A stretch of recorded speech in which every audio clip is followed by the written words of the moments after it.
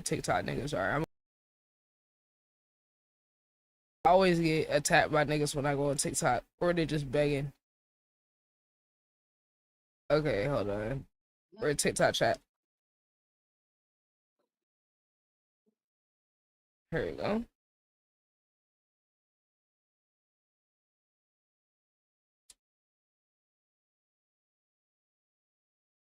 All right, so okay, chat. So like I said, okay, now that we're live on YouTube, so we can have the VOD of this. All right, chat. So I'll re-explain this for the YouTube VOD. Hello, YouTube.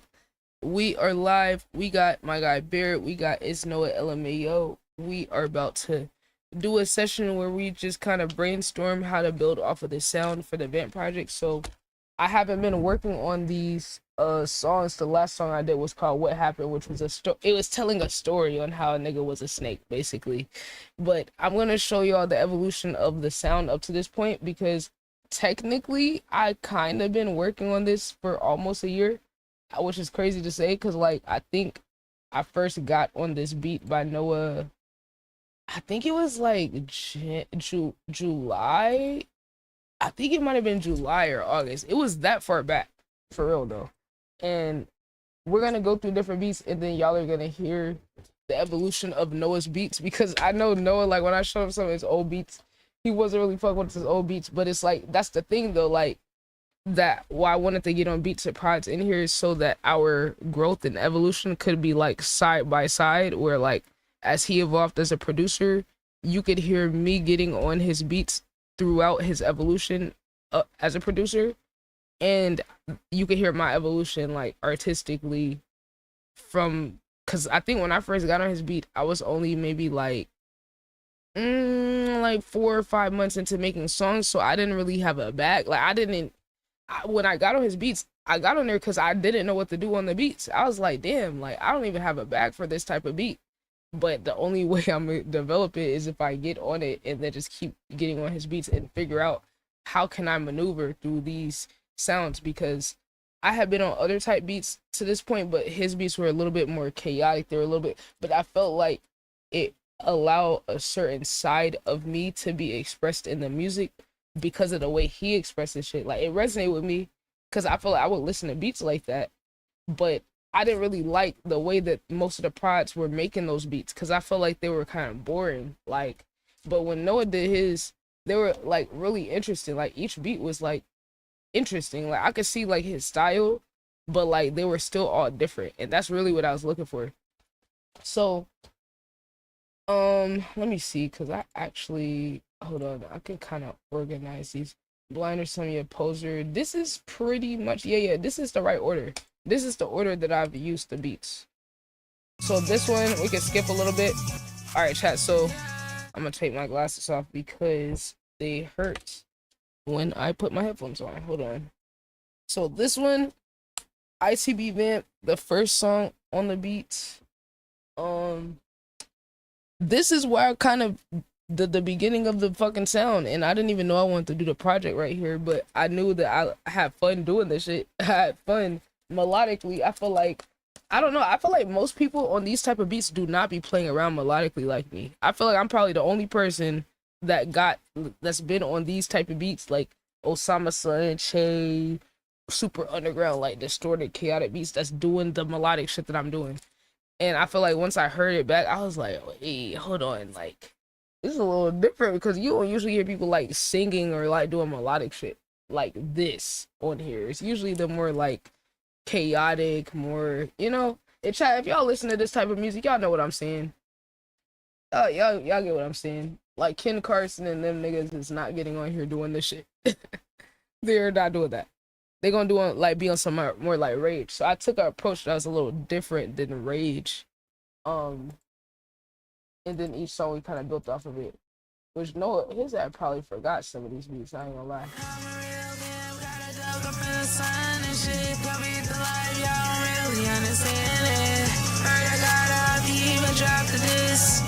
With your ass in a split, if you call talking shit, that shit trash about the Kobe, that shit right in the bin. But the talk and drop the low, I need the pin what it is. My umbrella about to raise or out of this bitch. They trying hard while I'm out having fun with. He a mad, she just wanna try me, I can never go. I ain't got no friends now, I don't trust a soul. Turn my heart into mercy, boy, it brought my cold. Put them in the dirt, they need to die slow. Living overflow, everything I touch turn into gold. I ain't seeing comp, I see a bunch of jokes. Only one thinking I'ma take me, I'll be close. What's good, Carly? Right, that shit be getting up. Got a little business, special queen on fire. About to smoke a pack, the shit gon' take. What's good, Parley Bible? With the guys, bitch, do the shit the flyers. I see me be timeless. Shit and rise with. You need to quit what you had, you waste the time in. They need to stop it, don't know why they're trying. Thinking about the way my business ain't no drama. I trust the vibes, cause they don't be lying. Do the shit for real, I get paid to use my mind, yeah. Be predicting shit, know I be the wisest. Shine the brightest, know that shit be blinding. Not on this planet, I don't know what time is. Blocking on the shit, I'ma step into my shadow. I ain't praying, nigga, I don't want forgiveness. Vibe like a movie, got me reeling in this bitch. Clearing out the scene, I won't leave a witness. Raised like Heidi, I'ma need a mosh pit. Leave you like Charlie with a hose for the neck. They ain't got no bucks and keys to no bread. You and me, it's like a Ricky to a vet. I ain't gotta say it, you can see the differences. You do it off a cloud, I do this shit for respect.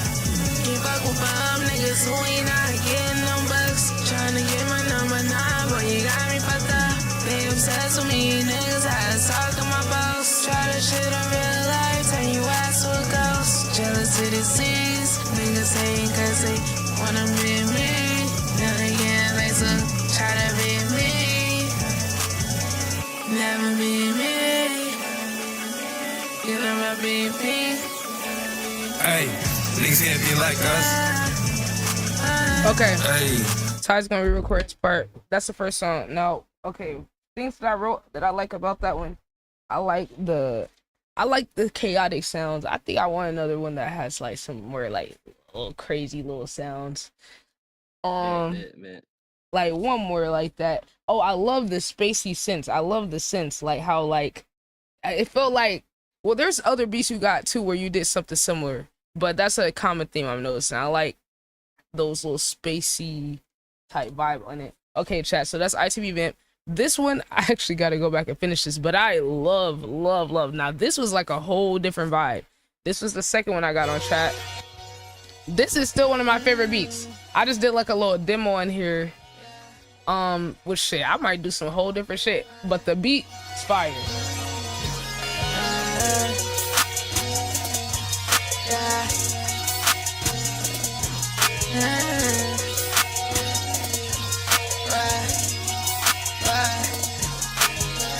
What the little, yeah, what the niggas say.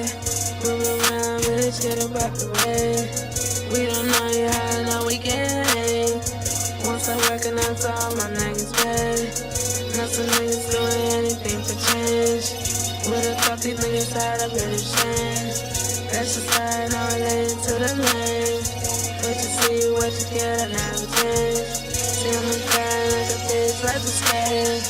But like to be, we came a long way. Grew up alive, never in a better place.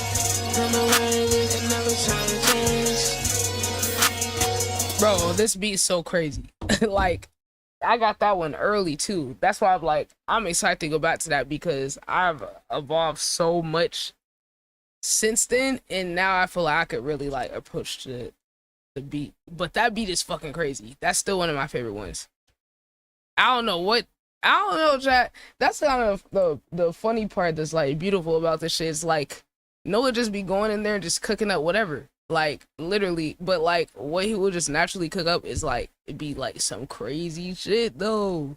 And really with this project, I want people to see the creativity of Noah as a producer. Like he got his own sound with the shit. You feel what I'm saying? Like I know that he got like inspo from certain other artists or producers, but like he has his own defined sound. That's like half of the point of even doing the project is so that niggas could see this is like a fucking it's Noah LMAO billboard, nigga. Like look at the fucking work that this nigga does. Like I want other people to see that shit and appreciate it.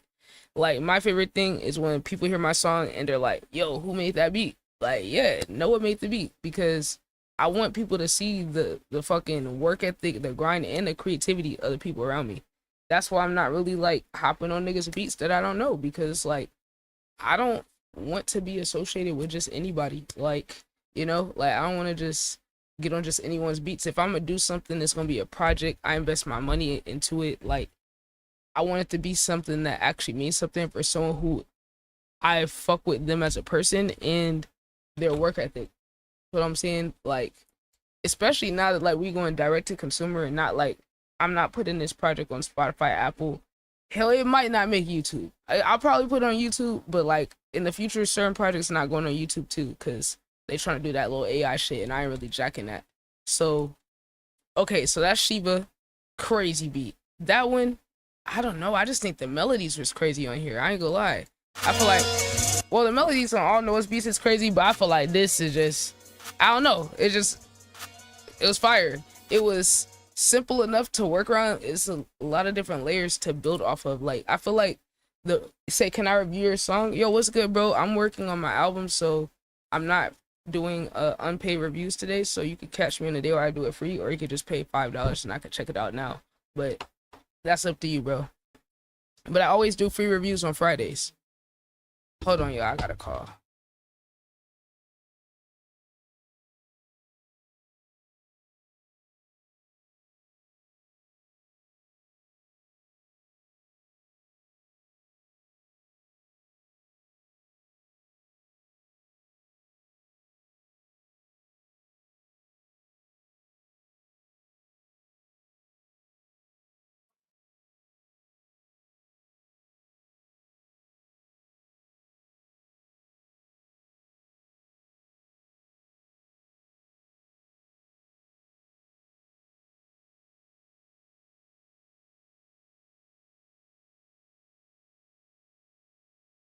All right, chat. But yeah, so in terms of that beat, just the layers when it was fire. I feel like my favorite thing with beats is like, okay, like a producer have enough layers to build off of melodically, because I be like paying attention to all type of shit in the background that be thrown in there.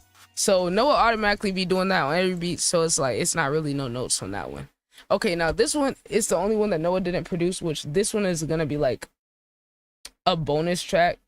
You said I play piano, so it's easy for me. Hey, that's what's up, bro. What's good, Dope Face Jeans? Yeah, so look, a lot of the prods in my com do not be using MIDI. Like, as an instrumentalist, the fact that they be able to do all this shit off of just the piano roll, putting the stuff on FL is still incredible. Like, I could technically do it, but it's like, y'all gonna see my producer arc, okay? I'm documenting my shit. You say you start on MIDI? I don't know, it's just something about, like, for me, being able to press the buttons, like, because I bootleg play piano, okay? I don't say I play for real. I just know how to click buttons and I know the notes from my other instruments. You feel what I'm saying? But I actually got a keyboard stand, and I actually kind of accidentally broke the MIDI that I had waiting for the producing arc, so I have to rebuy it. So I think it's gonna be here like tomorrow or something like that.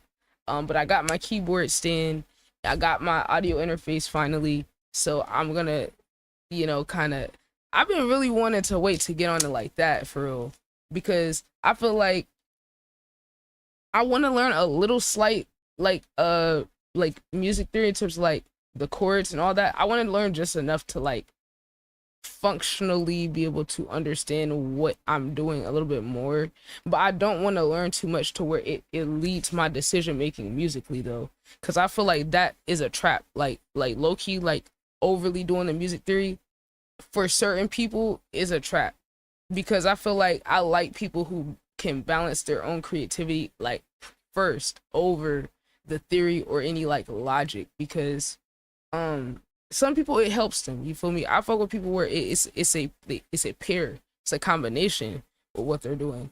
So that's kind of the approach that I want to take, where I want to live on the edge with this shit. I don't want to do shit that's like normal or whatever. So I'm gonna play y'all this beat right here, because this beat is less about, because Noah didn't make this one, but I still want him to hear it, because this is kind of a little bit of a sound that I want to recreate a little bit, and I'm sure he probably know what the prod did. You feel me? So this is a prod I found on YouTube. But the sound I discovered when I made this one though, like I think this is one of those things where I start to figure out what sound, how to build off of the sound in that first beat. So we got Noah in here. He's in the Discord. And then we're gonna see what we could come up with off of my favorite sound. So play your role. This will buy another. Now here's the thing I love about this beat. This prod, like it kind of gave me like a fucking like dark synthy space, and then that kind of opened up my ear to like, oh my god, if I do a Vamp project, I kind of wanted to go this direction with how there's a dark version, and then there's like how this last beat that Noah made, it was more upbeat. I like that. I like that the first beat was chaotic. First beat chaotic. Second beat was like upbeat melodic. Then this one was like dark. So then I feel like that was the baseline of, oh my god, okay, so this sound, this Vamp sound exists in different like approaches. So what I would like to take away from this one is just the atmosphere he was able to make that was dark. One of the last beats I do want to be like a little dark, cause y'all will hear as we keep going through all the unreleased, like there's a mixture of sounds going on. So I don't know if we could capture some of the vibe of this. I did like how the 808 was booming on here. How he had the 808 booming, that was a central part of how I approached the song. And then just the synths, he didn't have too many layers, but y'all will hear as the beat progresses like that little sound. I don't know if that's a lead. Y'all can tell me what sound it is that he used, and it's like da na na na. Y'all can tell me what sound that is, but that was a big through line in the beat that gave me the energy to like approach it. So I do think sometimes having like a lead or having some type of like central sound in the back tying together the rest, for me that helps creatively to like build off of the sound. I don't need it, but sometimes when the producer does it, that shit can overly like help. Okay, chat, let's try hear it.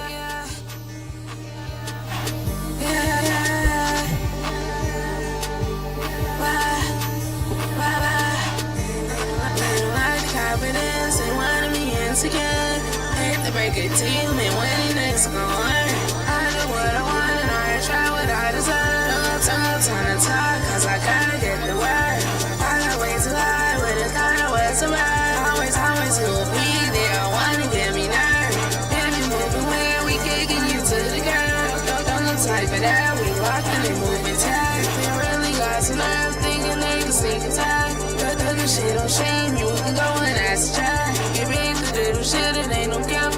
Some rocks, more away to me, like a memory back. I just be compressed, I'm putting them on my back. We don't see no down, elevating on the gas. So watch up in the stands, ain't got no lines in the strip. Show how it's up and playing, lane, roll on pitch. You do you and I do me, gotta learn to mind your business. What is so tense, I don't know what it is. I'm crazy on the king, gon' get turned into a clip.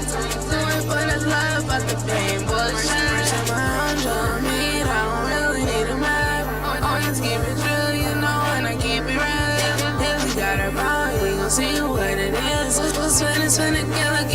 Alright, okay, so I see what I mean, how like the sensor like had this real dark like, but it was ambient though too at the same time. That's the other thing I need to write down. It was dark, but it was also ambient.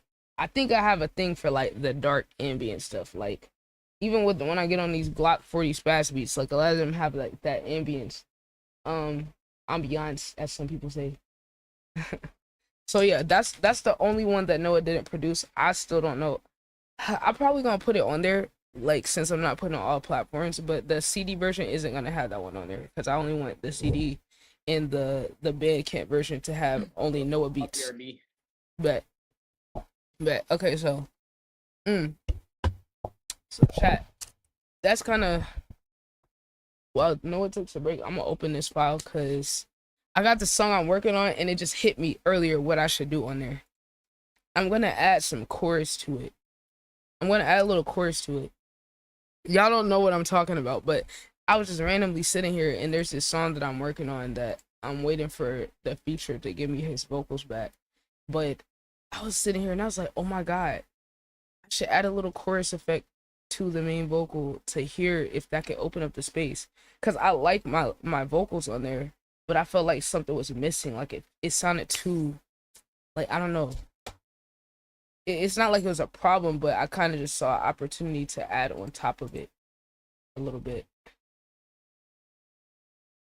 And I think me adding a little chorus to it is gonna do the thing that I'm thinking about.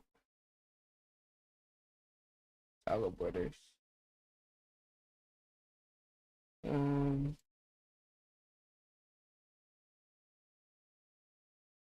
Damn chat, I wish I didn't have to sacrifice my glasses to listen to these headphones comfortably. Okay. Now let me see. I need to replace this. Da, da, da, hold on. Oh, spin it again. Like, oh fuck, that's the wrong one. Oh, spin it again. MOB is it, bitch? YH. Hey, we got Pro C3. Totally didn't crack. Totally didn't crack. Yo. What's up, my brother? The fuck? Why does it still say Pro C3? Yo, it's supposed to say Pro C2. Whatever. As long as that shit work, though. What's up, bro? Me and Noah are working on the album. This is the first time we actually work on, like, we're actually gonna conceptualize the beats and shit.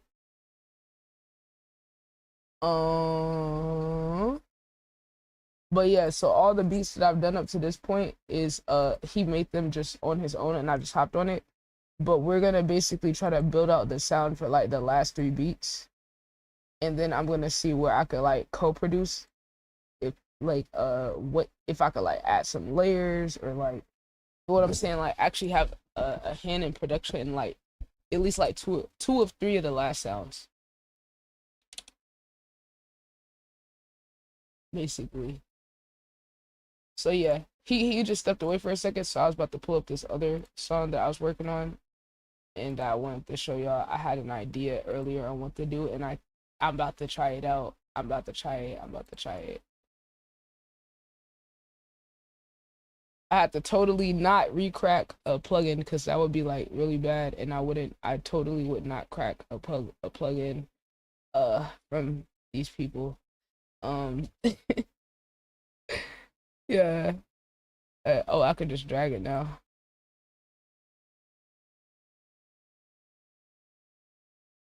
Hold on, chat. I gotta move it over. Wait, what the fuck? Why is it? Oh, okay. I was about to say. I thought it was overlapping. I was about to tweet. What's the vibes though, YH? What's up, brethren? I'm trying to make some new music today. Niggas coming here. Can you review my song? Can you review my song? Can you pay me? Can you pay me to stop what I'm doing? The fuck? I'll give y'all niggas 1 free day or 2 free days. Sometimes even 3. I'll give niggas 3 free days to listen to music and step away from my other work and my community. I'm stepping away from my community when I listen to y'all shit. And I'll be doing that shit authentically, spend all the time on each person. Sometimes spend 10, 20, 30 minutes on each person at a time and giving free advice, marketing, branding, all type of shit. And these niggas still don't appreciate that I'm doing it for free.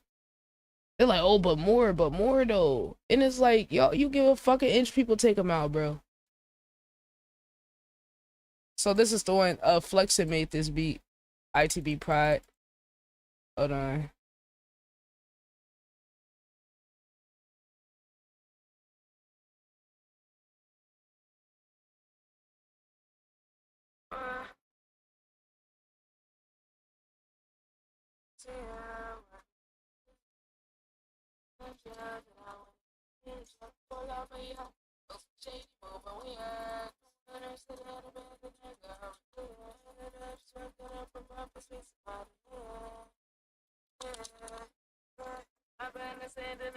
Oh yeah, no, I don't have no fear.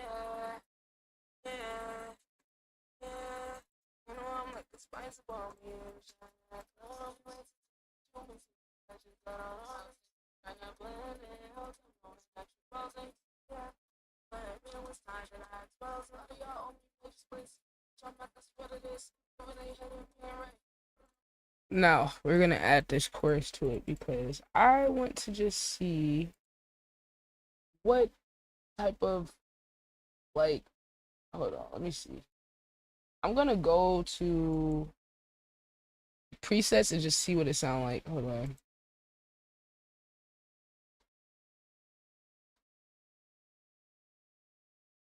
Let me turn it all the way up.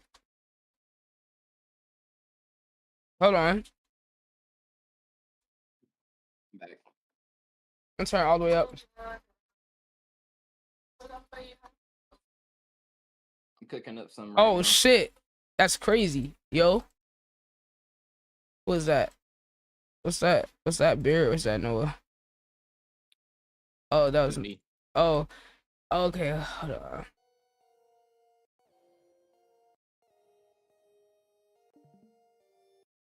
Hold on, let me see if I could.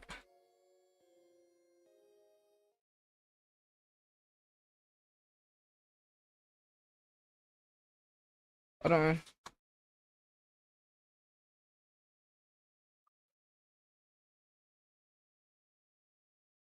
Oh wow.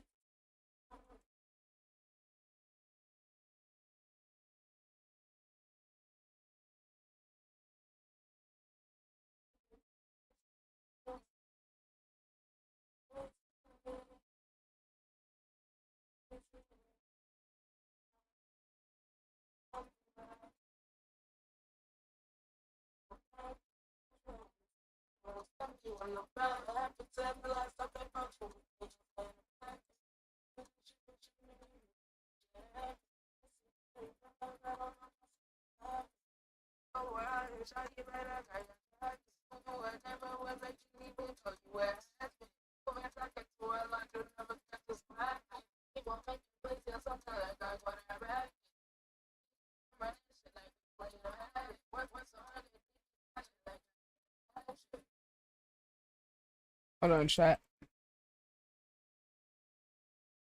Get down.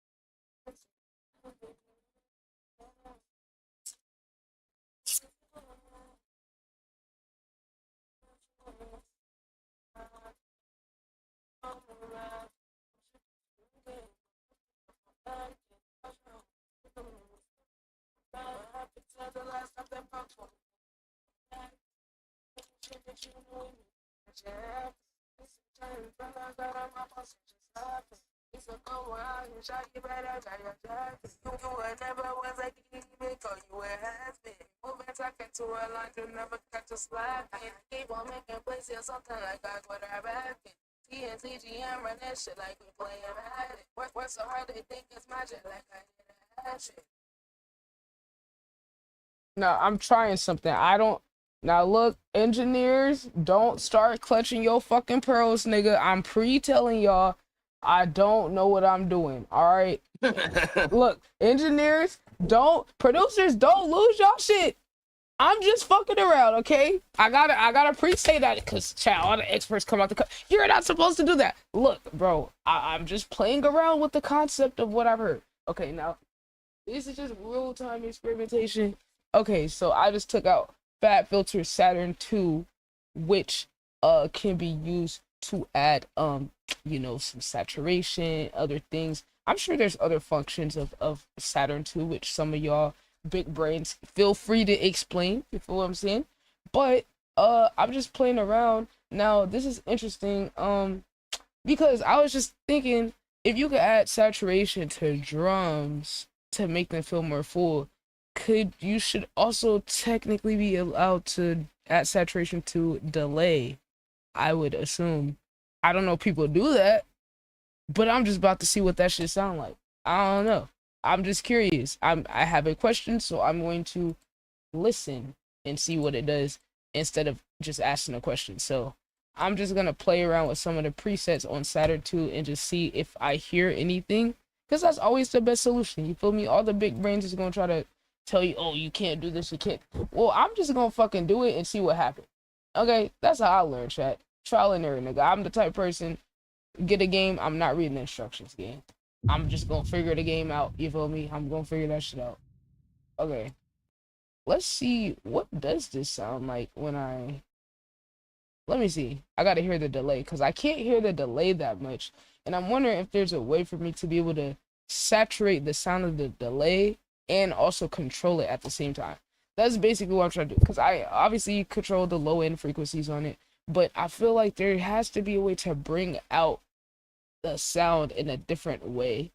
And yeah, that's the only thing I could think of when people do that with drums. So shit, I mean, unless y'all big brain ass niggas got a better fucking solution. But it's like I don't really want y'all solution anyway, you feel me? I wanna discover this shit on my own. So let me just hear it. Let me turn the delay up so I can hear that shit.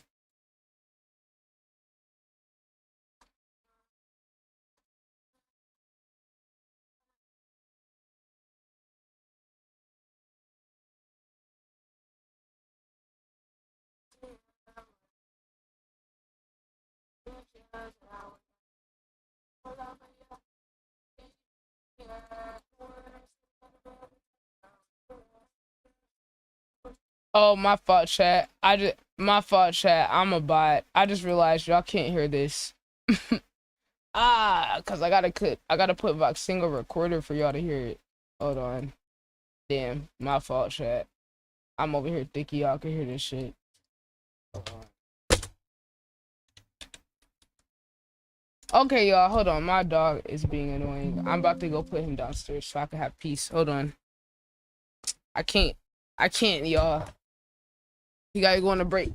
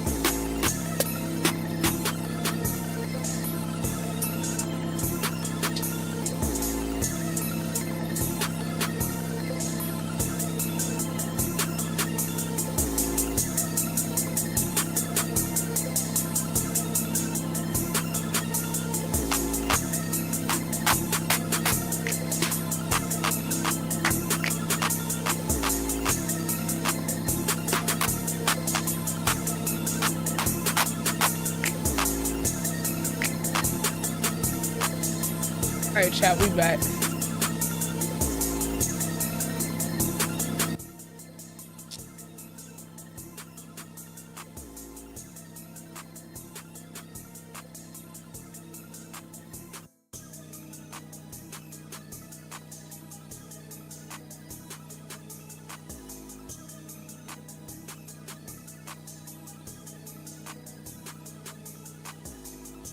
You said we're top reaction?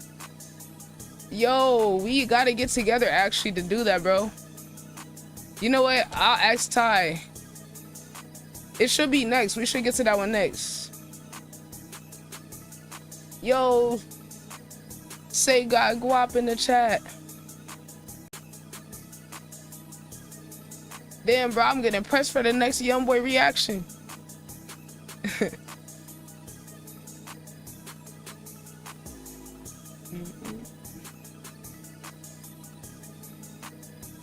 Ooh.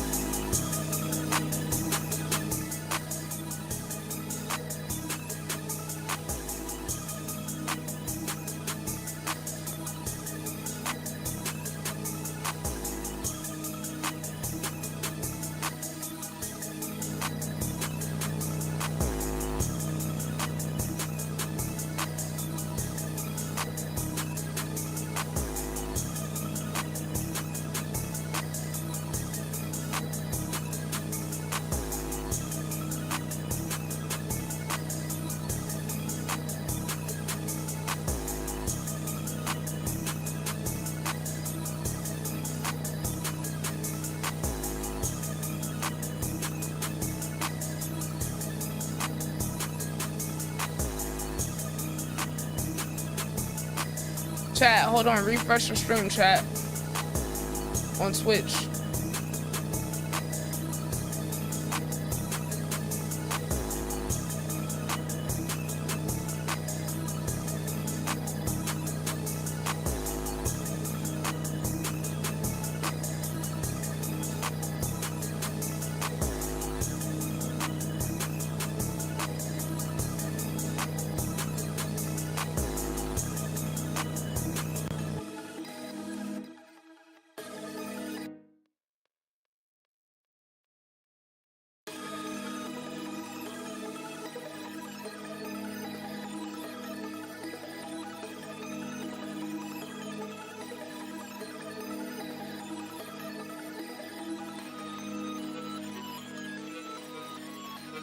Ooh, that's hard.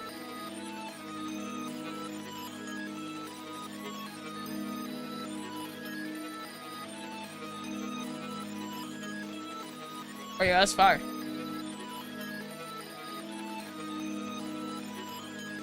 Appreciate it.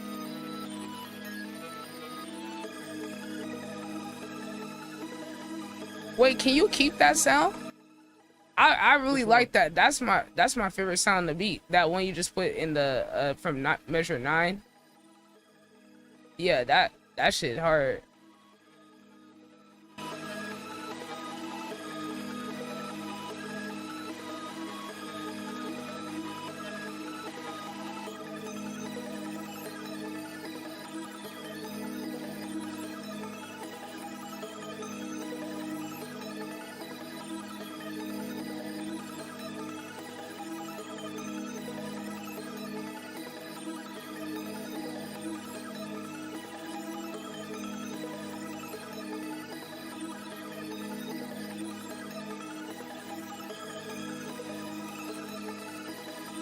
Oh, that's hard. Yo, that... Yeah, it's like a higher octave version of it.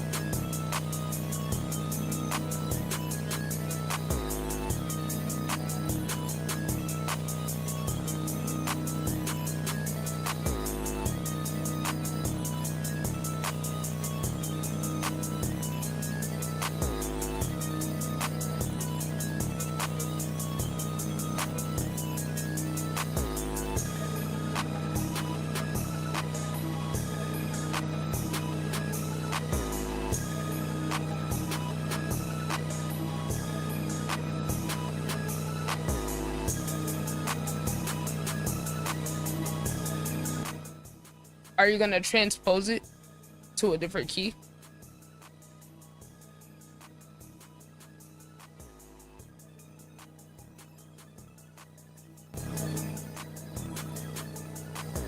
On shot, he's in the arrangement flow state.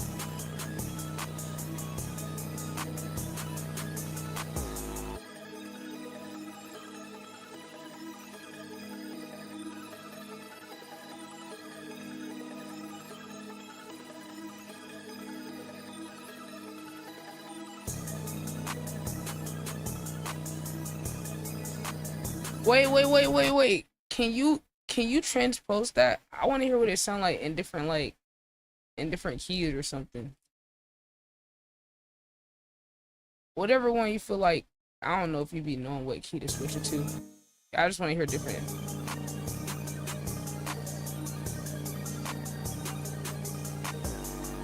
Yo, that's crazy.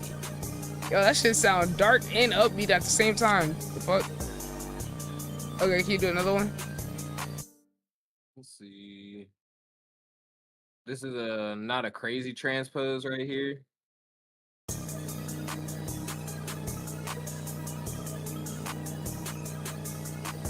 Wait, that's different than the first one? Yeah. So this is only like 25 cents. I don't know. I kind of like that one better. It's like, I don't know. It's just a little off. Can you do another one? This is half a semitone right here.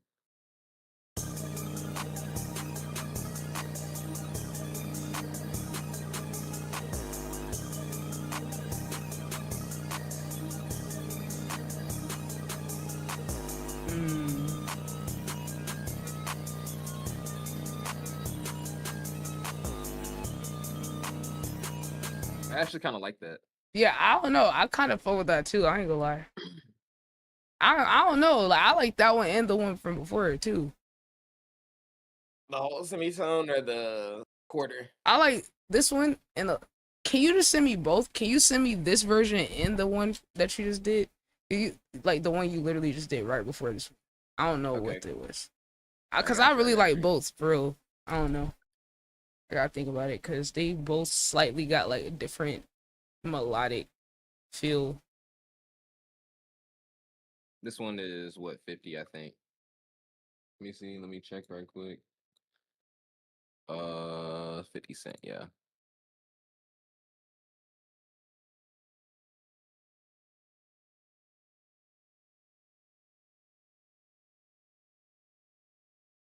Okay, now look, this is really the challenge, I feel. So the beats that you made, the last two beats that I did were your most rock, like, oh, I feel like you blended the rock sound in it the most, but like you did it two different ways on both. Now you could tell me what you did on here, so I'm gonna just play it so you can hear, because I'm sure you probably don't even remember one of these beats or both of them. But you actually did a guitar on, let me pull up the original version. You did a guitar. This is the only one that I've heard, I think, where you just straight up had like a like actual guitar straight up like in there, like this one.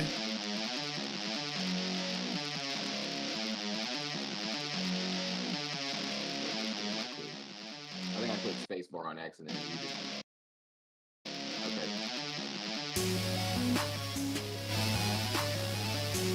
I don't know if you remember this. It says you did this on, I think March. Nah. Yeah, but I like how you did the blend of like the guitar and you With the still had synth. like yeah, that was really cool because I don't think I quite heard it like that. So and then but here's the thing, when you did the other beat, it also had a rock vibe, but you did it in a different way. It almost felt like the drums and the synth. So that's the one that I troll MOB on. But you still had like the synth sound, but like it was some other element in there that made it sound rock, but it wasn't the same way as the one I just played though. It was like, I don't know. I felt like the drums, like the 808 was hitting like an underground beat, but then it's like still I guess it's like a guitar back there. I don't know. Like that, like I don't know. That's kind of two different versions of something similar, but I feel like the way you did that was like really interesting, and I want to see if we could build off of that sound because I feel like that is like, because I love the rock shit, you love the rock shit, and I just want to see, can we fucking innovate like the underground rock sound? Like not necessarily like whole lot of red play with Cardi, but kind of just evolving that sound. Cause I feel like you did that on those two beats, but I don't feel like you do it that often. You don't like do the rock shit that often, but if we Nah. could get another one like that where you just play around with the guitar or like give it that and blend your style with it like you did on those, I'll be curious like what that could sound like. Cause I felt like that shit was tough as fuck. Like those two of my favorite ones on there. Cause it feel like some rock star shit, but it don't feel like it's copying like whole lot of red though. Like it doesn't feel like the other ones that I be hearing like that. So yeah, that's the other one.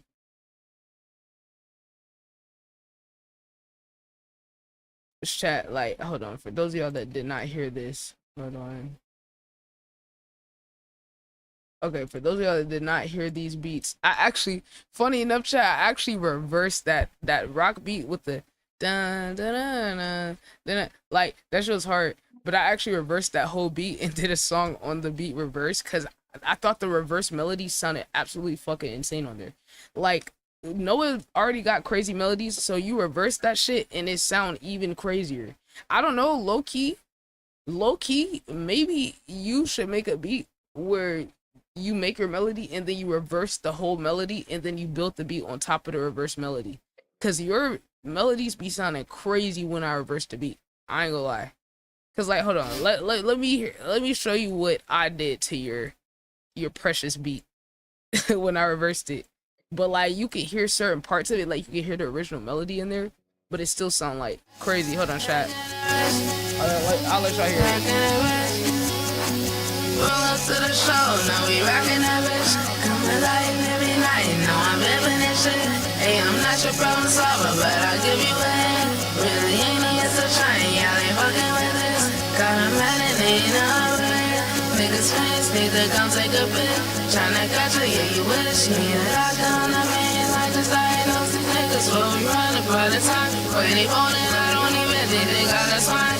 No more hoping, just exposing them. Always find a face, so no, I cannot stop exposing them. Can't even get too close to them. Hey, you in the wrong way, little bitch, if I got the way. I'ma keep on making ways and get my tacos today. And the man just like on me, when I got your name. Niggas still wanna get it. Hey, little bitch, this ain't no fucking shit. You wanna look at me vicarious, I really had enough of it. And I really had enough of it. A lot of niggas need the game, but hurry, said no spinning. You pathetic, so embarrassing. I keep on winning like a happy swan, the loser, that's so tragic. Really say it in my lane, cause just be chillin' in my lane. I steady ducking easier. It's been the energy all day, yeah. It's been the energy, I say, yeah. But that's crazy, but cause like the original beat, I'm gonna get on that one too. But this, like, the reverse on that shit just sounds fucking like the reverse. Like, I'm gonna just let y'all hear the beat reverse. Like that shit sound crazy though. Like what? That shit so nuts.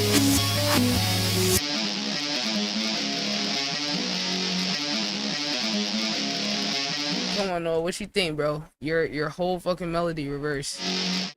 I think that shit sound crazy. Like, tough. Cause like you not gonna hear no other beat that sound like that.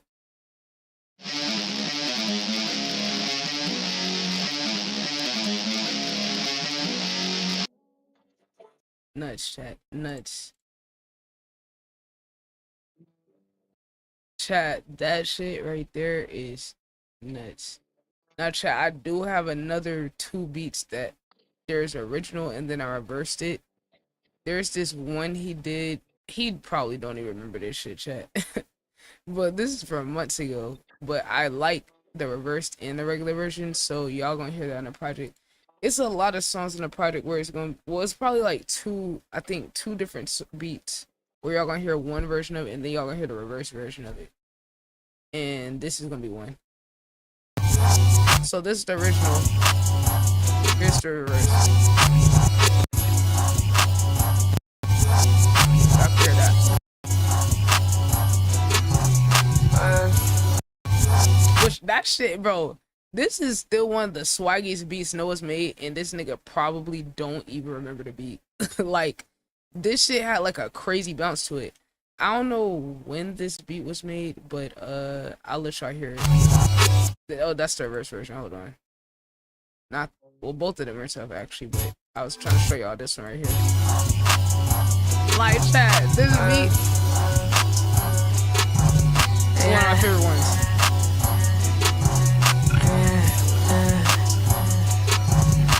We want so much shit with us, how we out here working party. I say, hey, you know we on a move, turn up your body. I got all these things, got some bitch tryna reach around me. If you run up on me, I might have to catch a body. If she on a mission, get the stuff, and if you copy, if I trying me, you're a clown, if you copy.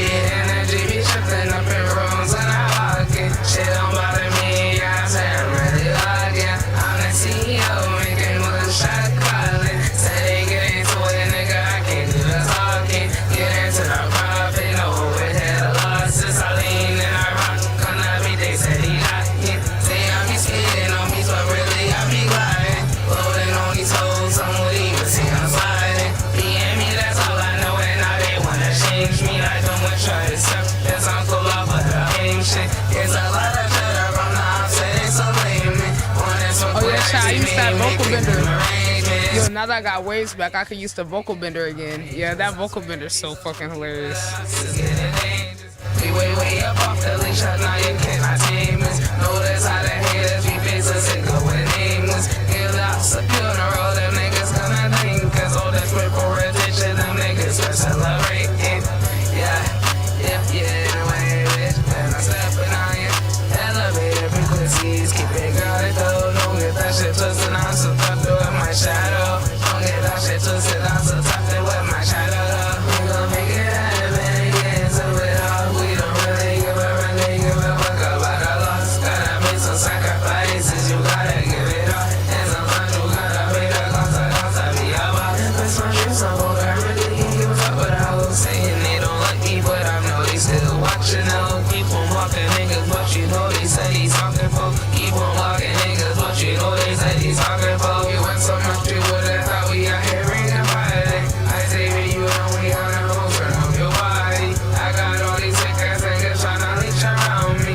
If you run up on me, I'ma have to catch a body. Bitch, we on a mission, get the stuff, and if you copy, they might try me, you're a clown, do you copy? I'm the CEO, making moves, shot calling. Say they get into it, nigga, I can't do the talking. Get into the profit, overhead losses. I rain and I rock, come to me, they say they drop me. Say I be skating on me, but really I be gliding. Loading on these hoes, some would even say I'm sliding. Being me, that's all I know, and now they wanna change me. I don't wish I accept this, I go up for the fame shit. It's a lot of chatter from the offset, they so lame. Wanna smoke with activity, we making them arrangements. Making them arrangements, making them arrangements. Niggas cannot fuck with us, I don't know what they claiming. I think about it, chat. That one does have like a little guitar vibe in there. I don't know if that is a guitar, but it sounds like a guitar. It's like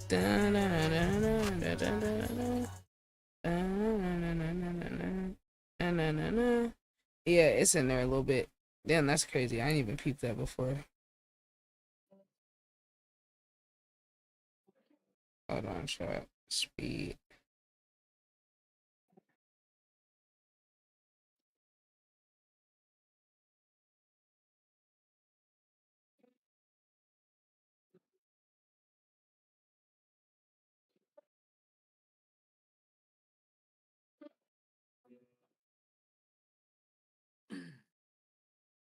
Oh no, I'm muddy. What?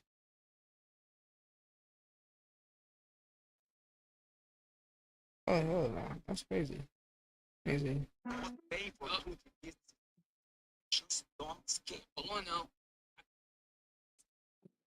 Let's see if we add the audio chat. Social media manager. Gotta post a reel for the day. Wait, did it not download? Oh yeah, there we go.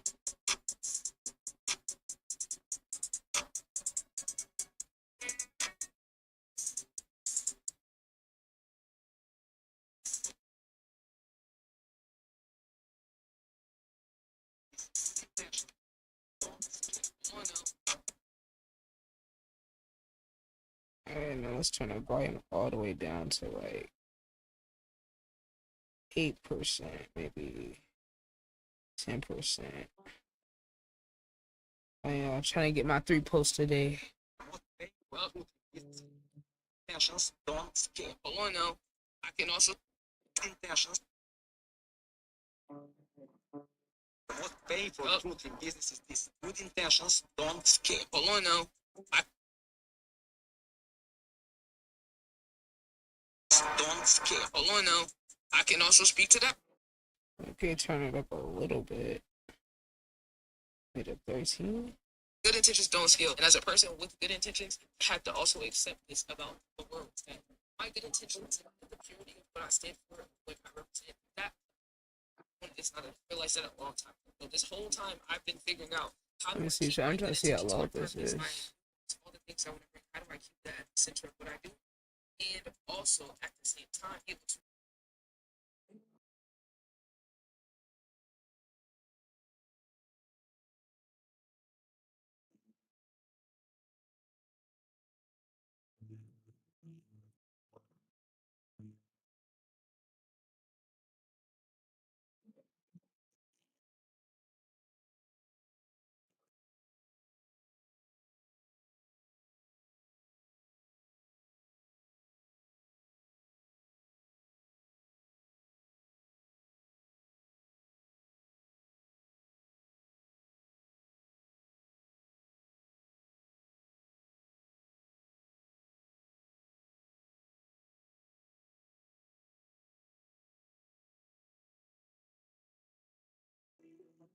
I don't know what I just did, chat. I think I just messed this shit up.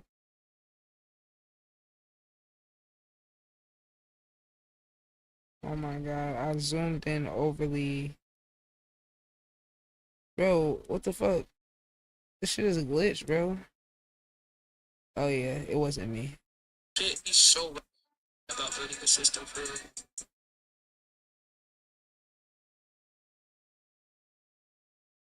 to be disorganized. That's some real shit. He's so right about building a system for the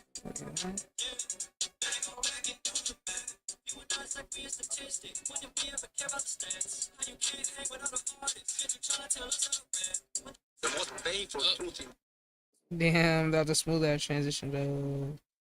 No need to do chat. Do the. I'm gonna just decorate the. Wait,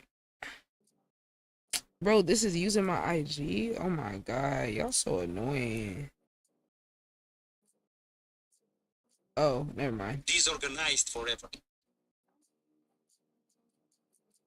Alright, chat. I'm gonna go back and do I'm in the studio.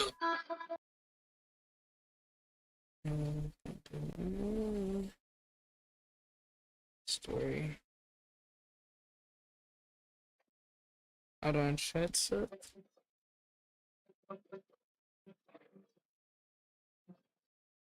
Hold on, chat. I said starting probably next week or the week after.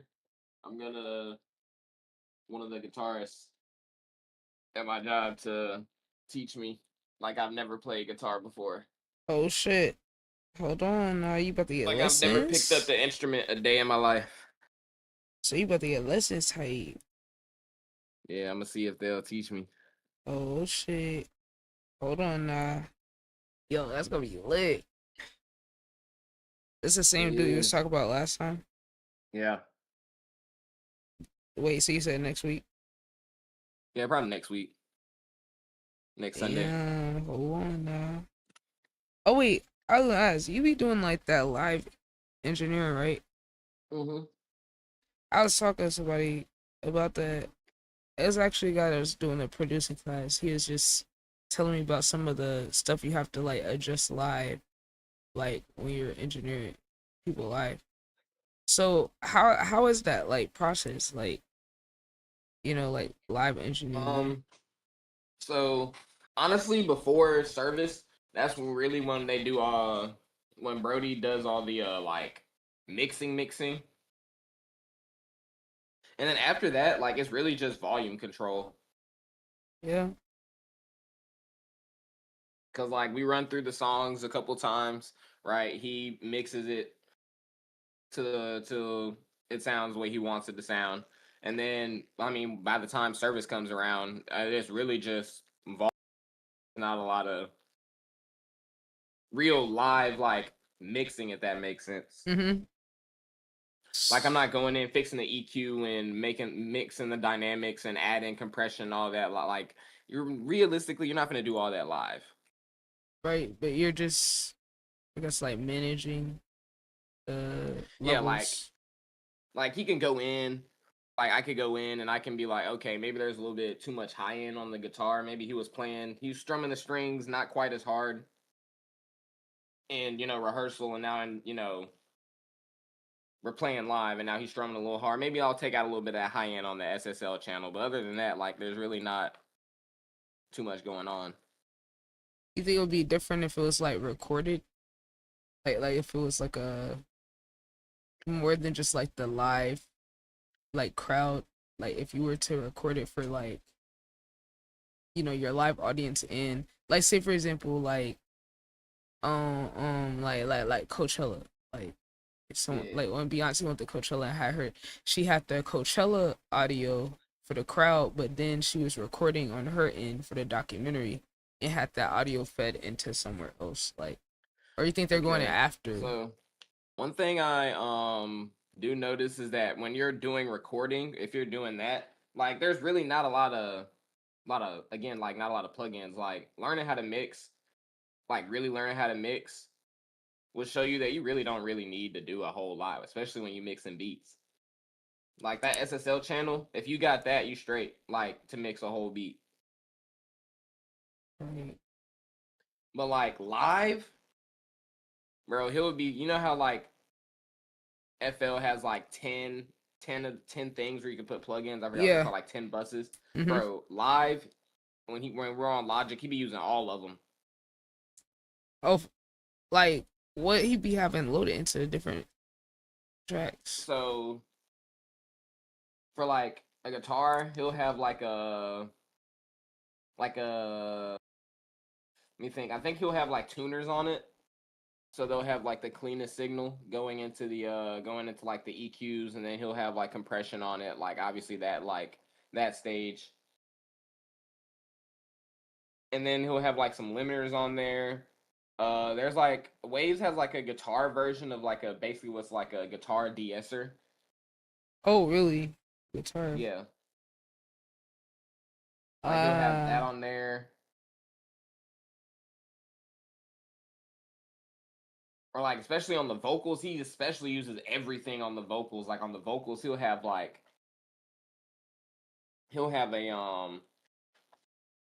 like obviously the tuners. He'll have a de-esser. He'll have a compressor. He'll have a analog EQ. He'll have a graphic EQ on there. He'll have a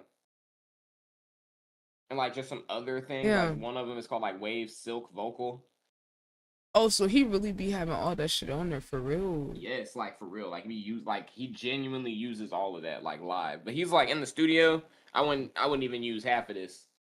Wow, so like because all of that shit is routed, like he is it's in sync. Yeah, because I heard that that gear is expensive, like the stuff that you get plugged into, like to get the one that has all that Oh, built absolutely. I think I in. told you that that console was $45,000. Oh my. Wait, does he have the one where it has like a graph built into it? Like a digital? Yeah, I think so. I Yo, think it's that's called like crazy. It's the Digico SD12. Oh, what's good, Cape Friday? What's good? Okay, yeah, that's crazy. Cause I was like looking at the gear, cause I'm trying to like build a list of like what equipment I need to like save up to buy for like live stuff. I know I'm gonna have like a lower level of it, but I still want to understand how it works. Someone asked me because they have a band, right? So I'm trying to think of like the engineering aspect of like hosting a live event and then having a live feed of it too. So like they were asking if we had a concert like a band, the drums. They were asking me specifically about how does that work live engineering or possibly like recording or tracking that to get the sound of the drums Are you talking about live the for drums? yeah for like a band. So it depends. Um, if you really want the cleanest sounding drums that you possibly can have, it's gonna be expensive because you're gonna have to mic up every single That's instrument. what I was thinking. You're gonna have to mic up Yeah, every single instrument. yeah, that's what I Cause was you realizing. can do it like bootleg and just have one mic over the entire kit, but like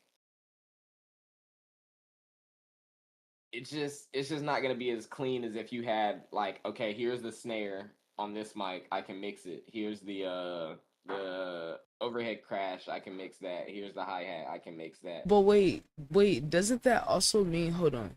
Doesn't that also mean that like hold on? Because if you have multiple mics, that means you would have to have the gear to be able to take in all those different inputs, Mm-hmm. which would be like God, bro? You would have to have at least like a ten Like a input. 10 channel, yeah, audio interface. Yeah, damn, and then the you got to get each drum mic too. So wait, that would be at least you like if you did a bootleg version that doesn't have all of them, that would at least be like three mics or four, Yeah. at least three, one for the kick, one for the One for the snare, snare, one for the and one for the hats. hats. Yeah, but there could technically be more, though. Is what you're saying? Yeah.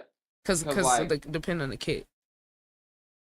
I don't know exactly what kind of mics they use. I might have to get close because it might not be like whole like Oh, it's like a XLR dynamic. microphones. I've seen it. It's like a instrument mic. Like I've seen like Yeah. the Shure version. Is, I mean, they're like 100. Like hold on, Shure. Hey, this is Shure drum mics. Hey, Kid Friday. It sound like you gotta book a consultation session, bro. I ain't gonna lie. You asked me specific questions about social media strategy. Go book a session, yeah. You could book a 15-minute session, $15, bro. Okay. So I see here's drum mics. Okay, these right here. All right, hold on, let me look at your stream. Like Let me see. yeah. Yeah, these little tiny ones. I've seen Yeah, these. yeah. They're like 150 $150 each. I've heard these are really good mics from what everybody says. Yeah.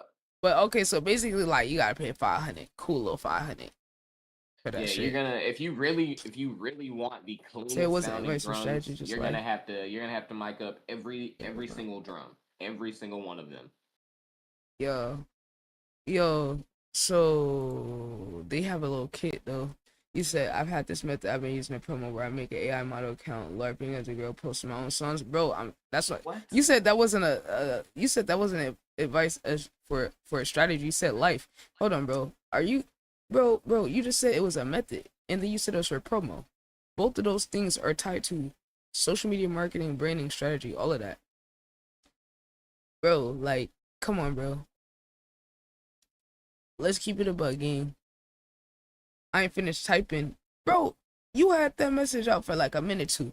All I'm saying is once you're asking me stuff related to like social media, branding, marketing, your online identity, your something related to your business, respect my business and understand if you in the chat and you just chill and vibe, I'm already giving free advice, right? So if you want to ask something specific, that means you're coming to me and you value what I'm saying. And it's not even about if you value it or not. Other people do. So other people are gonna pay for that, or I have to have the level of depth relationship to even have those conversations with somebody. You feel what I'm saying? Yeah, I understand you wasn't done, but even once you finish the question, I'm still telling you that falls into the category of consultation. If you want my knowledge, my perspective on it, if you're not just accepting what I give for free and you're asking for my specific opinion on something, my opinion is valuable because I could be recording a video, I could be consulting somebody else, I could be, you feel what I'm saying? He said, the question was about people's reasoning for being rude and how you feel about it. Right, bro, but this is still strategy, bro. You have to understand all of these different decisions that you're talking about. If you have a manager or you have a social media strategist, this is what they help you figure out. Because all of these different decisions you make about your brand have a cause and effect. So for you to have someone to strategize with you on how you want to go about these things, that is what I do when I work with my clients. So for you, you're just like, oh, I'm just asking a question, but these are decisions that are going to affect your branding, your viability, the way you're perceived, all of that. That's my job. You feel what I'm saying? Said Murder said every time I join your live, I always got good information from you. Yeah, like, yeah, bro, like I tell y'all shit for free so y'all can see that I know what I'm talking about. But that's what I'm saying, bro. Like, you gotta respect that I'm building shit. You see this expensive equipment I'm looking at buying, bro? You feel what I'm saying? You see this equipment talking about live events and all that? That shit is not free. So my knowledge is valuable because it can help someone make decisions on what they do. You have to respect that that's what my craft is. A lot of people don't recognize that that is a consultation from someone who has perspective and experience in different areas like marketing, business, psychology. You feel what I'm saying? And I give majority of this shit for free. So when you asking me something that's outside of what I'm doing, right? As much as I want to help, you're asking me something outside of what my agenda is. I'm working on an album and I'm talking about my producer. So you're asking me to go away from what I'm doing. You're not coming to me authentically on some just, oh, hi, I'm just here to check in and see what you got going on. You're here for something related to you. So that's what I'm trying to teach y'all is that when someone has a business or when they have different things that they're invested in, their time and their thoughts, their ideas are valuable. We're in the information age, right?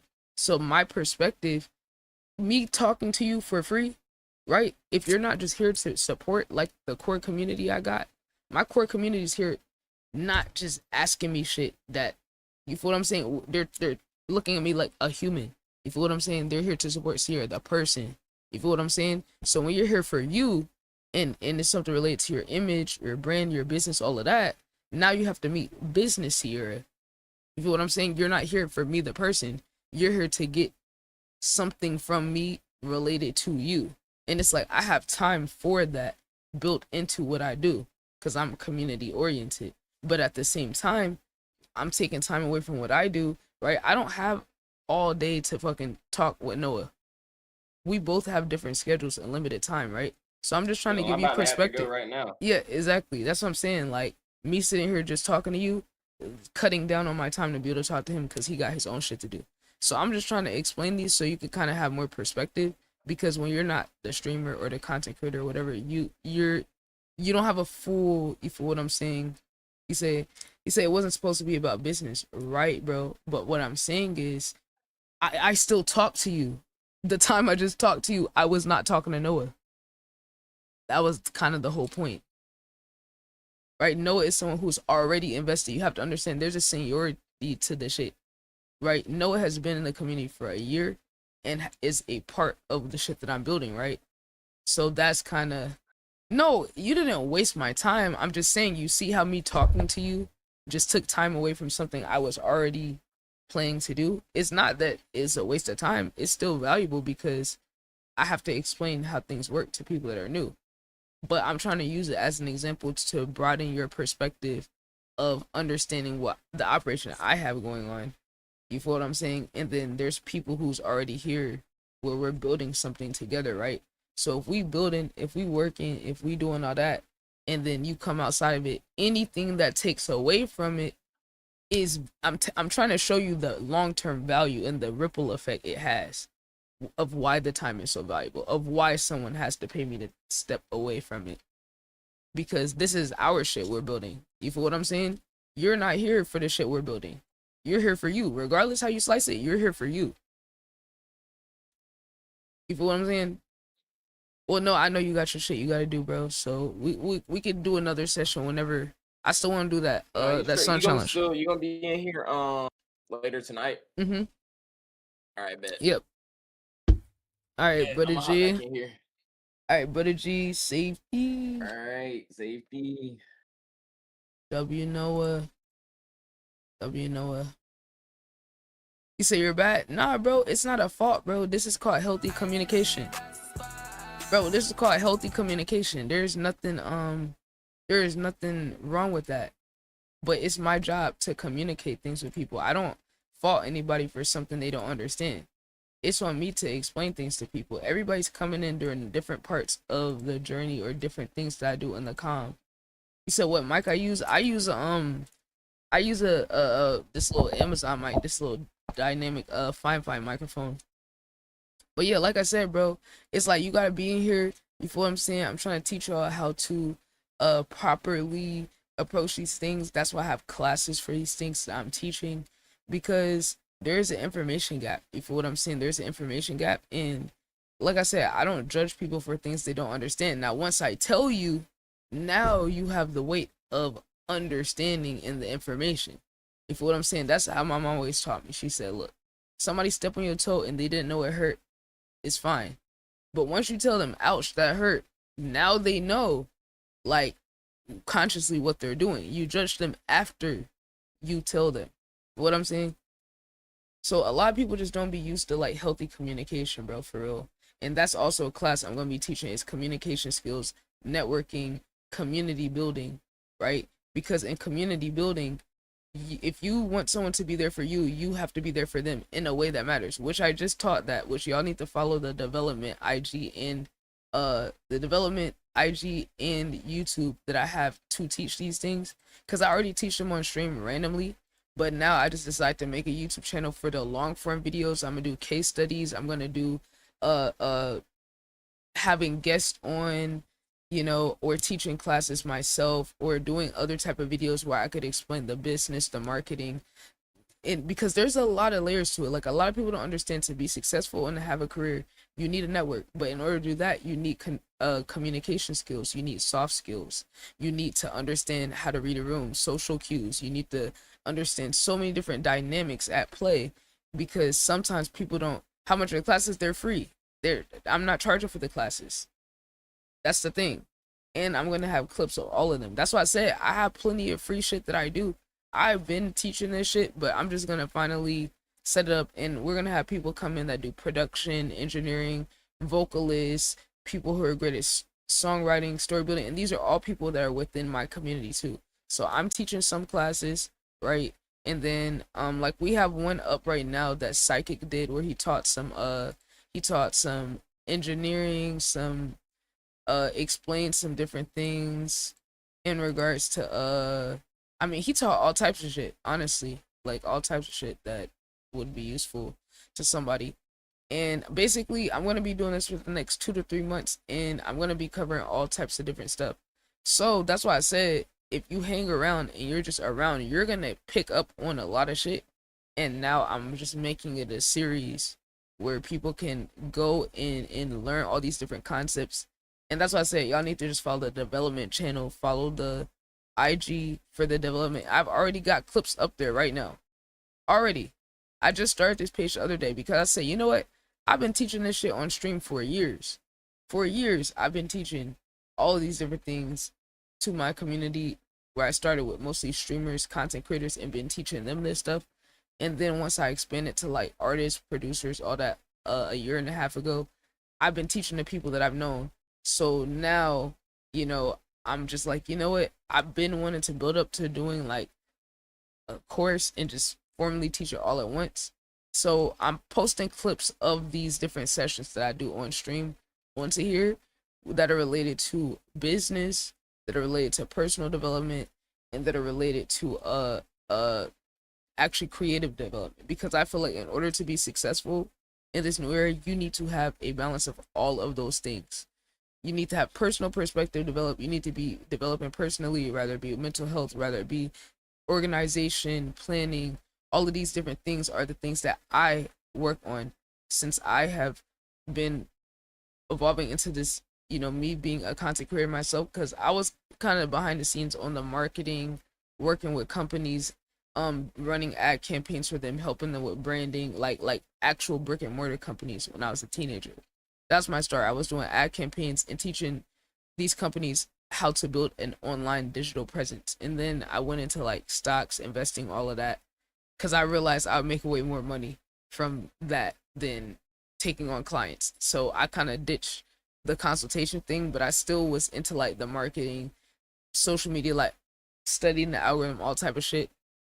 And then of course, like I was playing instruments growing up, so I always like was connected to music. But now I'm just putting all of it together, and I've been working with content creators, helping them get monetized, helping them, teaching them about how the algorithms work, how to grow properly, all of that. And the first like 3-4 years of my career as a creator, I've dedicated to my community that supported me from the beginning before I started expanding, right? Because before I had the equipment and the PC to upgrade and start doing the music content, all that, I was on a different setup. I was playing games, I was doing reaction videos, I was doing all type of shit to build my core community. And my paying them back was with the information that I had, teaching them about all these different things for free. So with artists, I have done the same thing for the past year and a half, and I've helped people get deals with fucking industry managers. I've had fucking industry people in my stream, watching my stream, trying to poach artists that I found. Like, I found artists on 0 views. I literally did a segment and found artists on 0 views and brought them into stream, did segments with them, gave them song challenges, had them make music, all of this type of stuff, actually pushing and developing people in their sound, straight up, without nobody else, to where industry people like Capitol Records, A&Rs are in my fucking stream, stalking, trying to poach my people, trying to having people spy in my Discord. That's why I had to lock my Discord, because niggas was coming in spying in my Discord, then reporting back. Bro, it was niggas getting paid to spy in my Discord. Like, bro, it's that fucking serious. And that's not the only industry people that found my shit. So it's like a lot of people try to like be like, oh well, you don't have that many people here. It's like, but the people who are here, the people who are getting paid to do this shit, they watch what I do. So I'll let you decide what that means, because you got industry people who's trying to replicate Discord that's operating like mine, stealing my segments because they're trying to blend into these communities, right? They're trying to blend in like regular content creators, blend in like regular Discord communities to finesse and take advantage of artists. So it's like, my thing is, I am doing something that is of service to all creatives. I am building a platform that is literally has already built careers of multiple different people, so where they're operating independently, making their own money, have their own community. That's what I do. So it's like, anybody that comes at this point in their journey, after I've already invested thousands of dollars into my shit, already invested thousands of dollars into my community, yeah, gang, you won't have to pay me for my time and my attention at this point, as I'm expanding, and it's costing more to expand. Equipment upgrades, paying for all these extra subscriptions, right? Investing, paying my producers, paying other people in my community even more money for what they do. You feel what I'm saying? Like, this shit ain't free for me. And I'm still giving y'all shit for free. All y'all gotta do is sit here and listen. All y'all gotta do is sit here and watch the stream. Literally, you show up, it's gonna benefit you if you pay attention, if you're patient, if you just listen and learn. So it's like, if I'm the one that invests all the damn money and all the time to build this shit, to meet people, to build relationships, deep relationships, and then connect these people together, and I'm giving them free information, it's like, what are you gonna bring to the table? Seriously. I mean, I think that's a valid question considering how much I invest. I think that's a valid question considering I put my money behind my people, buy my people's album, donate to them, invest into them, invest time into them, invest hours into helping each and every person around me build their own shit so they can operate on their own. without asking for nothing in return. If that's how I am by default, then what are you going to bring to the table? Because music ain't it. Numbers, clout, money, who you know, none of that is it. The only payment that I accept is being authentic. That's it. That's the only thing that you can fucking do. Because if I'm met with anything where niggas trying to finesse me, niggas trying to take advantage, niggas not appreciating what I'm already giving, right? Niggas trying to leech, poach, all type of shit. It's like, gang, I'm building some shit to where I'm working on putting together a live show and a showcase and being able to go to different cities around the country and do live events that are online, on stream, and in person. Meeting up with artists that I have in the community in different cities around the country, around the world. We are an international community. So it's like, that's what I'm working on. Right? On top of that, doing the content house. Already did a content house in Atlanta last year. Live streamed 4 days in Atlanta. Going to the studio, going to the gun range, going out to eat, doing different activities, all of that. Self-funded, by the way, by me and my community. My community already invests time, money, their platform, their community sharing with me to build this shit before all y'all new niggas got here. So it's like, I fuck with y'all, but y'all gotta understand, regardless if you're here or not, there's people who are here for me all the time. There's people who put their money behind me without expecting nothing in return, just because they see how hard I work and they see the vision that I have. So you gotta understand that when somebody already got that type of structure where without you they gonna be good, you gotta come to them really talking about something that they care about, right? It's not just about like, because like people be thinking from their perspective what's valuable to them is gonna be valuable to someone else. Like a lot of these artists, and this ain't no one specific in the chat, but I'm just telling y'all my experience with a lot of artists. They feel like they are the prize. They're like, oh, I make good music, so that's, it's like, nigga, that don't pay the bills. What? Nigga, your good song does not pay the bills. Your good song does not put money in the pocket of the people that I work with. Your good song does not grow my community. Because if y'all notice, I have a lot of content out, and how much of that content is underground artist music.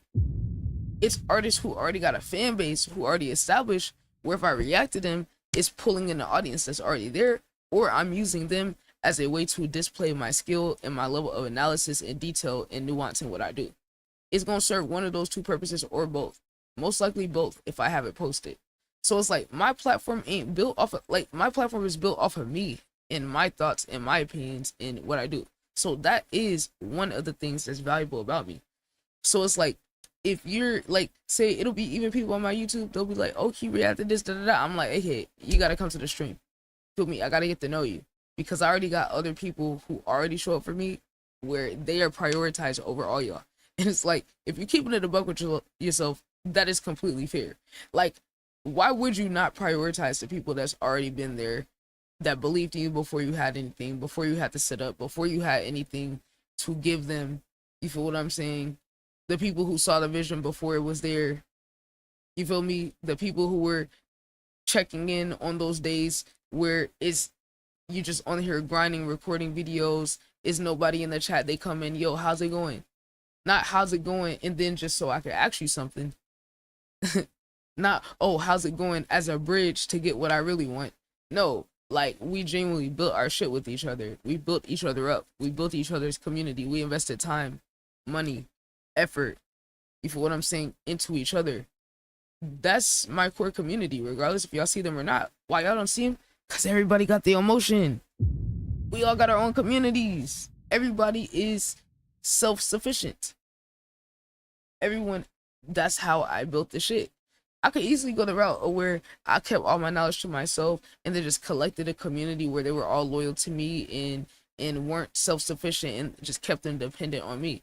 But I don't do that. I give people information to liberate themselves. I give them enough to go off and do their own thing and not worry about it coming back to me. That's how I try to treat people that are authentic and genuine to me. Now, the thing that gets tricky is, as you keep growing and building, it's going to be obvious that people can benefit from you. So it's not going to be as easy to tell who is the people that's authentic and who's the people that's genuine when there's something clear to gain. You feel what I'm saying? It's like Streamer University. Bestie. Just like Streamer University. Look, right? Now that Kite's not big and people see the motion he got and all that, how many people are authentically wanting to grow and do the work it takes to be a good streamer, all that, versus how many people just see the opportunity and want to leech off of it? See, it is some people that's genuine and would work hard and be good fits, but now there's so much to benefit, you can't separate and can't tell. You feel me? It's like how men always talk about the dilemma, like, oh, you get money, so now of course the girl wants you, so they treat them like shit because they're like, oh, well, you know, now that I'm rich, it's obvious that everybody wants me. See me, I'm idea rich, right? I'm wisdom rich. So it's like, of course. And then once you start to see my ideas and my knowledge materialize in a way that could benefit you, and you see a value, of course you're gonna want to get that. Right? Of course you will. Anybody with sense will want to take advantage of that. And not necessarily even in a bad way. It's not even necessarily a bad way. It's just like, once there's an obvious benefit, it's not the same as the people who were there before there was something to gain. Unintentional bars. But like, that ass is literally not the same. So it's like, when you come into somebody's life that already has their own shit established and they're content with where they're at and they don't need you, and then they already have some shit that's, you feel me, we got our own shit established. Niggas in here got their own motion, operation, brand, all that going on. I've already invested my time, effort, all that into them, and now it's getting to the point where we're all expanding at the same time and we have our momentum. So it's like, this is a very focused and important time, and even when it seemed like I'm just chilling, I'm still getting shit done. I'm still getting shit clipped while I'm talking. Like, this whole conversation right now is about to be a clip. So you gotta understand, when I'm on here and I'm talking, that shit's valuable. These clips right here, gang, I got thousands of clips. When I put these thousands of clips out and they rotate, they're gonna turn into views. These views is gonna turn into followers. I know how to actually convert followers into long-term support. There is a dollar amount attached to that, and then there's a value, an undefined value that is also attached to that that can't be accounted for. So when I do speak, it means a lot. It goes very far. When I speak, those things can be turned into views that bring eyes to the whole community and what I'm building for everybody to benefit from. So if you want me to take away from the collective of what's going to move the entire community forward, you better be having a little money attached to that to contribute to overall what's being built to also benefit everybody. So yeah, like, don't get offended if I ask you to pay for my time. You should be honored to pay for the time, because you're only paying a fraction of what I put into this shit. Literally. I put shit into this that you can't even pay for. How do you pay me for the how many fucking 18 and 20, 24 hours days I've put into this shit over 4 years? How do you pay me for that? You can't. How do you pay me for the consistency and the drive and the work ethic that I have? How do you pay me for the way that my mind works because of how I developed myself over the years? I didn't have no mentor. I am the one that went to get interested into finance and learn stocks, crypto, futures myself. Put my money into that. Thousands of dollars of my money to win, lose, all that, so I could gain a skill set. I'm the one who was curious enough when I was a teenager to go learn marketing, advertising, branding, to study the algorithm. I'm the one who went to Georgia Tech and learned how to do fucking data analysis during my program in high school. Right? I'm the one who had to work hard enough to get selected by the program in high school to learn and be in a biomedical engineering lab and to be able to even learn higher levels of data analysis. You know what I'm saying? I'm the one who had businesses when I was in high school and learned customer service skills and all these ins and outs of different things. I'm the one who decided to push myself musically and start making music to understand the other side of music outside of the instruments and music theory. I'm the one who put time into building relationships with each and every single person in my community and investing time and money and my wisdom and my knowledge skill set into them to build them up. I'm the one that connect people and use my platform to promote other people and connect them with each other. You know what I'm saying? So if I did all that, and you see how I listed all these different things and I still ain't get to the money yet, I'm the one that sacrificed meals, that sacrificed instant gratification, sacrifice being able to spend my money on something more I want, to invest back into myself, to invest real money into my community and give them money and pay them every single check I've ever got paid since I've been monetized on Twitch. I'm the one that invests into the equipment every month and the upgrades, the subscriptions, to make sure y'all could go click my link tree and it look cute and aesthetic, to go get the Discord bots and pay for that subscription so that my Discord could operate and function better, that pay for the subscription so that I can have, when other people in my community go live, it can automatically ping to the Discord. When they post on their socials, it can automatically ping to the Discord. That's not free. So if I'm investing all these things on the front end before it materialized to even get me to this point, if you come in after I done did all that, the least you could do is buy into the shit that I'm building when it benefit everybody. How many people you see use their platform like me? How many people you see sit here and give niggas thousands and hundreds of $1,000s worth of free game? It's up to you to go turn it into that.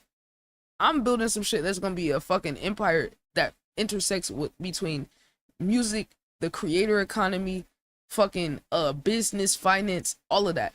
Is nobody. You can't name one person in the world that has a community that serves all of these different purposes and isn't just self-centered to where I'm the only one benefiting.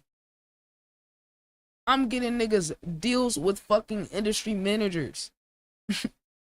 and we're not even to the point where I have the live events yet.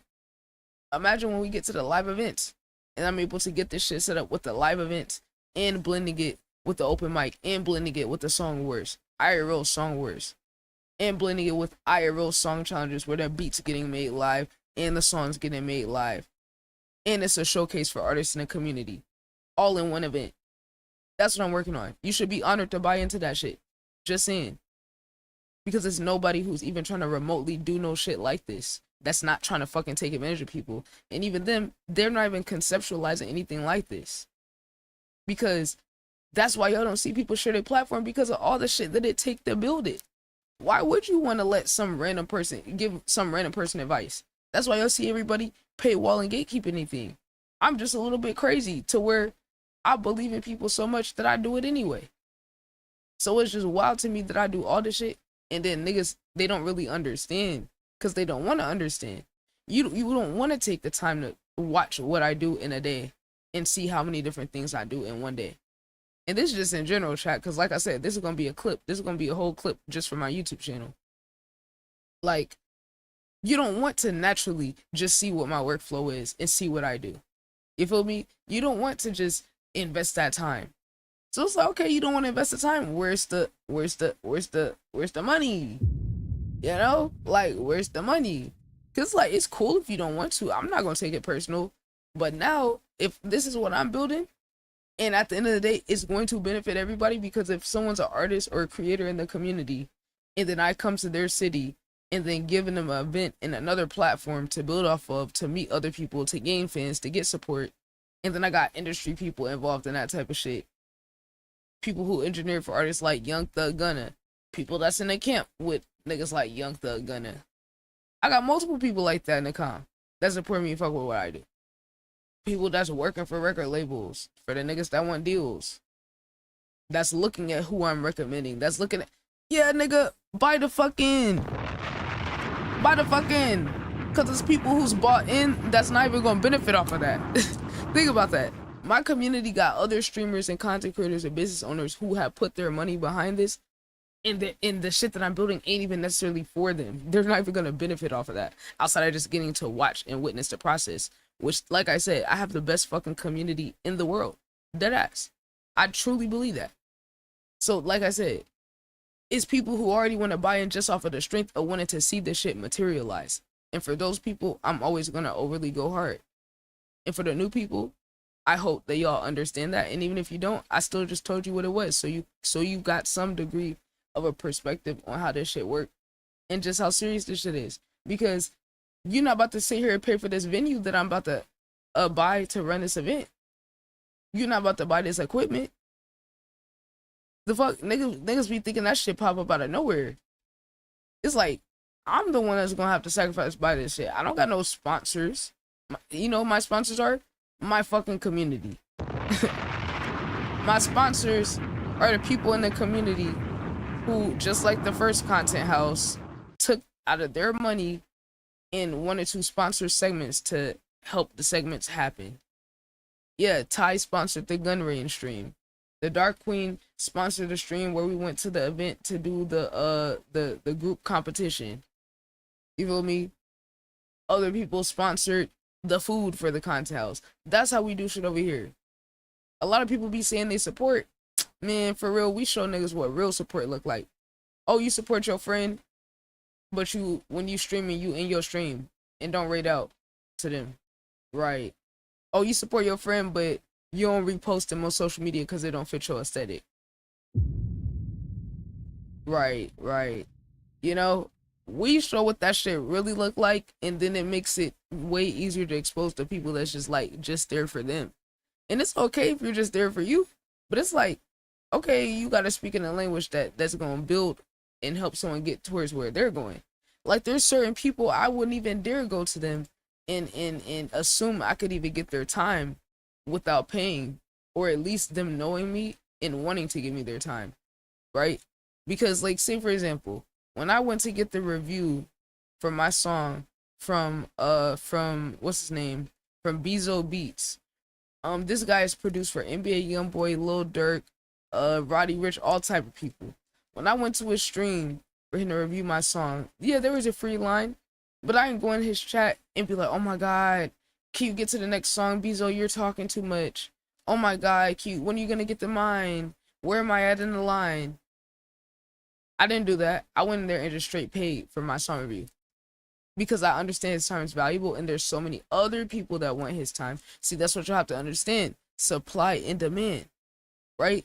When there is a demand for something, regardless if you see it, when there is a demand and there's other people that's willing to pay and other people that already pay for something, that the value is already set, right?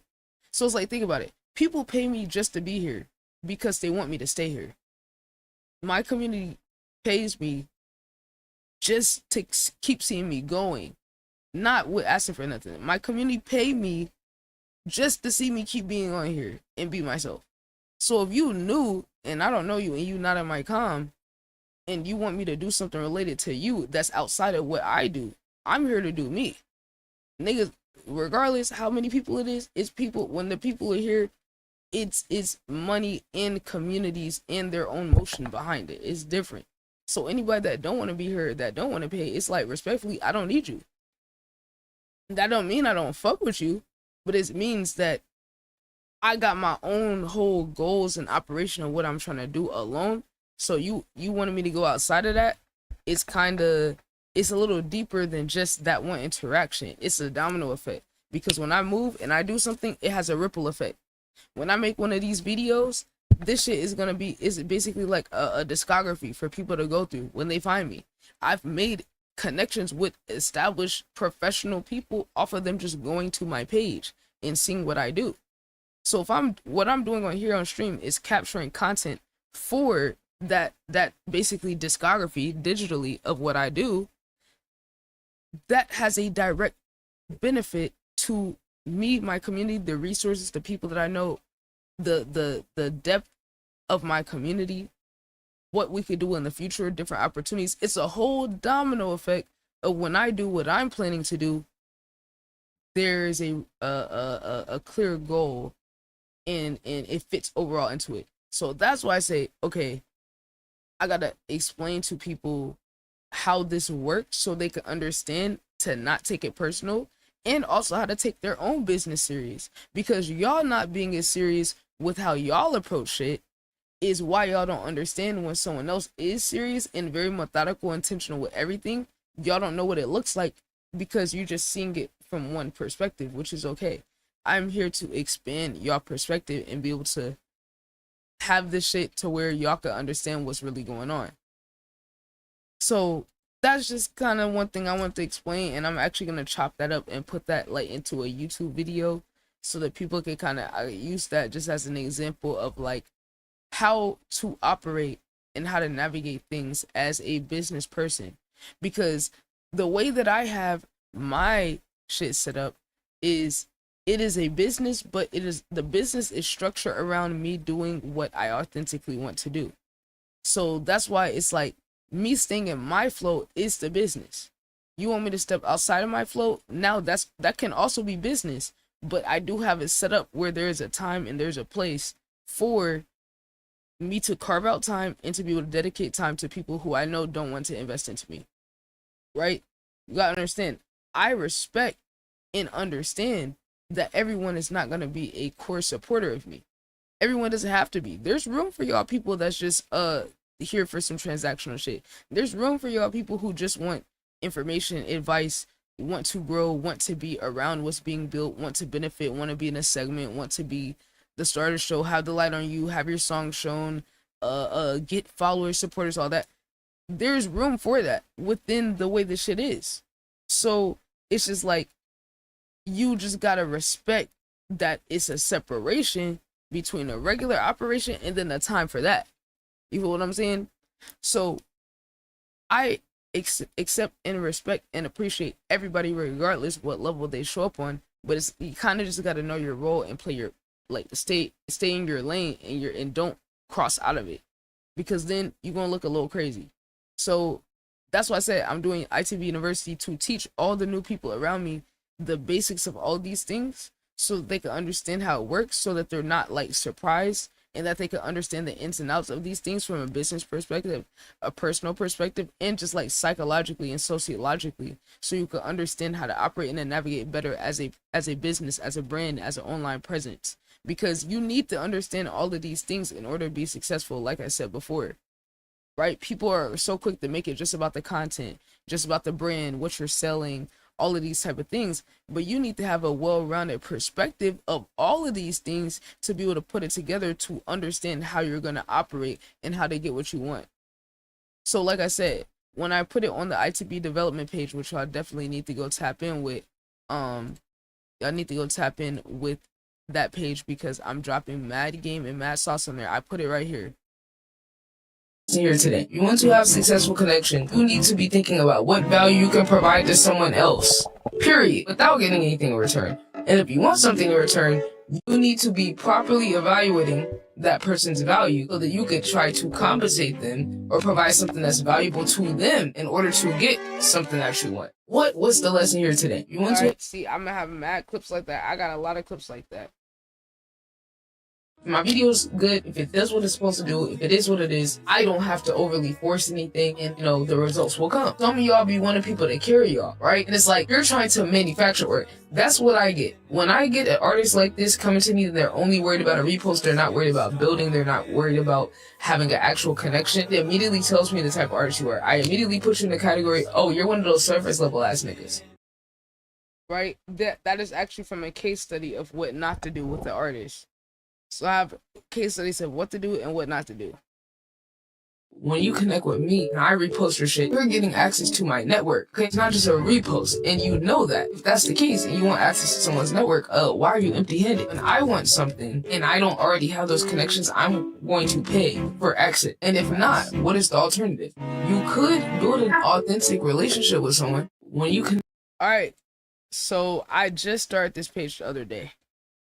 Just started the other day. Right? So like I said, if anybody would like, because ITB consultation, I do cover multiple things: social media strategy, branding, chat. Branding, I have to teach y'all. Branding is anything related to your image, the decisions you make. This is what I was explaining to Kid Friday. Anything related to your branding, the decisions you make in regards to colors, your aesthetic, what you want to represent, how you want people to feel about you when they encounter your stuff, what world you want to build for people, right? What image you want to sell, what you want people to associate with you when they come across you. Those are things related to branding. People who want to get started streaming, who, like I said, it takes hours to get this shit set up, who need to learn what OBS is, people who need to learn, who need troubleshooting, don't understand how to do XYZ. Creative consultation. This is for people who are like musicians, artists, visual, music, content creators, all that, who are trying to build out plans or build out concepts for what they're trying to do. That is what that's for. Technology consulting for people who want me to put a bill together with them based off of their budget or need help on what equipment do I need to do da da da da, or how do I fix da da da da. That's what that's for. Stocks, cryptos, options, futures education there. And then we have the 1 week mentorship where you can shadow me and I will teach you everything that I know during that week. That is the most expensive thing on here. That's $250 because I can dead in 1 week teach you everything you need to know about social media branding, come up with a plan, all of that. So people who are serious and like, yo, teach me everything. That's what that's for. Or you could book individual sessions. So that's just its own thing. So you could pick how long you want the sessions to be. The shortest is 15 minutes is 50, it's $1 a minute. 15 minutes, right? 30 minutes, 45, 60. Now, I'm going to teach you as much as I can and answer as much as I can within that time. So, you feel me? Think about that, and then you can pick what day and time you want to book the session. And then after this, when you click submit, it's going to take you to a PayPal checkout where you could put your card and you'll get a receipt, an invoice, all that. And then I will get an email. And then you could also explain what you want to talk about too. So you could give an explanation of everything that you want to talk about right here so I can have context going into it. You know, if you have any socials you want to post where I could go check your page, look at it, evaluate it, music, business, or you got a certain issue you're trying to solve, you could put all that in there. And then when I am ready to go through it, you feel me, and we do the meeting, I can already have all that context and just talk about everything from that point forward. So that is how it works. If you're watching on YouTube, make sure you tap in with the socials. All right, I'm gonna be dropping mad free game. You feel me? Y'all gotta be patient and invest into yourself, bro. Like, y'all gotta stop being so scary. Like, if you're doing business, bro, you cannot be scared to invest into yourself. Like I always tell this story. When I first started learning stocks and trading and all that, I invested $100 in a month just to be in a Discord with experts who have been doing that shit for 10 years, just to be able to watch their process, guys, just to watch their share screen and watch them trade, and then be able to ask them questions in the chat. $100 a month. That wasn't to copy their trades. That wasn't to get rich quick. That was to genuinely study under people who have expertise with this shit. If you serious about this shit, invest into yourself with time first for free. Go look up these resources. Go gain your own perspective. Go get some wisdom. Go listen. Go observe. Go study different industries that are outside of what you do. Go study psychology. Go study marketing. Go study branding. Go study music. Different types of music outside of what you listen to. Expand your ear. Expand your perspective. Go study other cultures. Go study shit that has nothing to do with what you're trying to do. And you'll be able to put all that together and you'll have a greater perspective to be able to approach anything in your life. That's what people got to understand. You need to make yourself a well-rounded individual so that you can consult yourself and your own experience, or the people that you meet doing these things. You'll be able to have a larger base of people with multiple different knowledge sets to choose from, and that's going to also make you better as a person. See, boom, I just dropped some free game on y'all. It's really that simple.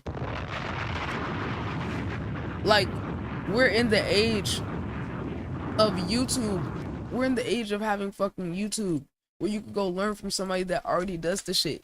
If you're not resourceful enough to go learn and do that yourself, and then you have someone like me that is resourceful enough to do it, don't be coming to me trying to pick my brain, nigga. Go gain your own perspective. Go do your own research. Go sit here and watch hours of podcasts of experts like I do. Go study. Go be a student. Or actually build and be authentically in community with people, right? But you know what that means though? If you're in community with people, that means you also have to give.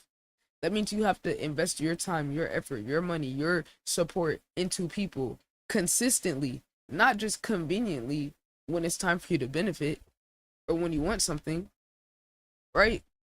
So that's just a little bit of game that I wanted to give y'all over here on the In the Bonus Development channel. Make sure you like, comment, and sub. Make sure you follow the ITB Development socials, okay? Like I said, I pay all this money a month just so y'all can have this cute ass Linktree link to click where you can find song submissions when I do free song reviews, okay? There's gonna be days where I do paid song reviews as well. Okay. So certain days where I'm recording for my socials, I'm social media manager C, I'm editor C. If you still want me to check your stuff out, I will keep the neural queue open for paid submissions because there are some people. Look, I'm not trying to hear no whining and complaining for y'all. Like, nigga came in here earlier, said, oh, we gotta pay for reviews. Now look, nigga, you just got a free review yesterday. You just got a free review yesterday, gang. And I actually checked out another one of your songs because I let you join the Discord, and people that's in the Discord get an extra review. So it's like, hold on, buddy. I just gave you 2 free reviews, but you're not recognizing that it's free because it's taking time away from what I'm doing. I'm investing authentically without a time limit on the cap. I could be like some people and only listen to 1 minute of your song and move on so I can get to more people and only listen to the full song of people that pay. I could do that. And honestly, that would make more sense considering that most of the people that I listen to are unserious and not gonna be part of my community. So it's like, I'm not gonna do it because I like to be in depth. So it's like, you're gonna get in depth where I'm spending 5 to 10, 20, 30 minutes per person. Gang, that would be a rate of like, you would have to pay me $5 to like $30 for that time. But I'm doing it for free off of the love of the game. So it's not like that it's a problem. It's more just that y'all niggas not recognizing how valuable your time on social media is when you're actually operating your business right. See, because y'all get on social media and y'all just over here scrolling. I'm on here and I'm over here for hours recording content and getting hundreds of clips a stream and building that into a vault. I'm trying to show y'all how to get up and to operate like me. Just because you don't see everything out don't mean shit. On my IG, there's gang. On my IG, bro, there is literally multiple things that I have recorded and put into separate folders related to gaming content, social commentary. I got a whole vault of hundreds of videos on my YouTube that I can go make clips of old videos and then they could get literal like thousands of views. I have a backlog of content that I've already recorded that's not even out yet, which y'all are gonna see some of it. But that's the thing. Just because you can't see it, it's not a lot of people operating, humbly speaking, at the same level that I am in terms of my organization. Or if they do, they got a team, or they got someone else doing it. I got a whole fucking clips warehouse right here. Different categories: advice clips, arguments clips, folders for certain artists,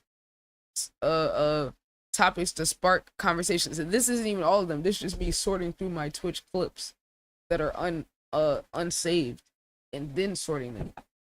Funny clips, interview clips, associates of the com, ITB lore, news clips, producers, segment clips, like, bro, reactions, mainstream reactions, out of context clips. This is some of the categories. Cause then in my Discord, I got a whole section right here for all types of clips. Regular clips of me talking. Do y'all see this? Come on, bro. It's like, I gotta respect this shit. Niggas gotta respect it at a certain point. And it's like, you really don't gotta respect it. It is what it is. Clips where I'm just on my soapbox ranting. Each one of these clips could be hundreds to thousands of views. And I have a whole vault of it. Neuro song reviews. Mind y'all, have only posted 1 song review clip and I've done 1,000+ song reviews. So that means I at least got hundreds of clips of the song reviews. Mainstream regular reaction clips. Clips of me giving advice. ITB University just made a new section just for ITB University clips. Clips of me and my songs to promote the songs. Clips of Senna. Clips of Ty. Useful information I give on stream. And then a miscellaneous category. Niggas gotta respect this shit, nigga. Come on now. Nigga, it's at a certain point we gotta accept that I'm operating on a different level with this shit. In terms of the level of detail. I'm a mad scientist with this shit. I'm a mad scientist. Like, really stop playing, bro. Stop playing. Like I said, it ain't many people that are operating with the same level of detail to every single thing in every single element. You go to my YouTube, the way that my homepage looks is intentional. Me having the live stream at the top, intentional. A lot of people, you go to their YouTube, They don't even have no order to how they got their channel organized. ITV Music Art. This whole playlist is how many videos? 82 videos. The exact order that it goes in. I sat here and manually shifted these things around to tell a certain story. When somebody clicks on my stuff and they can progress through the evolution of the music art of the community, including songs, live clips from studio sessions, interviews with certain artists who are key in the community, live listening parties to albums of people in the community, 30-minute song challenge, my first song, documented, story time of how I almost died and got into live streaming and music, all this type of shit. All this shit. It tells a story. Okay? New videos pack. I got a playlist that has clips from both of my channels, my main and my plug channel. I have a playlist with music. I sat here and curated this playlist in a certain order too. 76 videos, including my songs and music from people that's in the core community. I sat here and organized each song methodically based off of how I felt and what story I wanted to tell, not just about my songs, but the other people in here, music videos from artists in the community. These are all my personal picks, all curated by myself. I'm the one that decided to go that level of detail into this shit. Then the other section that shows the different categories: ITB University first, live vibes, reactions. What order would I want someone to go in discovering things? Commentary, gaming videos, music reactions, different playlists for different type of reactions, Youngboy reactions, Flatboy Max reactions, Kendrick reactions, Jid, Eminem, Latino music reactions. Every single thing is organized to a T. I have a section on here for people that's in my community. Other YouTubers in my community, they have a whole section on my YouTube where someone could go and look at their shit. I got Center Streams in here, his promo for his album. Nay, her Sims gameplay, Twine, Cartier, music videos, when people drop music videos and other different shit. Come on, nigga, y'all gonna act like y'all seen somebody doing this level of shit before? Stop it. Stop it. ITB Awards. I don't wait for nobody to award my community. I award my community myself. 6 hours ITB Award show and a recap of what we did that year. Edited by myself. Footage by myself. Other segments that we've done. Song challenges. See your teachers how to invest in trade stocks. Stop playing like I ain't been teaching niggas this shit from the beginning. Come on now, you can see my other channels, and not just that, you can see channels of other people that's in my community. Ty, Senna, Bestie, Twine, Nay, Cartier, Tinto, Spring Soul, Flexin. Stop playing. Oh, and not only that, you can see that shit on my link tree too. Not only that, you could see the people that's in my community on my link tree. I got a section with my channels and everybody else's channels. Center both his channels. Ty, Cartier, Flexin, Twine, Tintos, Nay. Flex another channel. Noah. Bestie, come on now. Got my shit on here. And then at the bottom, what I got? Everybody else's shit. Everybody else's link trees. Their link tree on my link tree. Stop playing, bro. It's like it gets to a point though, chat. It gets to a point where niggas really gotta respect this shit. No other content creators doing this shit and integrating their community into their shit to this extent, bro. It's just a fact. It's just a fact. I'm just speaking factual. And it's like, if the facts offend you, move around, nigga. I don't give a fuck. Because I'm genuine and overly intentional with all the shit that I do. And I'm trying to teach other people how to do the same thing so that they can build their own shit. But you gotta understand. You want a mentor in this shit? You gonna have to pay, nigga. You gonna have to pay. You want a mentorship? You want to come along for the ride? Then you should be grateful that you could buy into somebody that knows what they're doing versus all these people that's fucking scammers. You know what I'm saying? When I run into somebody that's an expert and I know that they know what they're doing, I am grateful if I can afford, if it's within my budget, to be able to pay them. Because I'm never going to be able to... Chat, what y'all got to understand is there's a lot of money you could save by getting the right advice or by getting led by the right person. It's going to save you pain. It's gonna save you mistakes. It's gonna save you losing money, right? To be able to have some type of a guidance and direction to where you're going and know that you're going the right direction. People spend years, lose thousands, hundreds of thousands, millions of dollars trying to find the right way to do it. That's the trial and error. If you want to skip the trial and error and then get closer to where you're trying to get faster, you're going to have to pay. That's why I say I never complain about not being able to afford something from someone that I want to learn from. I just try to hustle and get my bag up until I can afford that shit. Or even if I can't afford it, I'll still bet on myself and put all my money on the line. And then make myself get motivated enough to make something of it. That's when you really want some shit, that's what you do. That's the mentality you have. Even if you're not ready, you want to throw yourself into the fire and get the fuck ready. If you're really serious about what you're gonna do, and we talk about greatness, this ITV shit, this ain't for everybody, nigga. This is like the equivalent of the fucking Ivy Leagues or making it to the pros. And people might not recognize that we are pros because we the future of this shit. The previous world of what things look like ain't what it is now. The previous versions of what it looked like to be successful, oh, get signed to a record label, oh, get co-signed by this person, that ain't the way no more. That ain't it. That ain't it. Now we on some whole other shit. Now it's what type of community you got behind you. How much leverage can you have in a business relationship? How much can you do for yourself without needing other people's resources? What can you build on your own? What is the impact of what you do? How much can you grow the people around you? How many other people can you elevate? How many people meet you and then come out on the other side better, more well-rounded individuals or operating their business better? See, that's the type of game we playing now. It's a little different than, oh, how many followers you got? How many streams you got? See, that's peanuts. The industry sees what the shift is. Going direct to consumer. Getting artists to have a community because they've seen content creators. They've seen YouTubers. Right? They've seen streamers. And they see when people organically and authentically want to be there for the person, their influence is worth way more than an ad. It's worth way more than how much they got to invest into an ad campaign to make an artist or a celebrity relevant. They have to pay for that. They have to pull on the strings of their networks, which means it's going to be a quid pro quo.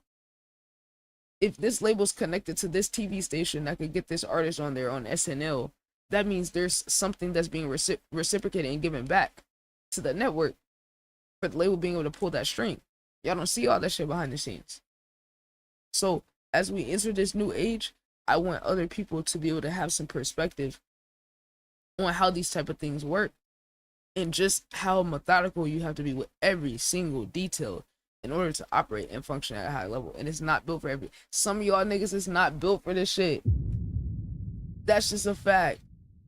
Some of y'all niggas is not built for this shit, gang.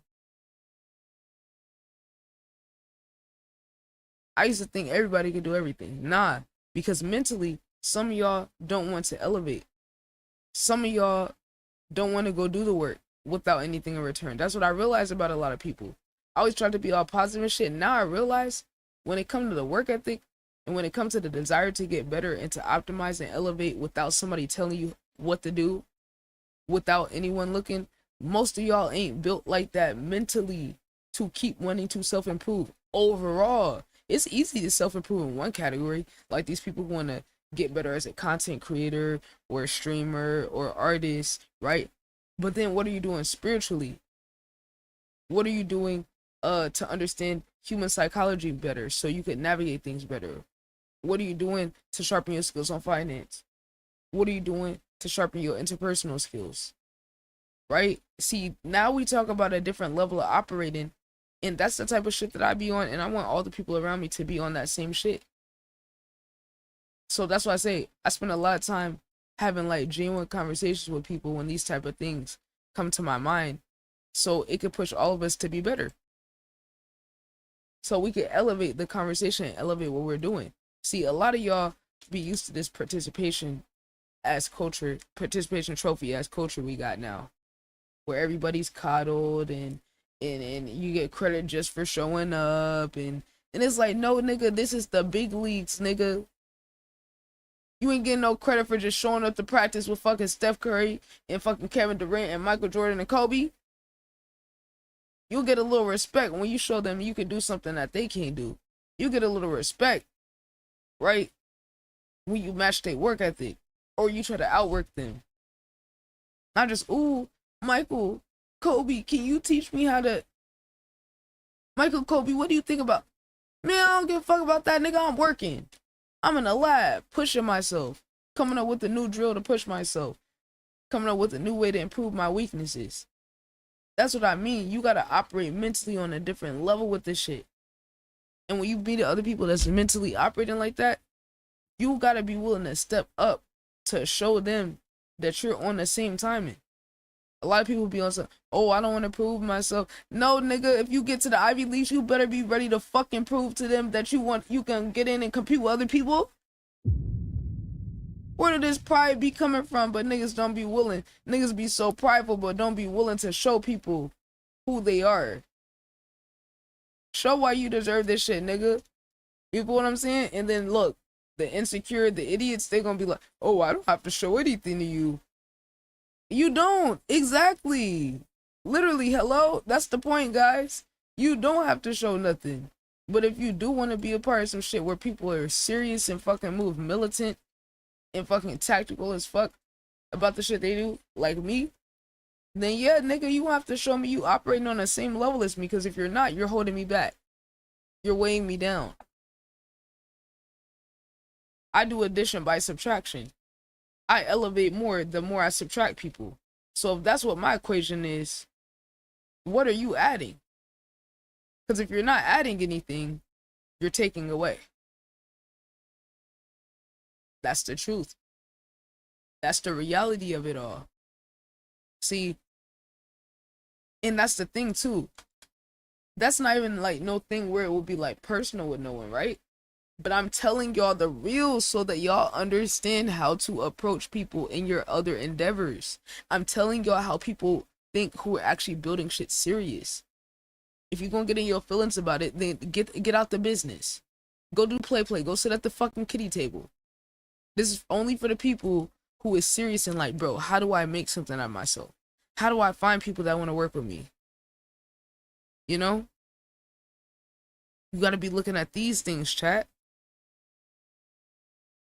How do I gain relationships in business? How do I gain people that can be valuable to my growth and my development as a person?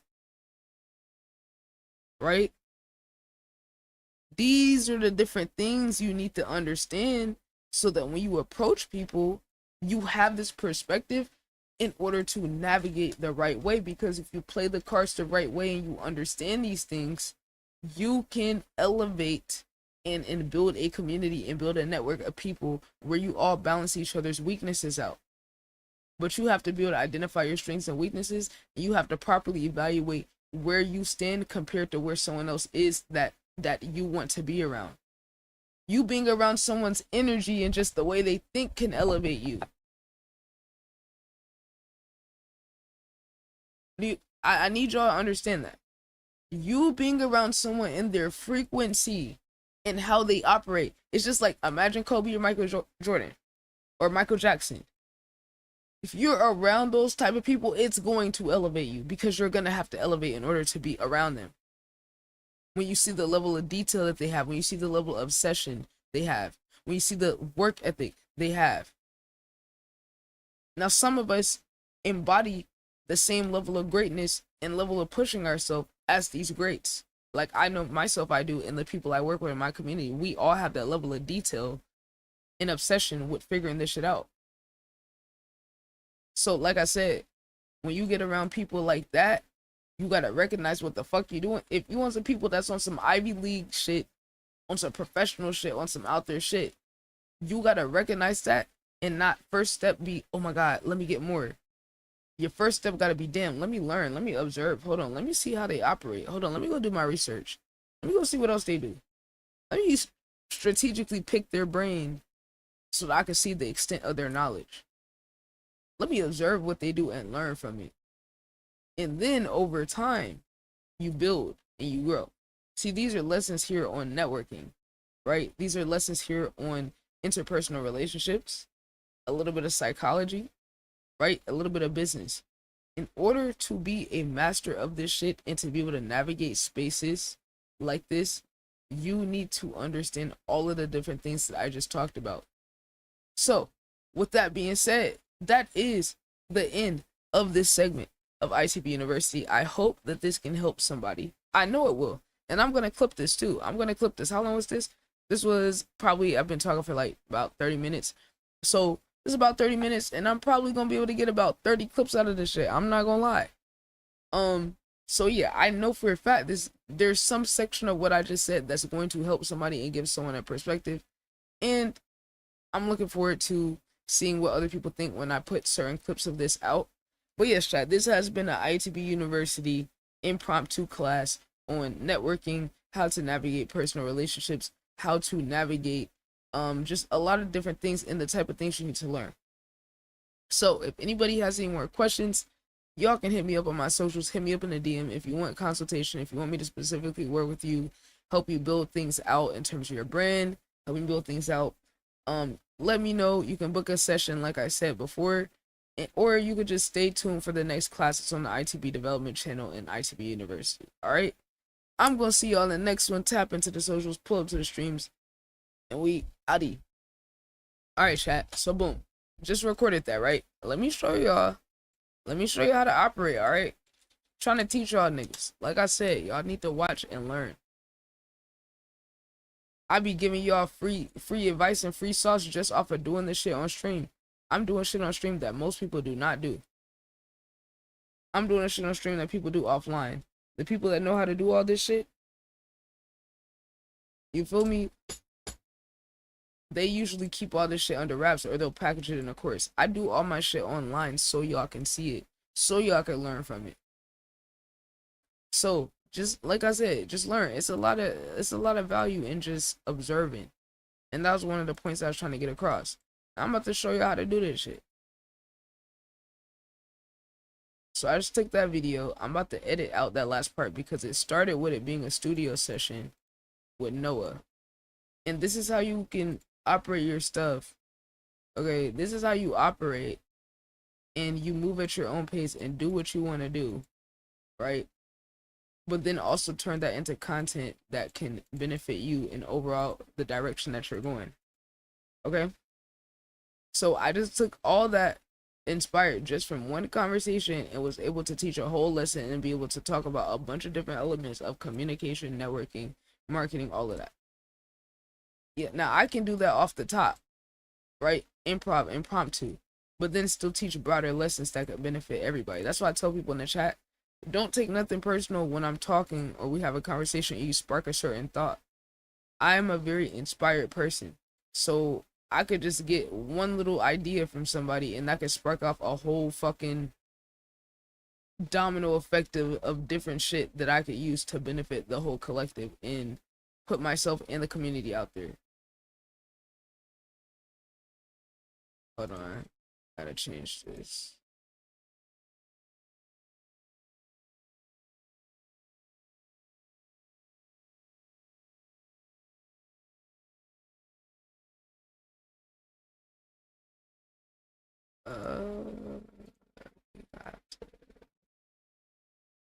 Ready for them, I don't need that, that's fine. I'm right open, just this believing. Always better for something like that. Okay, let's see where it started. But yeah, that's gonna be a whole separate video right there. So that video started as the Noah thing, and then now it's gonna be a video for the ITB development channel, and it's gonna be clips for my page. IG for the development. I've already got clips up there right now. Okay, let's see. Or possibly like recording or tracking that to get the sound of the drums. You said, I've had this method I've been using a promo where I make an AI model account, LARPing as a girl, posting my own songs. Bro, that's what you said. Okay, let me see. It's probably after that. Respect my business and understand if you in the chat and you just chill and vibe, I'm already giving free advice, right? Let me see. Understand all of these different decisions that you're talking about. If you have a manager or strategy, bro, about people's reasoning for being rude and how you feel, right, bro? But this is still strategy, bro. You have to understand all of these different decisions All right, let's start right there. So I don't even need the context of how we got there, right? I don't even need that. I just need the part right here that once I start talking, that was 36 minutes. All right. Now this 36 minutes, right? I'm going to take that, and who knows how many clips I could get out of that. We're going to see. All right. I'm going to get some edited clips of that. I already have some clips that I separately clipped right here.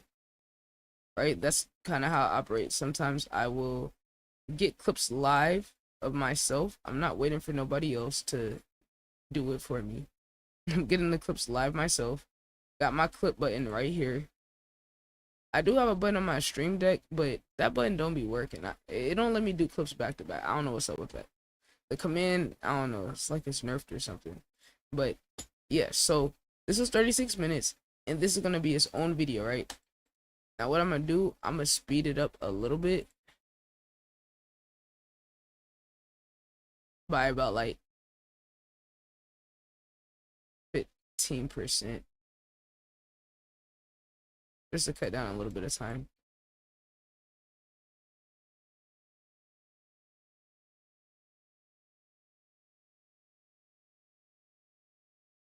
Okay, hold on, wait. Actually, that might be more than. Wait a fucking minute. Right, bro. But this is still average. Okay, so this is actually an hour. Y'all get on social media into that thousands of dollars of my money. Let me see. React to them is pulling in the audience that's already there, or I'm using them as a way to display my skill and my level of analysis and detail and nuance in what I do. It's gonna serve one of those two purposes or both. Most likely both if I have it posted. So it's like my platform ain't built off of. Okay, here we go. I'm a. You know what I'm actually gonna do? I'm gonna take this whole hour, because I think that whole hour of explaining things was so valuable that I'm gonna take, and I'm gonna invest into that whole hour getting edited.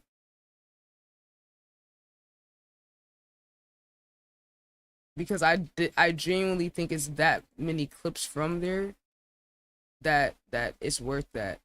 Now I'm actually about to disappear off of TikTok for now. So right now we're only on YouTube and Twitch. But yeah, I dead ass feel like it was that valuable to where I'm about to get this whole shit edited. Because I'm gonna invest into my certain classes getting edited down so that I could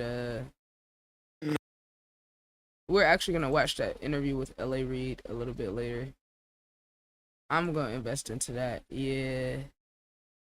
Upload. Actually, okay, so basically what I have to do, because that was so long, I'm gonna have to edit this down. Deliver.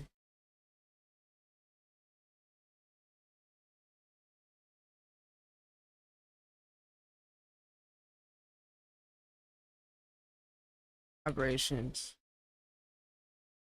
Oh. So that's the ITB University class right there. And I'm gonna have it posted to you know what I'm gonna do? I low-key could finesse this low-key though. I low-key could finesse this and then like speed it up more and then slow it down on the back end. Actually, to save more time. But this is still strategy, bro. You have to understand all of these different. Okay, hold on. Let's see. Let's speed it up some more. I'm actually about to save some time on some more minutes. Low key.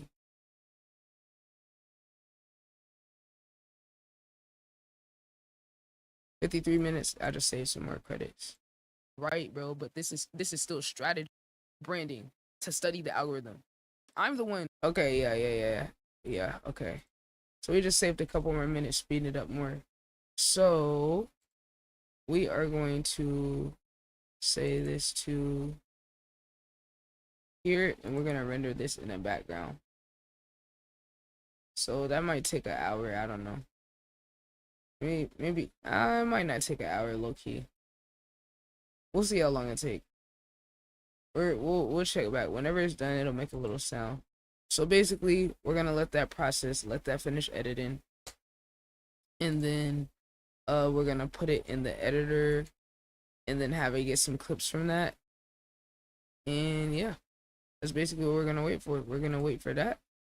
And I'm gonna probably just work on a song right now while I am on here.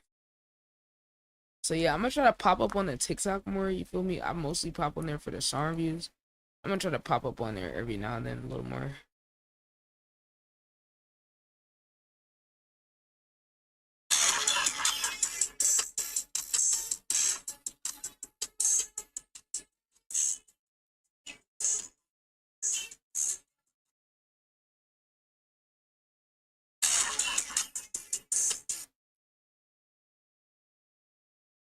Alright, chat. So we need to post our second clip of the day right now. I was actually doing that earlier.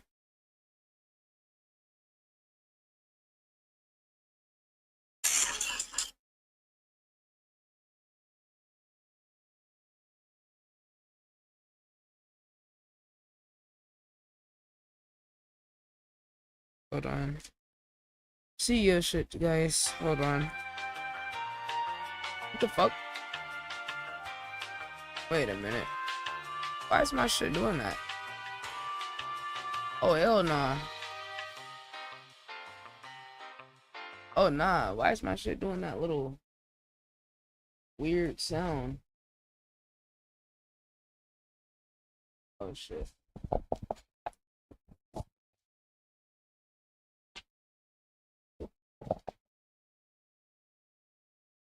Hold on. I'm hearing that little static sound. What the fuck? Hold on.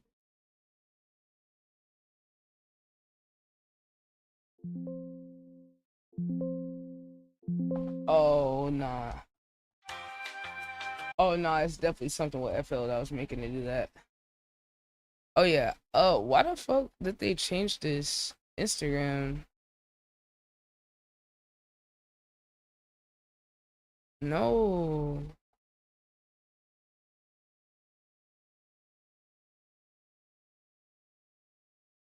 Bro, why does it have this Instagram? I don't want it to go to that one.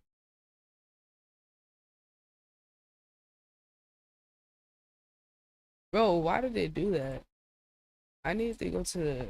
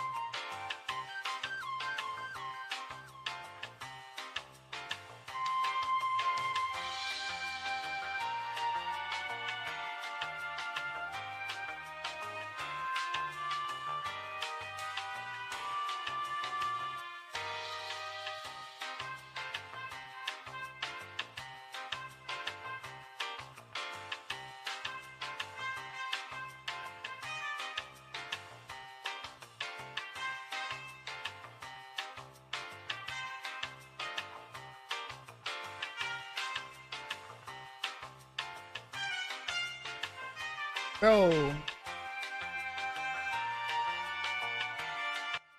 Bro, this shit actually got to irritate me. Why did it change my overall Instagram? Like, yeah, like, it's not letting me add another account, though. Like, why is it on that account, though?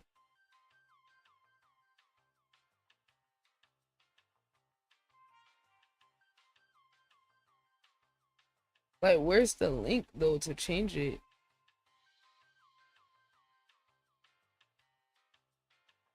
Bro. This is actually kind of...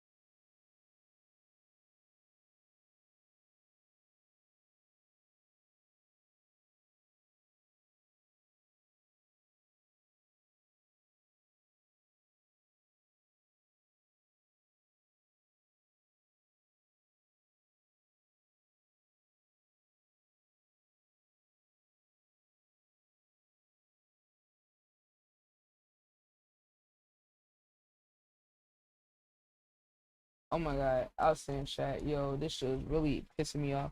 Y'all didn't hear me because I was muted, but I was really losing my shit over here, bro. I ain't gonna lie. I ain't gonna lie.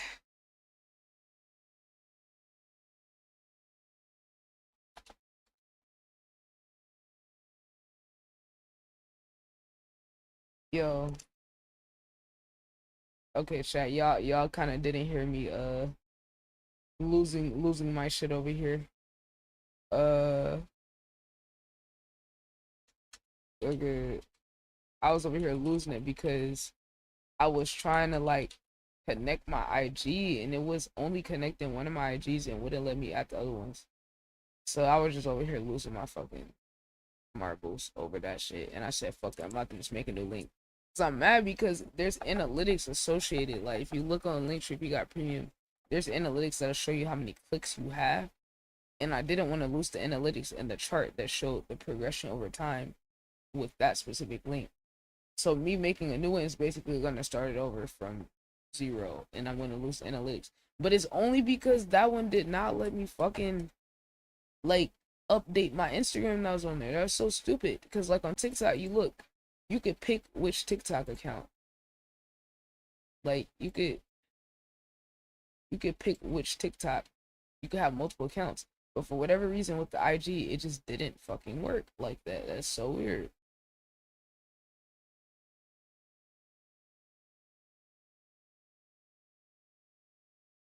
I might update the order on this stuff.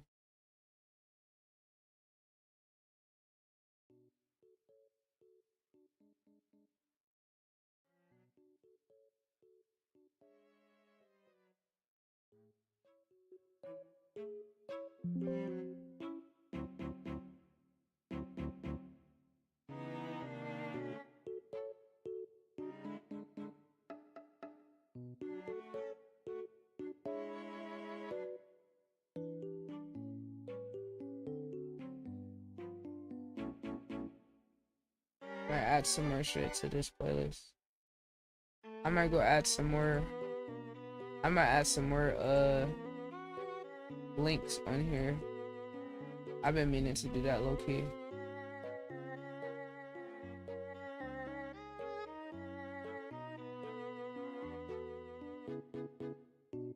Let's add some more. Let's update our link tree. He said I sent. So I sent my on the radar. You did? Oh shit. Where you saying you're on the radar at, Lil Twine? I don't see no submission. Nah, let me refresh, man. Let me refresh. Yeah, I don't see no game. What's up?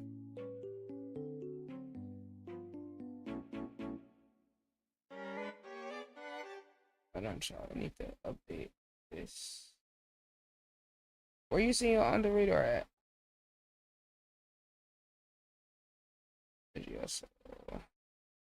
Nah, it's on that music. I see music and videos. Alright, let's go to the page.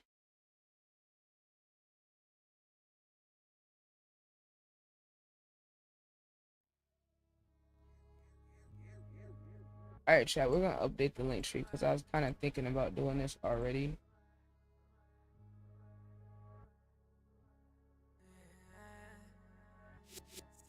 Check out. Y'all niggas dead, don't be serious. I'm crying. Niggas dead be chatting. Alright, we're gonna update some of the links on here.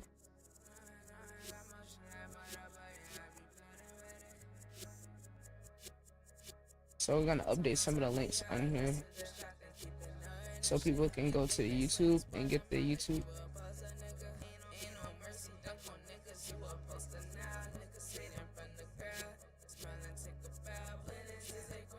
Oh my god, can I type hello?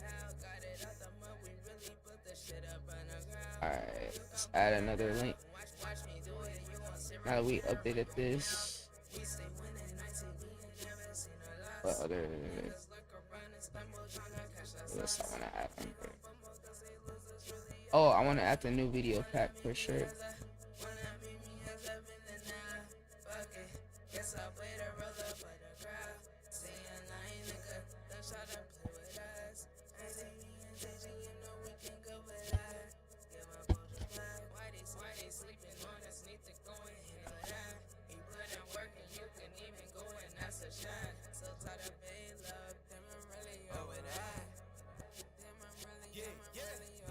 Hold on, chat. I actually need to finish uploading this video.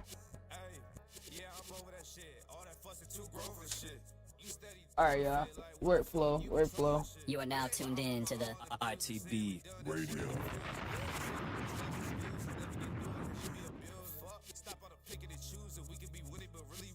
Alright, chat. I gotta make some posts on my socials.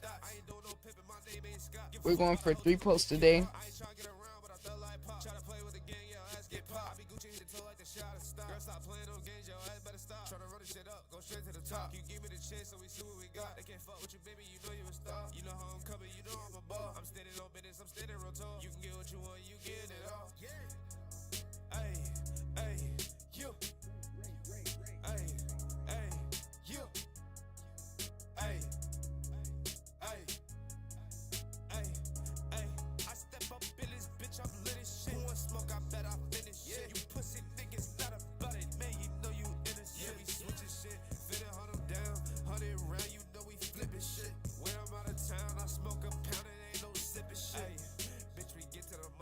You know what I need to do too?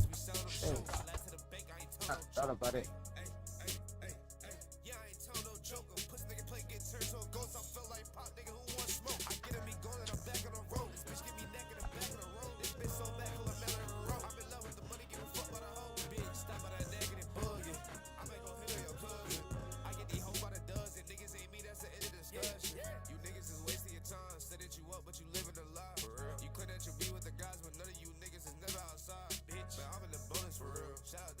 I thought about something. I'm gonna get some of these songs on the YouTube too. You said I got hit by. You say you saying you're on the radar. I don't see no on the radar in here again. Where you? What you talking about? You sent where?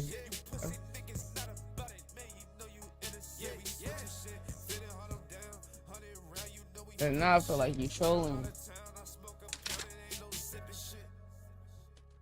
Alright, chat. So I'm gonna do that later. I'm gonna spin back to that. But yeah, we need to update these links on the link tree, and then I do have another class that I'm gonna teach. Oh, I think the video's not editing. So yeah, we're gonna get a little editor to get me some clips from this.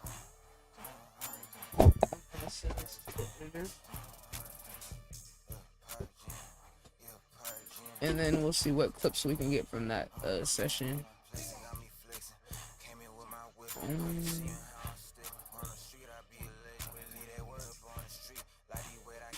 Yeah, it's my song though.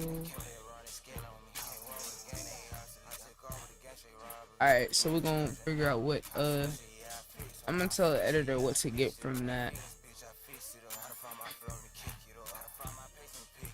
Okay. I dropped something. Drop something. Alright, chat. Yeah, today is one of those days where we working, we doing multiple different things. Still gotta record for YouTube. I gotta do some album reactions today. Anybody that wants a song review, paid song reviews only today. Otherwise, y'all can wait till Friday. Reactions again. But yes, we are recording a lot of different content today. Teaching at ITB University today. Did you look at my songs? Wait, what? Wait, what are you talking about, bro? You said look at songs, bro. Where did you send me music, bro? What are you talking about? You said you sent me on the radar. What? On the radar, bro? You said I dropped songs. Where? Where? The only way that you could send songs is through the Neuro. There's no links. Links do not get posted in my chat. But yeah, I don't know if you just ignored what I just said. You said on the link tree. Where? On the Neuro? Oh, I'm looking at the Neuro and I don't see nothing. Can you see my screen? You see this? No submissions, bro.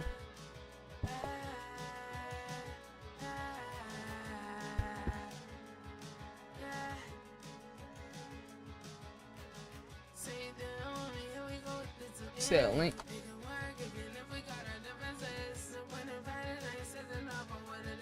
Paid reactions only today, little swine. I don't know if you caught that, but I just kind of listed all the different things that I'm recording today. So I say you could wait till Friday for free reviews if you just want a free review, but we got business to take care of today. Alright, chat, we need to update these links for YouTube. Make this new videos pack playlist. Wait, did I add that one? Yup.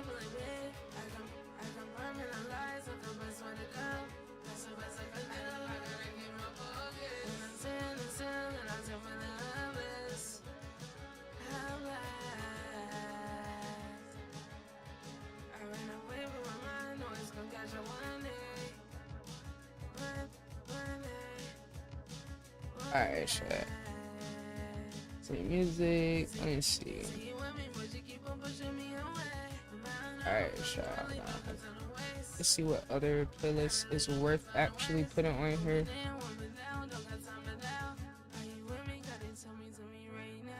Alright, let's see. We got the music art, we got the new videos, we got the ITV music.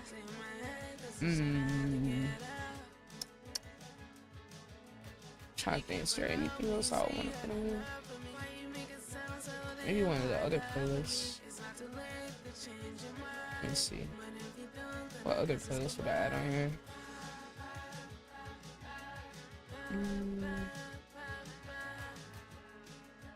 I need to actually update this to show the newest shit.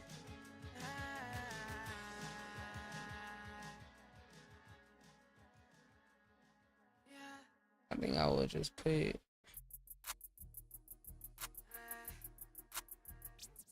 I'll probably put that at the end. Maybe like a stream highlights. I think a stream highlights probably would be good. Yeah, I don't mind putting that.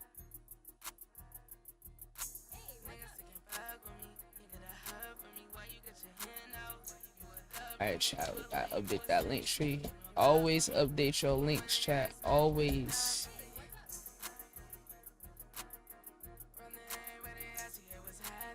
Always, chat. Gotta keep updating your shit. Okay.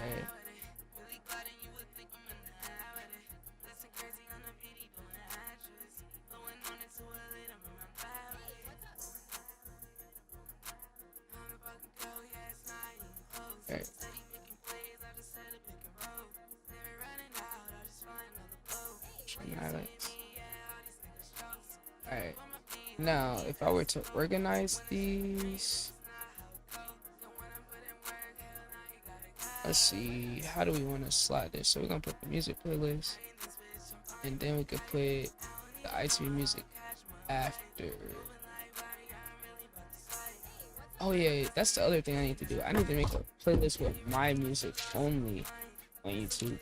I got the community playlist where I don't have my music in my solo song.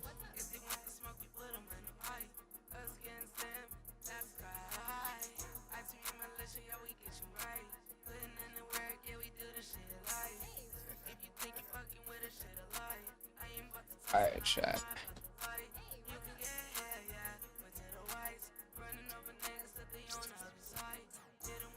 So I should probably put it.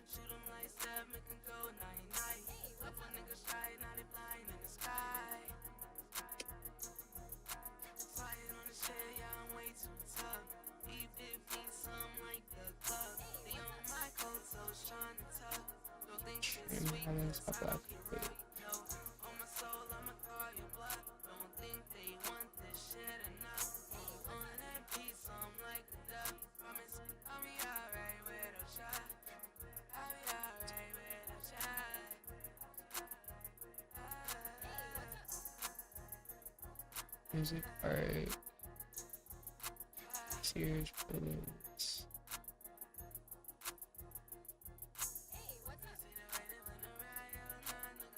With new videos pack.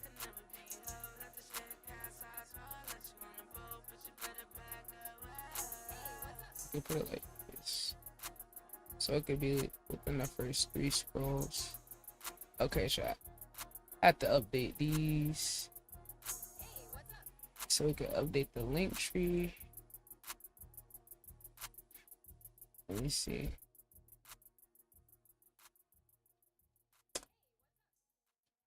Let's see the updated version. Alright. Station.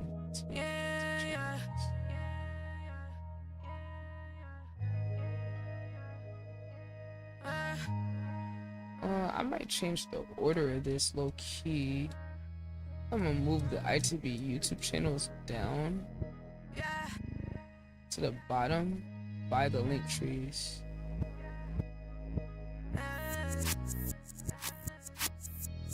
Yeah. I'm gonna move it above this though. Above the link trees. Now what's up with the shop though? What I gotta do for the shop? Oh, I gotta figure that out. Alright, we can change this.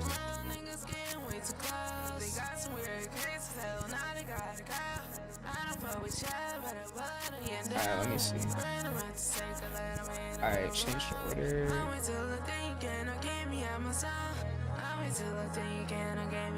Let me see. I was gonna possibly add another playlist.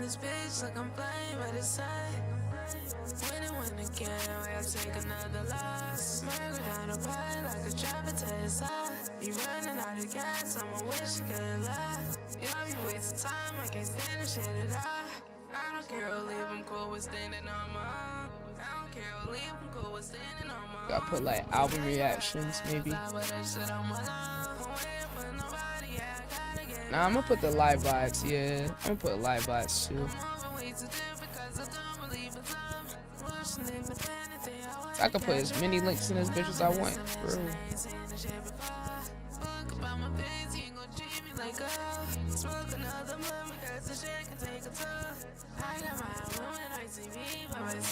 They wanna send spies, trying to sneak up in and hide, but the energy don't lie. They ain't got no love, so they live it to the right. I ignore the bush, and niggas can't pick up my vibe. Swear never lie, niggas can't pick up my vibe. Can't pick up my vibe.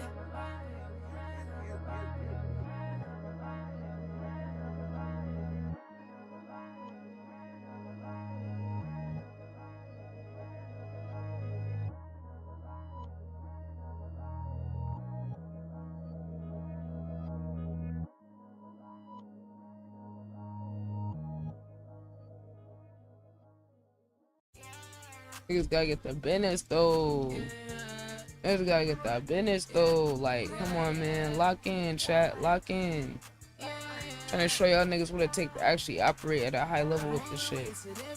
Having your shit organized so when your momentum comes in from the work that you do, you have everything set up properly for people to follow you and discover your shit. And go down a rabbit hole. Don't do well within authentic. I ain't doing no switch. Love bitch, I'm independent. And it's gonna stay like that. Always keep it true. I'ma tell it to you. I think I was gonna put album reactions, I think. Vamp project on the way, chat. We are gonna make a song too. Now tuned in to the ITB. Really out here fighting for my life. Gotta color up all the things that be who really win it. Chose to be about. Gotta teach my niggas how to get that guap. I take me my life, she got the motion that won't ever stop. Do the renaissance. We got option teaching stops to get the money right.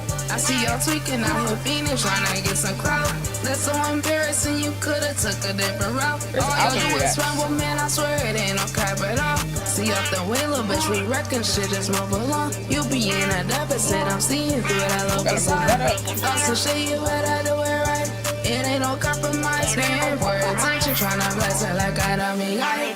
Boy, you must be high. You off your own supply. Need to bust some pills. Gotta go beyond that junkie vibe. See what's your way, right? See promise niggas need to get it like actions in the shit. I'm a whole nother type life. I make it happen while they can and now they mad at it. Making something out of nothing, just a habit. Like years ahead, bitch, I'm knowing you can fathom it. I just imagine it and put some action with it. Mouth of this every wrong, God won't get me on my zone. They so obsessed, even haters can't leave me alone. Already got these ones, but think I need another phone, or just some time alone. Gotta raise yourself for greatness. Hate won't stop to see the light and try to come around, be trying to fly. Why these people keep on acting like they fucking know me? I ain't your friend, hoe, and no, I'm not your little homie. What I gotta told these niggas, stepping on them like a bug, blacking on these niggas. Introduce them to the other side. Gotta balance lighter with the shadow if you gon' survive. If you gon' survive, really think you'll see in me, you must be blood or something. All your eyes be weak as hell compared to mine, my out the sun. Really, I fight for my life, gotta cover up. And you know it really been for shit, y'all gon' pick it up. Take it to yourself, if you started, you better do it right. Give your best and let them know excuses coming from the side. Yeah.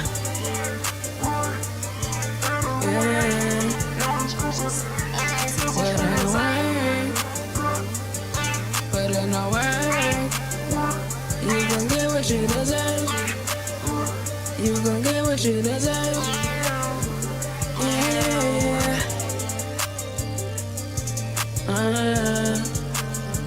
Yeah. Yeah. Yeah.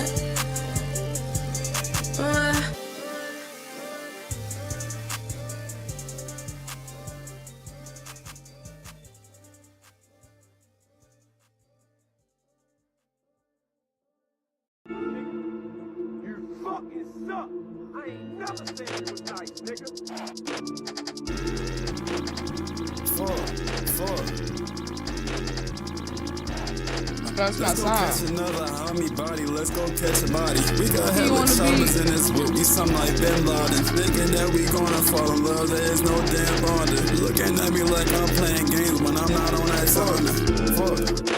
I streak BO3, you get hit with fire. I a person, though, I'm in the street. She keep saying that she leaving out, but this hoe back on my meat. Niggas cannot trust me with no song, I made a nasty beat. I cannot fuck up on a hoe, that bitch got nasty feet. Saw me 10-day NFL like a nigga just put on cleats. Saw me 10-day NBA, I shoot the lights off from the 3. Try to play with me, my boys, I have you sleeping with the sheets. Try to beef with me, little girl, and I'ma knock you off your feet. Would've thought I had a dick the way these niggas on my meat. I'm not gonna be with ya, capiche? It's gotta none gotta say no me. Still gotta let it sorry gun. Why these niggas keep on shining me?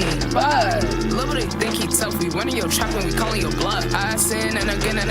Me and Sly got the wicked in that bitch. Show her love, I don't need the benefit. With all 10, I'ma stand on business, bitch. Pussy, I wouldn't cause I bought that guy. They sticking in mad while I'm speaking of bad. Ain't gonna ask cause we wipe them off the map. No chasing, no trapped in the bag. Niggas is good with premium meals, y'all niggas is sad, y'all eat us some snacks. Ho, try me, yo, ass get whacked. Don't know you, but I back. I push in that bed like a scat pack. I spaz on the beat, I go black.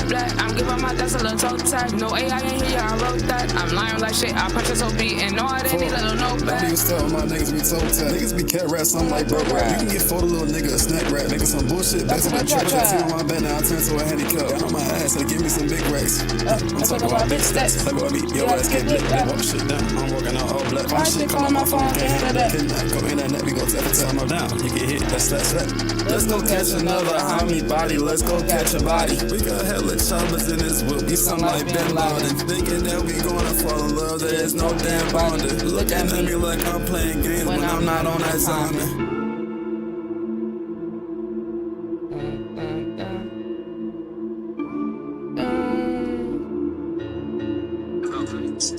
Alright, let me go see. I'm just gonna guess that niggas did not submit like that. Yep, that's what I thought. Bro, I ain't gonna lie, bro. Y'all niggas who be wanting people to react to y'all shit and y'all call yourself being serious artists, how do y'all not be ready to pay? Y'all gotta do y'all research, bro. I'm telling y'all, bro.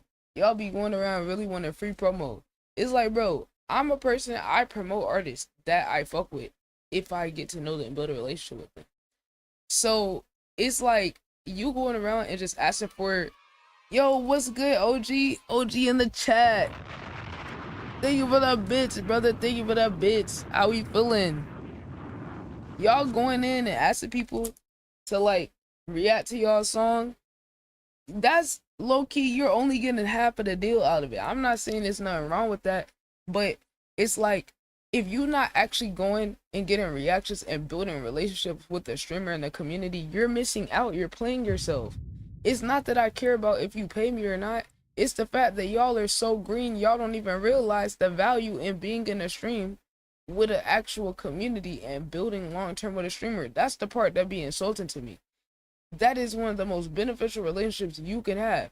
So it's like, it's just showing how unserious you are or how little you understand about how it actually operates. Right?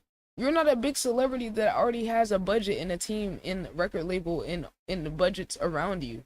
When these big artists go on stream just one time and just go in there to promote something, they already got a whole team that's handling other stuff.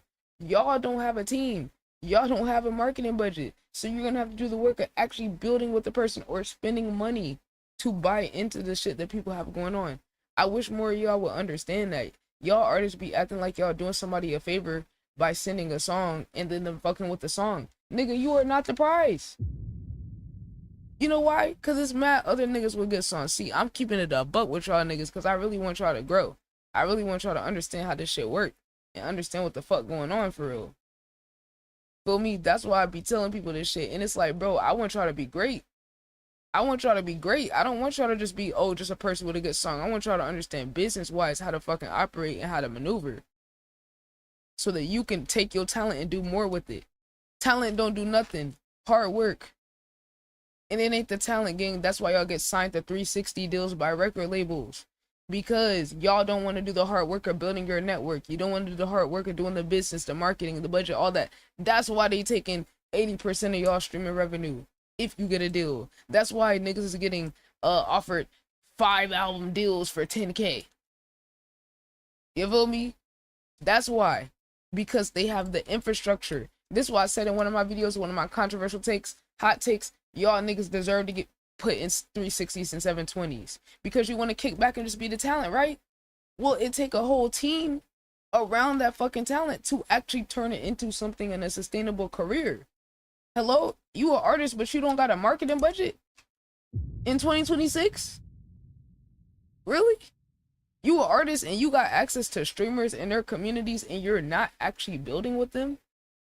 You're not actually building relationships. You're not coming in to check in. You're not just being an active member of the community. You're not trying to contribute in some way. Well, you're kind of missing the whole advantage because you don't want to put in a little effort. You feel what I'm saying? You shouldn't need a label in 2026 and bragging about a team as well. Hey, that's what I'm saying though. That's what I'm saying, OG. Hey, OG, these niggas still think it's a flex to have a manager. I can't help him, OG. They still think it's a flex that I'm like, wait, you think it's a flex that you gotta go to another nigga and pay them to do the shit that you can learn how to. No, the real flex is being able to DIY, being able to do your own marketing, your own branding, build your own community, make money on your own, gang. What?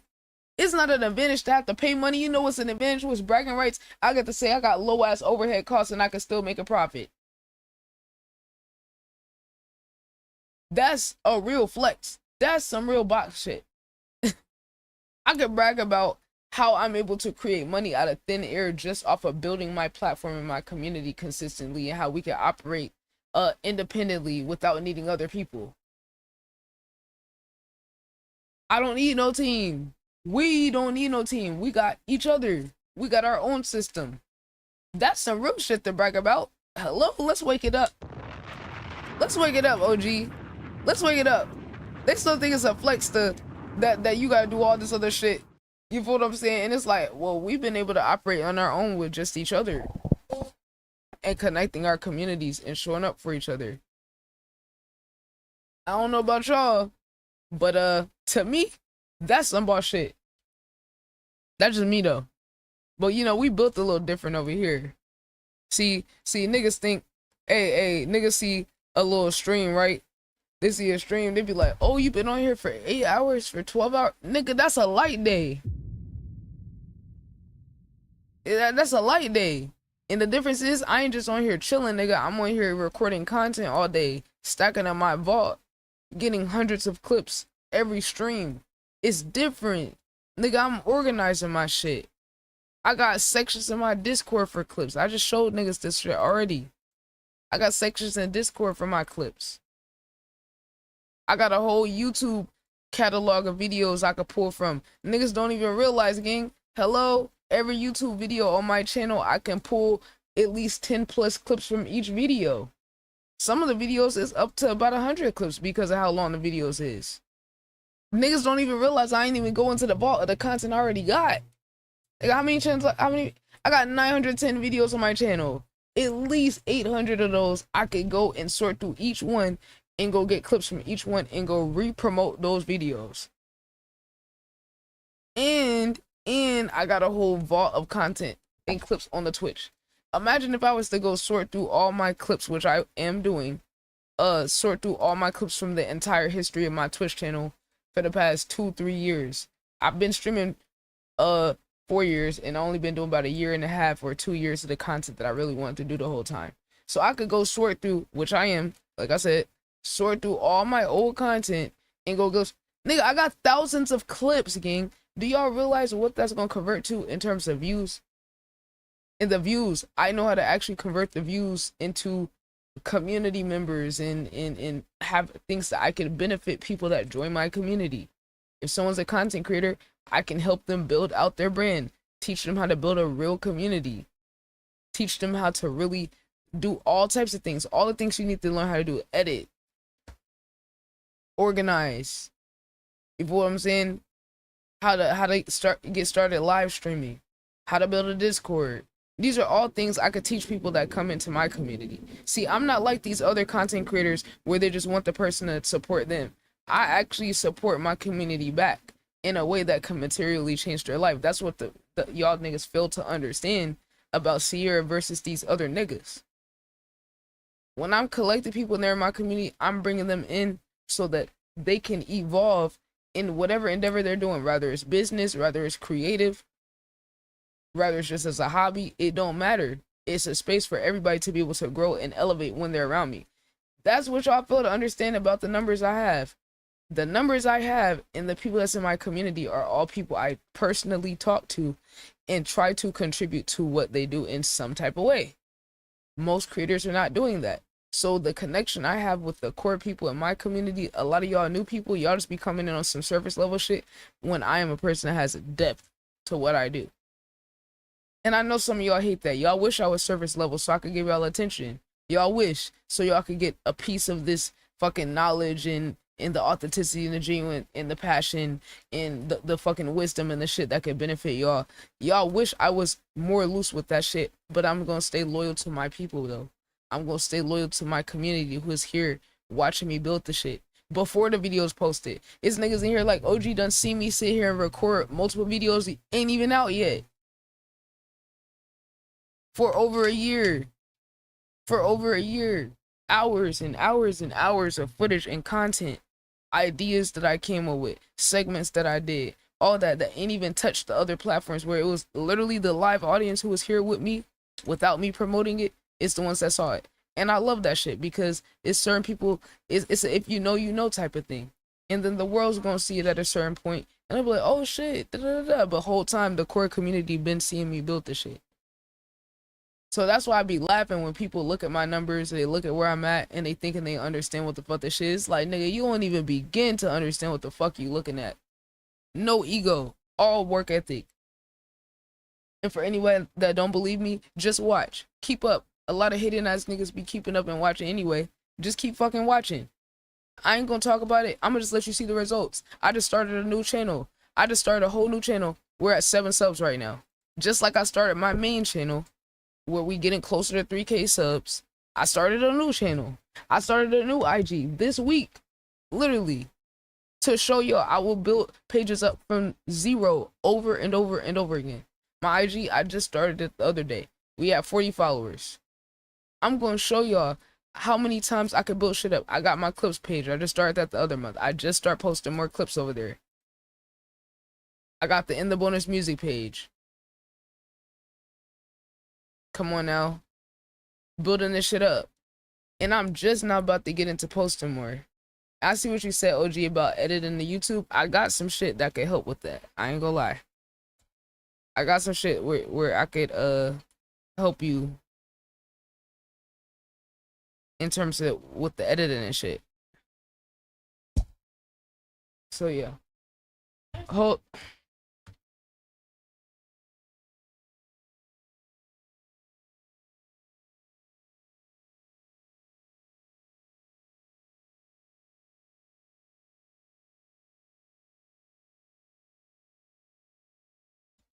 So these other pages I started these, and I'm gonna document growing these pages from zero so that y'all can see how to do it. And I'm gonna teach y'all, and I'll give y'all like an update in like a month during the ITB University, where I kind of show y'all how to build pages up, and then I'll show y'all what strategy I use to build the page up, and the progress. And I'm gonna let y'all see. I'm not gonna just tell y'all, I'm gonna show y'all real time as I'm teaching these classes the progression of a page from zero, and show y'all how intentional you have to be with how you build all of this shit. So yeah, like, look, he said, seemed like the word network got lost in the dictionary, but that's the thing, OG. I understand these niggas don't know what actual genuine networking is, because it is a give and a take. They don't understand. They think it's like one-sided, right? And I'm gonna be teaching a class on that. I'm actually gonna have try and teach that one with me, where we're both gonna get on here and explain all of this shit. So I gotta get with him to figure out what day and time we could do it. But that is definitely like the networking and community building class is gonna be one of the most important ones I do, because these people really don't understand OG, and it's cool. I accept it. You feel me? I'm like, okay, y'all don't get it, bet. Y'all don't get it, bet. I'm cool with that. I'm cool with y'all not understanding it, because we're gonna teach y'all, and then I'm gonna get so many clips off of teaching this shit. We're gonna be able to have so much content off that OG. Deadass. We're gonna be able to have, man, when me and try and teach that class, we could spend like an hour, 2 hours on that shit. I guarantee you we probably have about 60 to 100 clips just off of explaining this shit to people. You know what I'm saying? Because it's a lot that's involved with that. It's interpersonal skills. It's a relationship building skills. You need to have a little bit of a business mindset too, so that you don't waste the connections. People supposed to be, because look, how many people trying to help and they don't waste the opportunity? Hold on. Me too. Because we really do this shit. How many people we both done help and spoon-fed information or opportunities and they fumbled? That's why I said you gotta have a little bit of a work ethic and a business acumen to make sure you're not wasting the connections that you're getting. So, like I said, I really want to teach the full perspective of that shit so that we can help people that are, you feel me, really wanting to do that shit. So hold on. I was actually going, before what I'm saying, I sent that video to the little editor, and now I'm gonna see what clips they can give us from that session that I did teaching about how to build your operations out as a creator.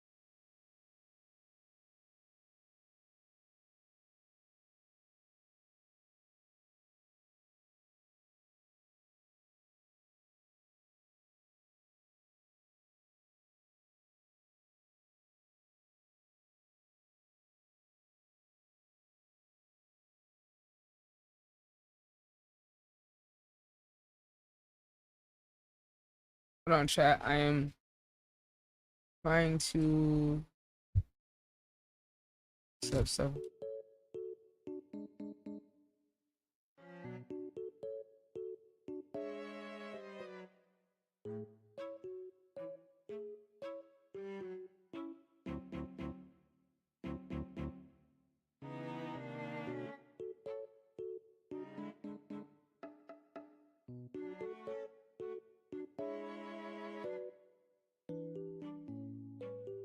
Hold on, y'all. Tell my editor what to do. Yo, OG, I gotta get with you on that editing shit, bro. Let me know when you got some time. I gotta show you something. I gotta show you offline. I can't be giving a sauce like that no more. I've been testing some out. Little method. I think it'll be good for most people.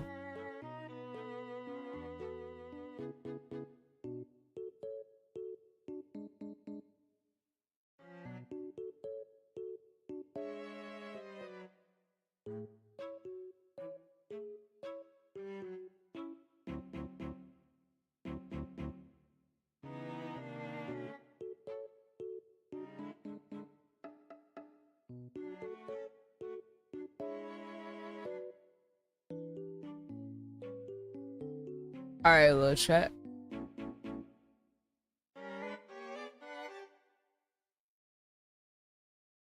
Let's see.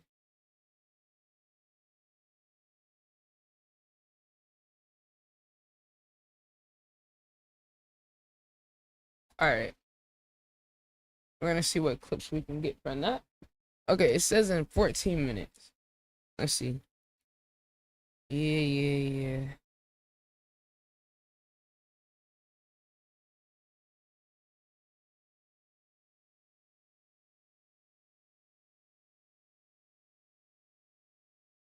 Oh, you ain't got other artists. If you're trying to tell us what I rap. You see us and us. Of a sudden going outside. Because as it does, all the shades only when I can. That's what it seemed like to me. I'm still being our switch. I'm still very free. That shit don't work for me. It's me, good to see. Let's side plot on the strength. Goddamn. It's bad, that's the hold our hands. Get up and so when the jokes don't land. It's okay if you don't understand. Okay, doing this like we been. That shit is funny to me. Do our bad shit money to me. Take a baby, it's coming at me. I don't know.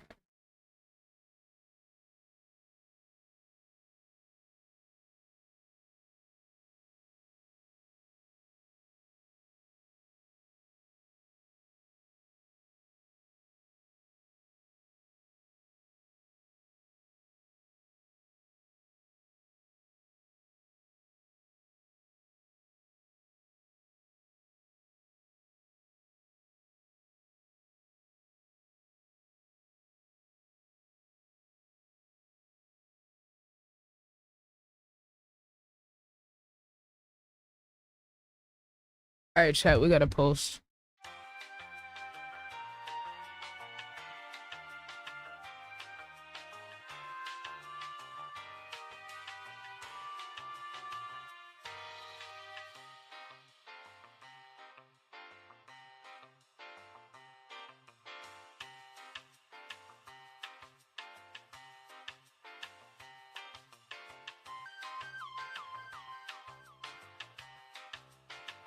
Okay.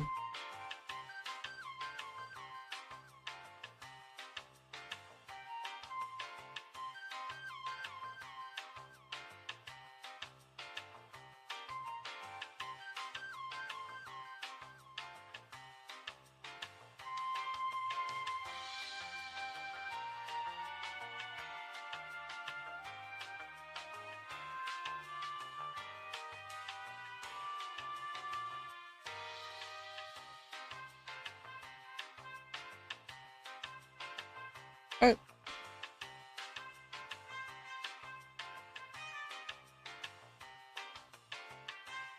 What do you mean file type not supported?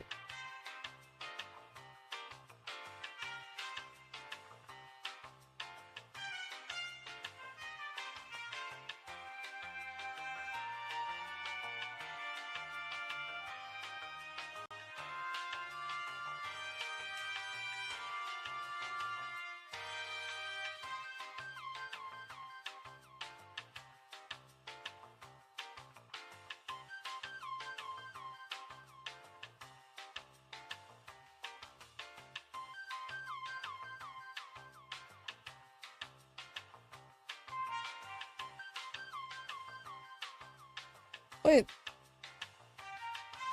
How? Yo.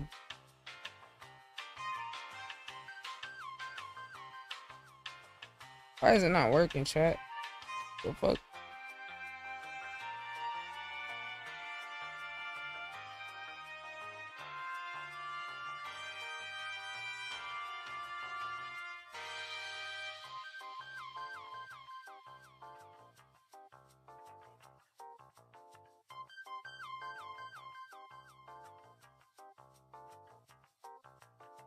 Oh my god. This shit is actually glitching. Oh my god. You know what? Let me clear my cache. Alright, chat. I don't know why. See, today's stuff is just not working right. See, nobody talks about this type of shit when you like a content creator and operating in terms of doing the shit. Nobody talk about the little shit where you gotta mentally just have some fortitude to keep going through like shit being frustrated and like not working and shit. Like right now I'm trying to upload this reel to IG and I literally am just trying to get my workflow boom boom boom. It is not, for whatever reason, it is not wanting to upload this reel the right way. It's literally glitching it. Like it's not uploading all the way correctly. It's not loading in right. Like I have no idea why this shit is doing this. Like I'm dead about to have to like I think I could get around it. I think I know something I could do.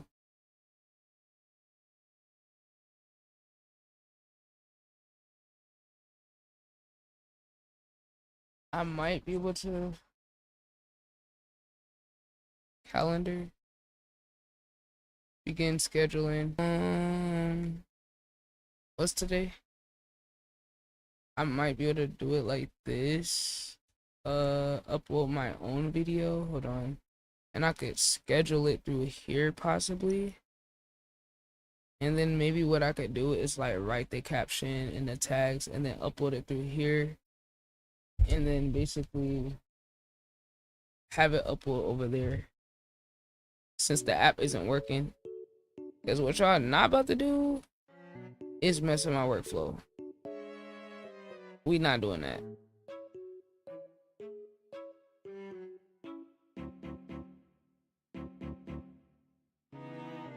So what I'm gonna try to do is get a workaround, and since Instagram is acting weird, I'm gonna try to do it like this. So right now it's uploading to the Discord, which I don't know.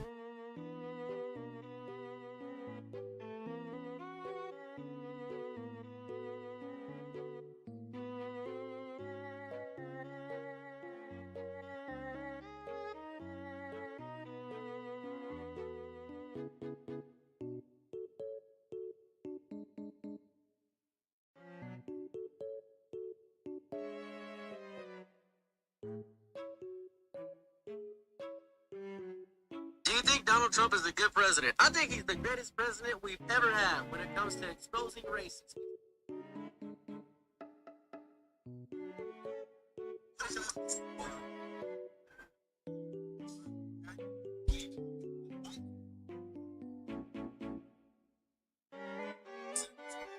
This is bad. Why? See, something's wrong with the file. Okay, so this is telling me something happened with the file. All right, hold on. Something happened with the file. It's not, something's wrong with the file. So you know what I'm gonna do, chat? Since it's doing that, I'm gonna just do it myself. I tried to do the edit on my phone. This is why I don't like doing edits on my phone. I'm not gonna lie. It's, I don't know. Mobile editing, I've been trying to do it more so I could get a workflow established like straight from the phone. But again, if I could have just did this on my computer, it would have been already good. It wouldn't have been no format issues, nothing. So what we're gonna do, we're just gonna completely redo the edit and just do it on the computer. which all I did was add some background music to it through the Instagram edits app. But like I said, these apps be acting weird sometimes. So what I'm gonna do is we're going to go back. This is an important clip. This is a clip that I already had planned to post. So we are going to look for the clip over here.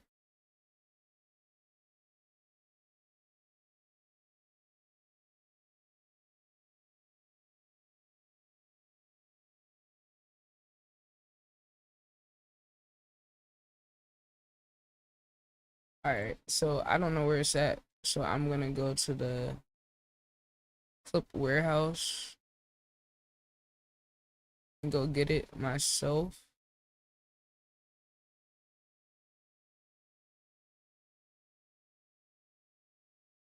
All right, so this is the clip right here. So all I did within the editor was speed it up. I sped it up like by like 2 or 3x speed. So I just sped it up. Now it should be that amount of time. I added some audio behind it of this song to promote the song.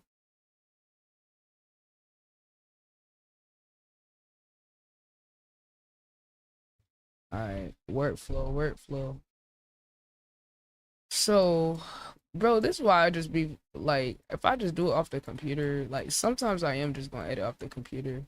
Cause like shit like that, I took my time to edit that on the phone. I just wasted time editing on the phone because now I won't post.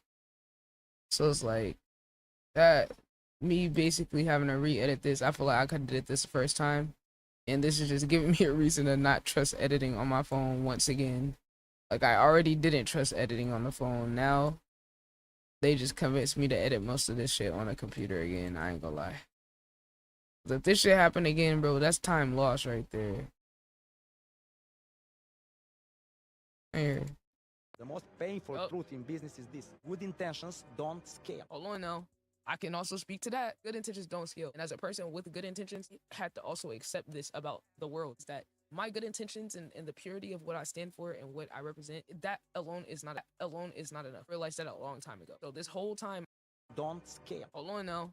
I can also speak to that. Good intentions don't scale. And as a person with good intentions, I had to also accept this about the world. Is that my good intentions and the purity of what I stand for and what I represent, that alone is not enough. I realized that a long time ago. So this whole time I've been figuring out, how do I keep my good intentions, my purpose, my nuance, all the things I want to bring, how do I keep that at the center of what I do? And also at the same time, be able to scale it, considering I can see how everybody else is scaling their shit. I'm gonna Don't scale. hold on now. I can also speak to that. Good intentions don't scale. And as a person with Truth in business is this: good intentions don't scale. hold on now. Intentions don't scale. Hold on now. Is this: good intentions don't scale. Hold on now. I can also I wanted to beat the hit as soon as you Speak get to that. Good intentions don't scale. And as a person with good intentions, I had to also accept this about the world. Is that my good intentions and the purity of what I stand for and what I represent, that alone is not enough. I realized that a long time ago. So this whole time I've been figuring out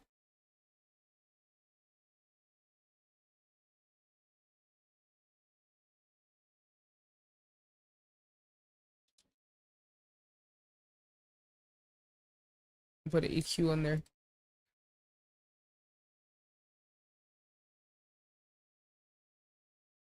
How it works.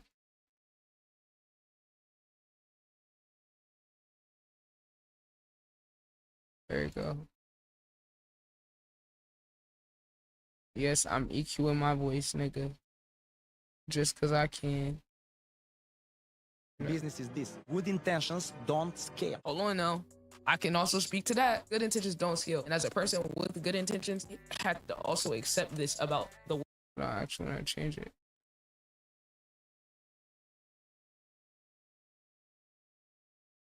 Picking one of the artists. What you trying to tell us that I'm rap? With a de-esser.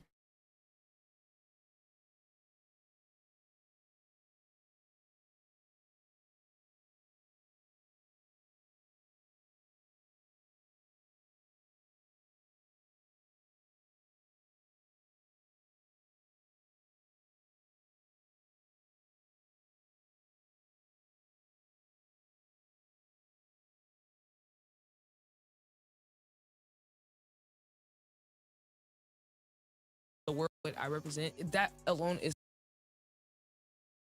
not enough. I realized that a long time ago. So this whole time I've been figuring out, how do I keep my good intentions, my purpose, my nuance, all the things I want to bring, how do I keep that at the center of what I do?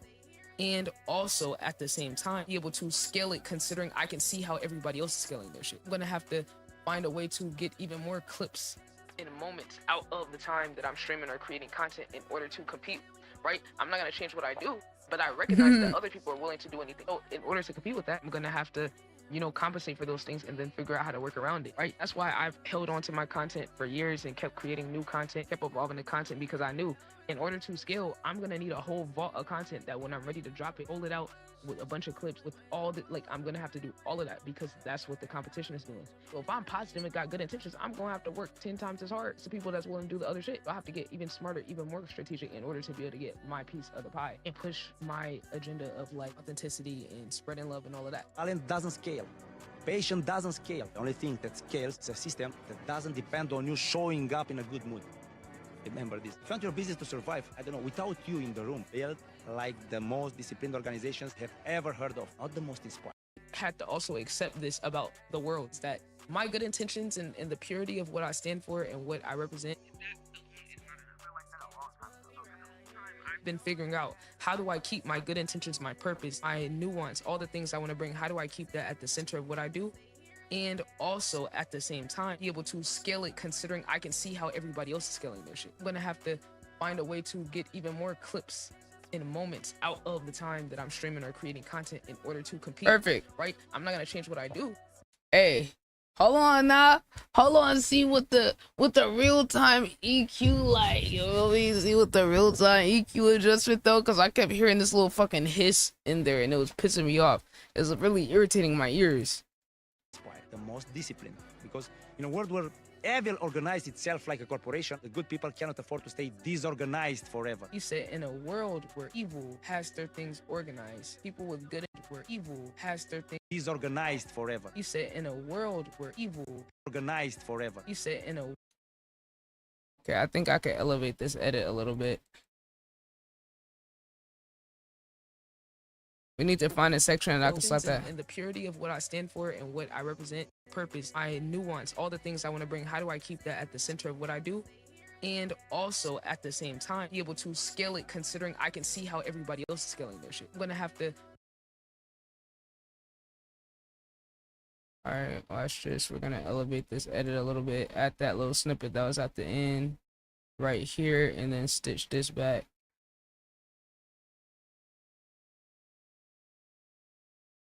Like an evil spell. I mean VIL. Get it? Evil. Evil spell.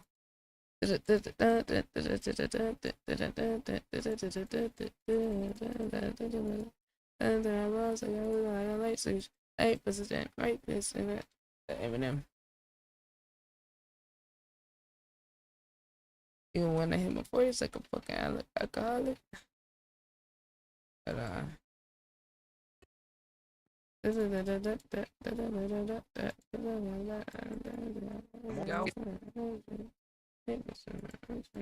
we're gonna cut some more of these spaces out just to get out a little extra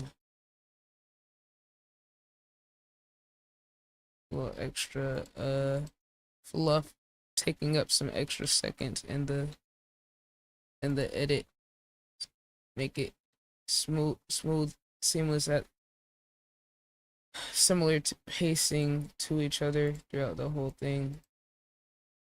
I want the pauses to be around the same amount of time. I'm gonna just take a look, try to zoom in a little bit more so I can see the gaps more. As we spread it up, I want it to be a little more natural.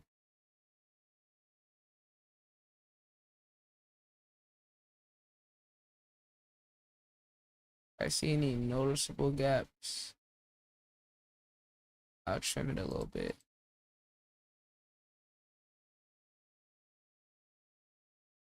Stick a little double gap right there. Just to trim down on the fat on this a little bit.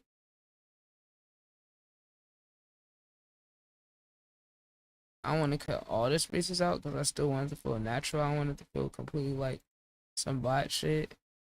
But I do want to make it as efficient as I can. Like, that gap ain't the same as the other gaps. I want all the gaps to be similar. Like I said, bro, I'm showing y'all to have like really granular level detail and thinking on this, because all this is gonna save it's gonna save some seconds on the full video time. But it's also about having the same pacing throughout the whole video.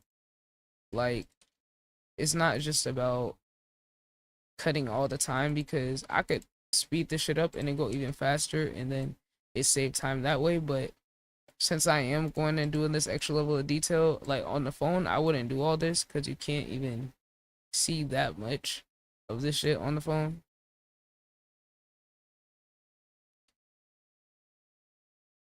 But since I'm on the computer and I'm taking my extra time to do this shit, I am going to do the extra details. This is what I would usually do if I do a computer edit.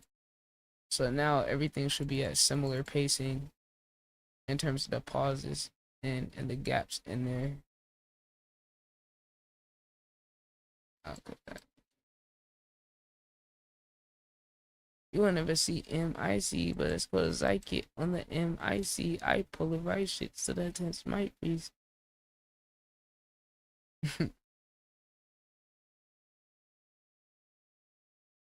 I'll give it outside. But how the fuck? Hold on.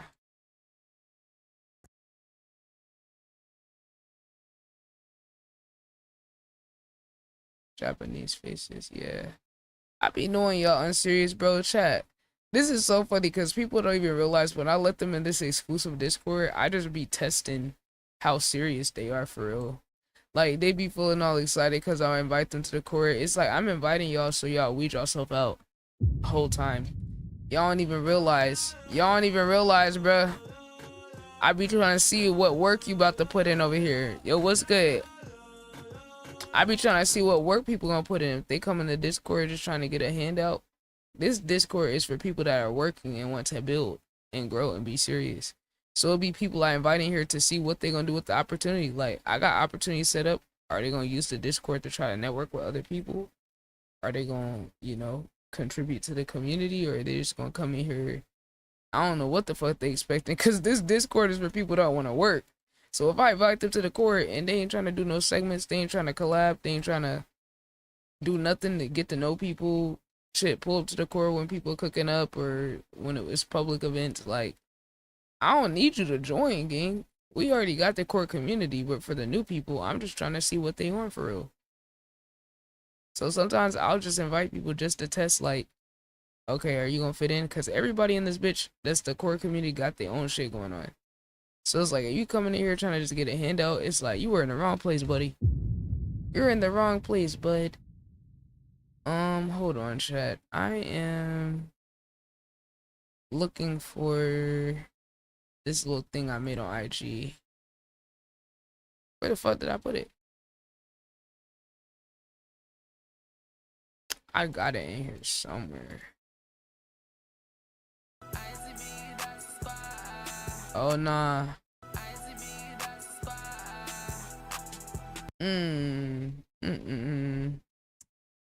Oh, I don't know where it's at, and it's kind of irritating me, so I'm just gonna resend it to myself. What? Failed to send image. Bro, what are y'all on, Discord? Yeah, it was supposed to be here, and it wasn't.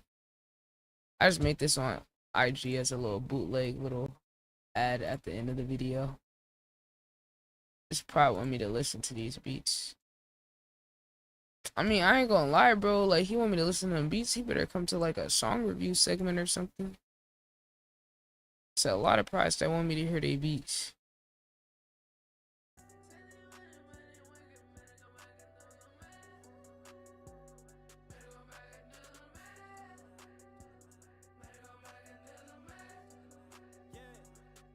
I kind of wanted to lead to this part. Like I said, chat, I'm trying to show you the granular level detail that you need to be thinking about shit with as a creator. Because when I do this video, right, I want to serve two functions. I want it to be a commentary video. Oh, I think my shit just froze. Oh my god, it might crash, it might crash, it might crash. Uh-oh. It might crash. Okay, it didn't crash. It didn't crash. But so, oh, it's still tweaking. It's still tweaking. Uh-oh. Basically, I'm explaining it while it's doing whatever the fuck it does over here. So I want this to serve two functions. This is serving the function of being a commentary video to get my thoughts out, to let people know. See, it's tweaking. It's like, at this point, just fucking crash already, gang, so you can restart. I want people to see the level of details that I got in terms of my analysis and the way that I think, and sharing that with other people, getting them to think about some shit. But I also am going to use it to promote a song, and it's like, it's not that I care about promoting the song, it's just about making sure that whenever I do content and I do put it out there, that we're able to get as much value out of that content and the views on that as possible. You know what I'm saying? Because this isn't something that's directly related to music, but if someone does make it to the end of the video, they're gonna see myself and the artist is featured on there, me and Senna. They're gonna see oh shit, they got music. Da, da, da. It's not about everybody who watches it is going to listen to the song. I don't even care, because I'm not trying to be no artist, but I'm doing this to show artists how to use content to promote other content. It's serving the purpose education wise, so I could show you and give you examples real time of me doing it to get y'all to think outside the box. Feel me? That's why I'm doing it, because I'm just showing artists how easy it is if you build a platform, how you can promote multiple things at once. Alright, so like I said, I'm just thinking when it comes to this song, I want my feature to be put on there at the end of the song. So what I'm gonna do is I'm gonna trim the song and not put the intro of the song, so that it leads to the part where Senna gets on here. Because I'm basically doing this to promote another artist in my community, Senna, who is the person who's making a career out of this. Like, I just do this shit for fun. He's featured on the song, and I like what he did on the song, and I think it shows another side of him. So anybody who watches to the end is gonna get like a little bit of a surprise and be like, oh shit, because it's gonna lead from the end of my verse to the intro to his. I want to get this part. It's not a rat. I want it to end on the. Is it?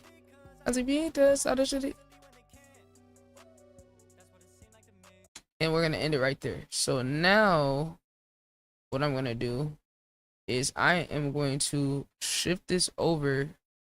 Oh shit. Alright, we're gonna shift this over, and I need to cut off enough, whatever amount of extra time is keeping it from landing on that part at the end. So this is at 1:47 to 2 minutes 2 seconds. So I'm gonna take this, so that's 15 seconds, I think. So I need to basically trim off like 13 seconds of this.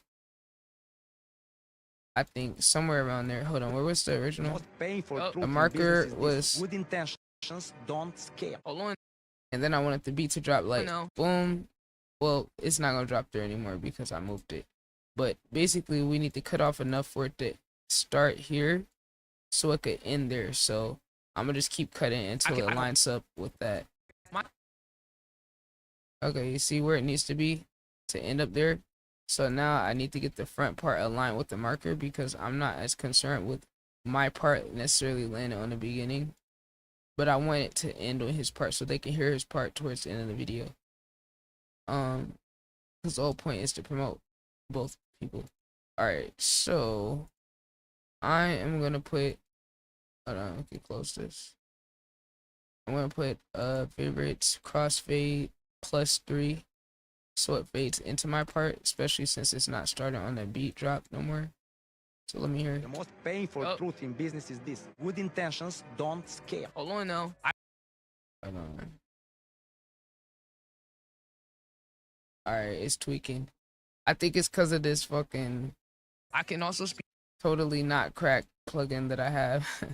It's making it tweak out a little bit, which that no bueno. So basically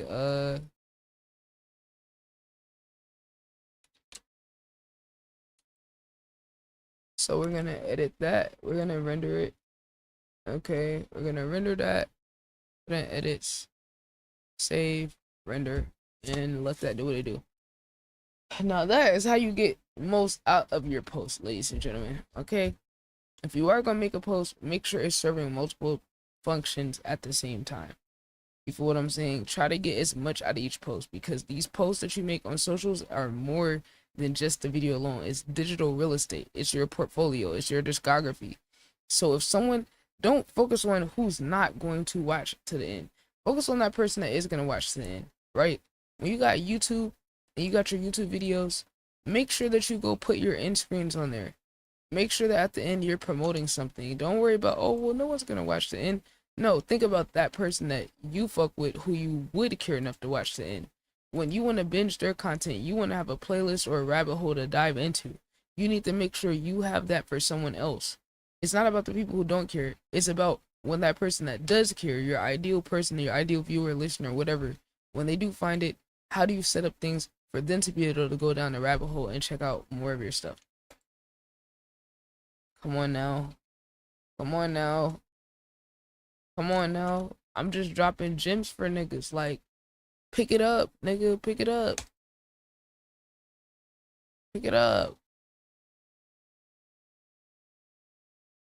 Wake up. Wake up. I'm trying to wake it up for y'all niggas. Really teach y'all how to mastermind. Think of this shit, bro. I'm really giving game to niggas. It's like the neuro might be paid submissions only today, but I'm giving free advice though. I'm giving free advice that people can use and go build a brand, build a presence, build a platform off of this shit. It's up to you to go take that shit and run with it. Feel me? I could sit here and give all the fucking plays. I could give all the fucking plays. That's up to you to go make something out of that shit.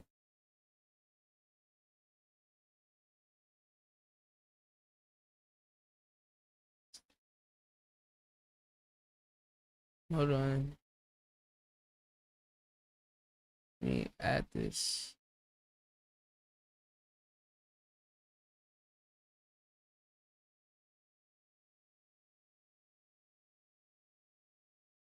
We're gonna post this from here.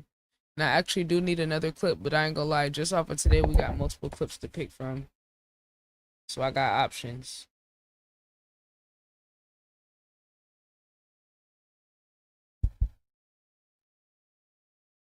Alright, let's see what beats you got.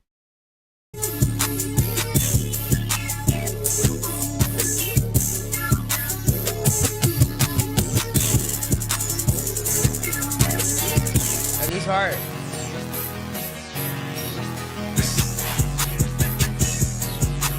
Yeah. It's swaggy.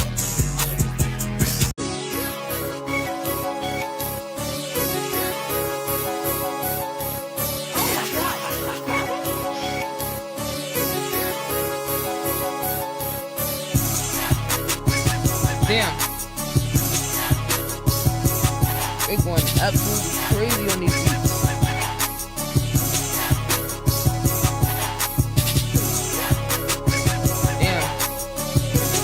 Damn, they going crazy. That sounds like that pretty fun beat.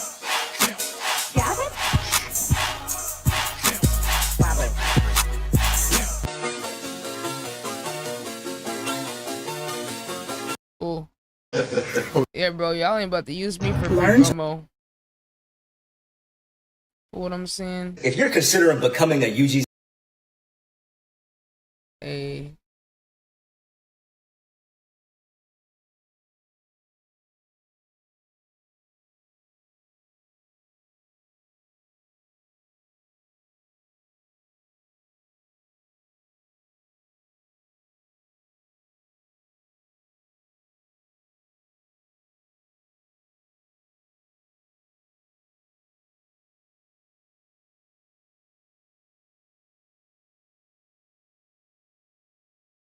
Alright, we're gonna post it on these channels.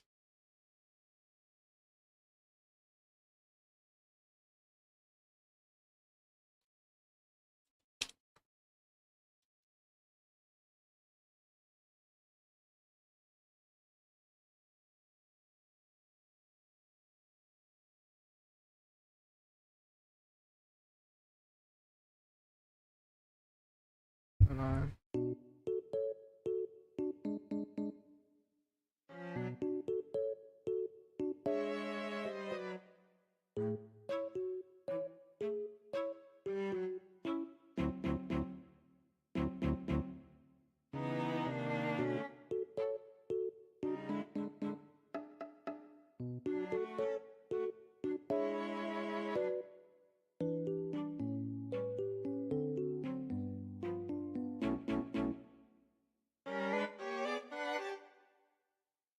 But I'm gonna borrow tags from my other video posts. No respect at all.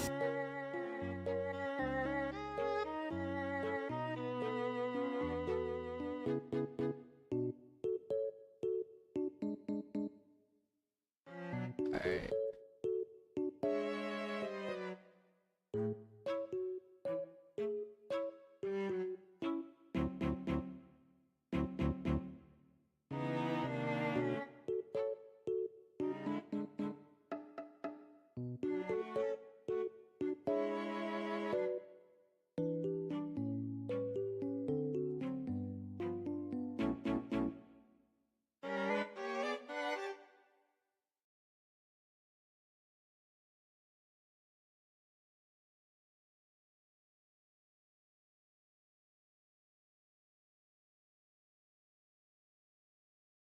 Oh my god. What? Or oh, I put game.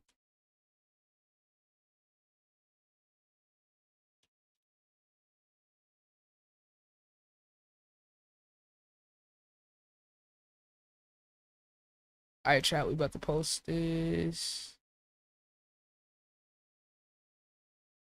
right now.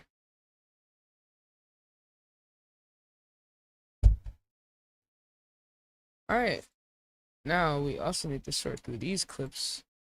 ITV Music Art. This is what I'm pushing right now. I have the content to show people a display of what I'm doing in the direction I'm going. They might find me for a reaction, but they're gonna see the top of my shit is things that I'm pushing. My first song, boom, introduce someone that might have found me from a react commentary. Oh wait, she make music, boom. Now you're seeing the one snapshot of my music art. You're seeing the beginning. You say you work YouTube is way. Oh, I was just about to call you.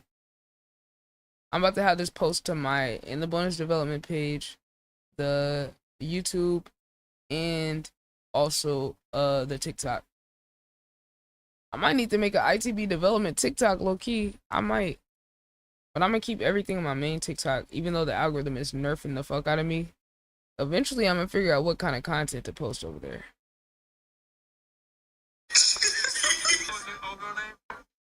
2 a.m. 2 a.m. Shout out to 2 a.m. Yeah, let's go.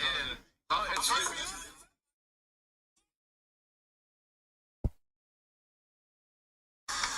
like, I find it crazy, like, everybody using my song, and you know, everybody using my song, 76,000 posts, don't nobody know who I am, though. Look, song, I made song. Let's let it be known. Like, I find it crazy, like, everybody using my song. I can't see, in my head, I picture it. Second guess my hand, but I stick to the plans. Everybody using basically started.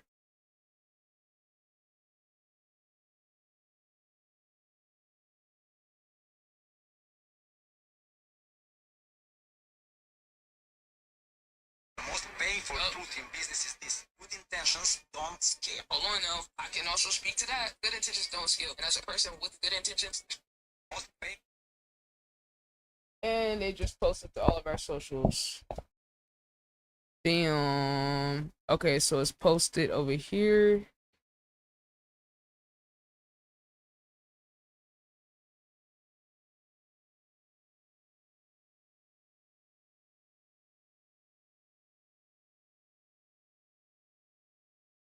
Uh, 8:30.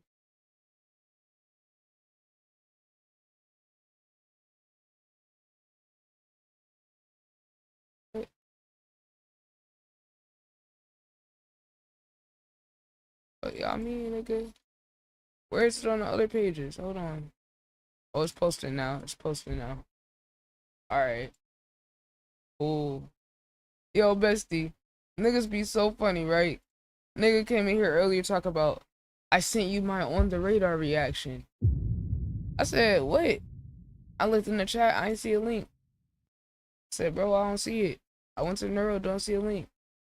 I said, bro, what you mean you sent it? He's like, oh, I sent it earlier. I was in ads. I'm like, you didn't send a link to the chat and you didn't send it. He's like, oh, on your link tree. I said, oh, for real? I said, oh, yeah. So, bestie, it's paid reactions only today. It's paid reactions only because I'm clearly doing shit today. I've been working on music. I've been posting to my socials, editing. As soon as I said, he was like, oh, what's the link? I put the link. Crickets, didn't say nothing after that. Right. So you going on the radar and you're trying to get promotion for on the radar because you don't have people that naturally react to your shit. You don't have a core fan base. If you did, you would have streamers and content creators who was already reacting to your shit and posting it. But you don't. So that's why you gotta pay. How do y'all niggas be trying to be artists and not have a budget? It's only $5. You can't pay $5 or $15 for a story and a post promo of someone reacting to your shit. Come on, gang. If you don't want to go build the audience yourself and you want to go to the person that got an audience, then you need to pay, gang. What are we seeing right now? These niggas are jokes. They're kidding. You don't want to do the work to be a content creator. You don't want to do the work to be a streamer. You don't want to build yourself up. You don't want to build genuine connections with people and build your own relationships and also show up for them. You don't want to pay. Nah, man, that's crazy. That's crazy. Y'all funny though. Good jokes. Good jokes though. Good jokes. Bessie said, you're supposed to be glad they want to bless your ears with their music. You should be honored they want your reaction. Exactly. I so bestie, I need that. That reacting to their song is so gonna like that's gonna really build my community up.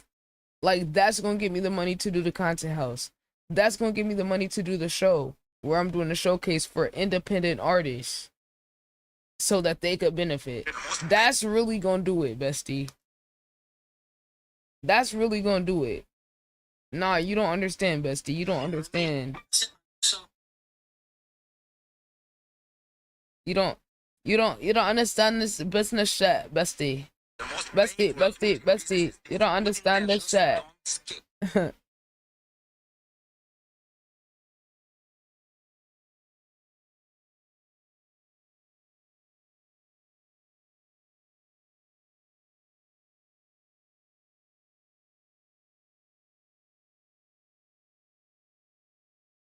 Hold on, I want to credit the original creator. It's not clicking. Yeah, it's not clicking. What do I understand about this business shit? Who is Mandachi?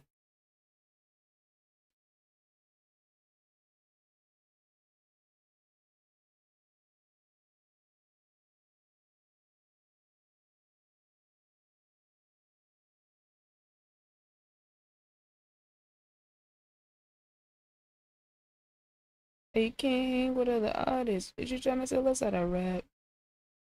No, bestie, it's not clicking. It's not clicking to me. It's not clicking. Bestie, what's not clicking? See, I don't understand this shit. I should be honored that they let that I use my platform to like benefit them type shit. Like it's an honor for me to like benefit them with my platform type shit. You don't understand.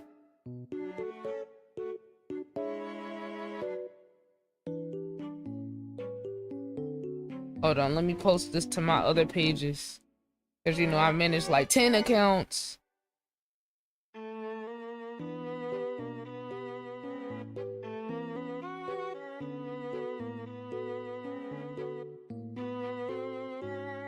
Yo, what's good, gang? What's good?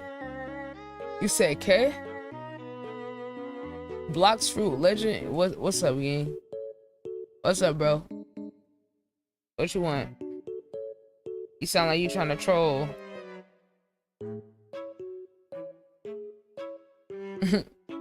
What's good, bro? Just posting to my socials. Gonna work on a song after this, but you know we gotta handle business. Gotta get our post out for today. Chat, we might do 4 posts today. We might do 5. Hey, we've been able to do 3 posts a day for 3 days in a row. I'm ready to up it. I'm trying to get to 10 posts a day. We gonna get there, chat. We gonna get there. I'm dead the fuck for real about this shit, little chat. Hold on now. I need to make it, bro. I need to make an extended version of this shit, bro. Man, where is this sound at? I need to make an extendo version, cause when I be working, it be taking longer than the sound. Hold on. We're about to make an extended version and put on a soundboard.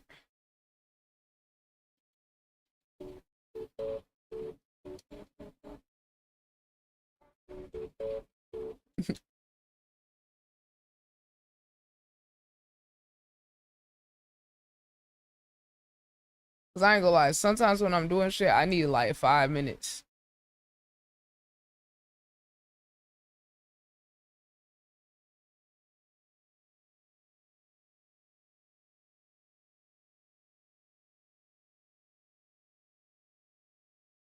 Damn.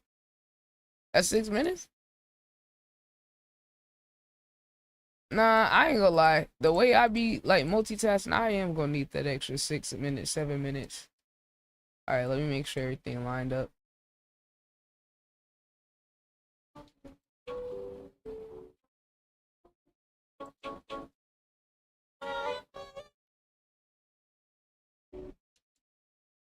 I'm actually gonna be so extra and make it loop into that certain part. I'm gonna be so extra.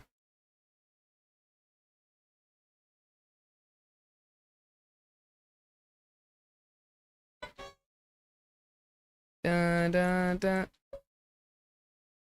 Dun, dun, dun, dun, dun. I'm gonna make my own version of it. I don't care. Just because I can't be extra. I'm making my own loop of it. I'm remixing the original low key. Because it's not gonna loop exactly how people expect. Hold on.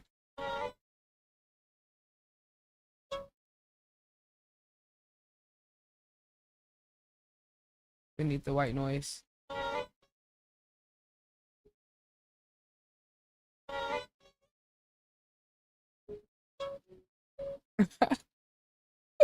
Nah, this is so funny to me.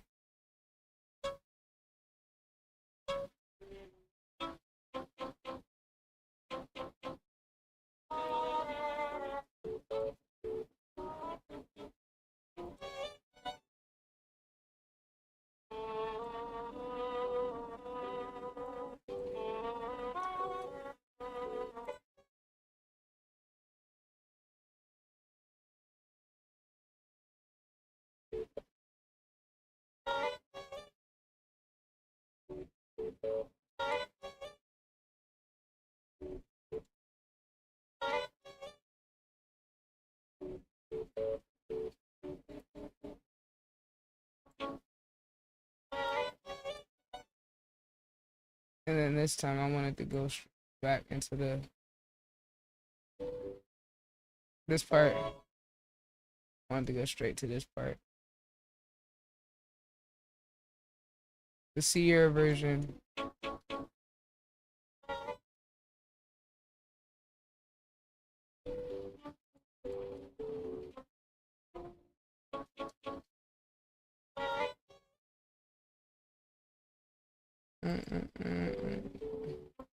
It's gonna double. Niggas not gonna expect that.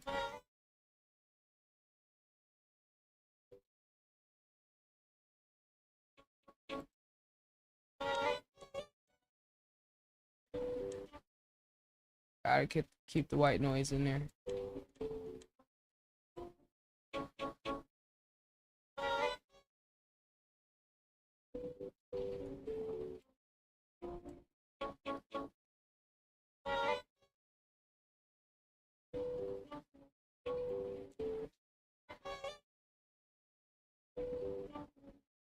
Yeah.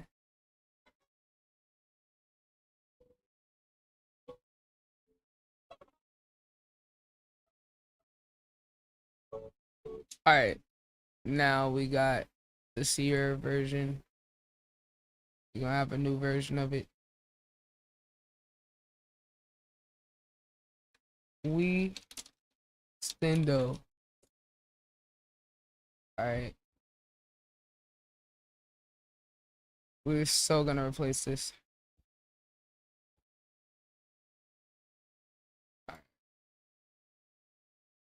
Just doing shit. Just doing shit. I'm tired of having to re-click the button, bro.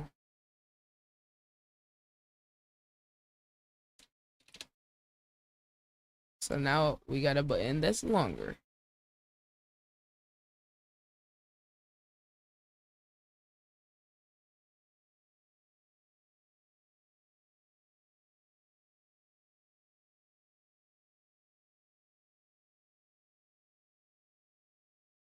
Now.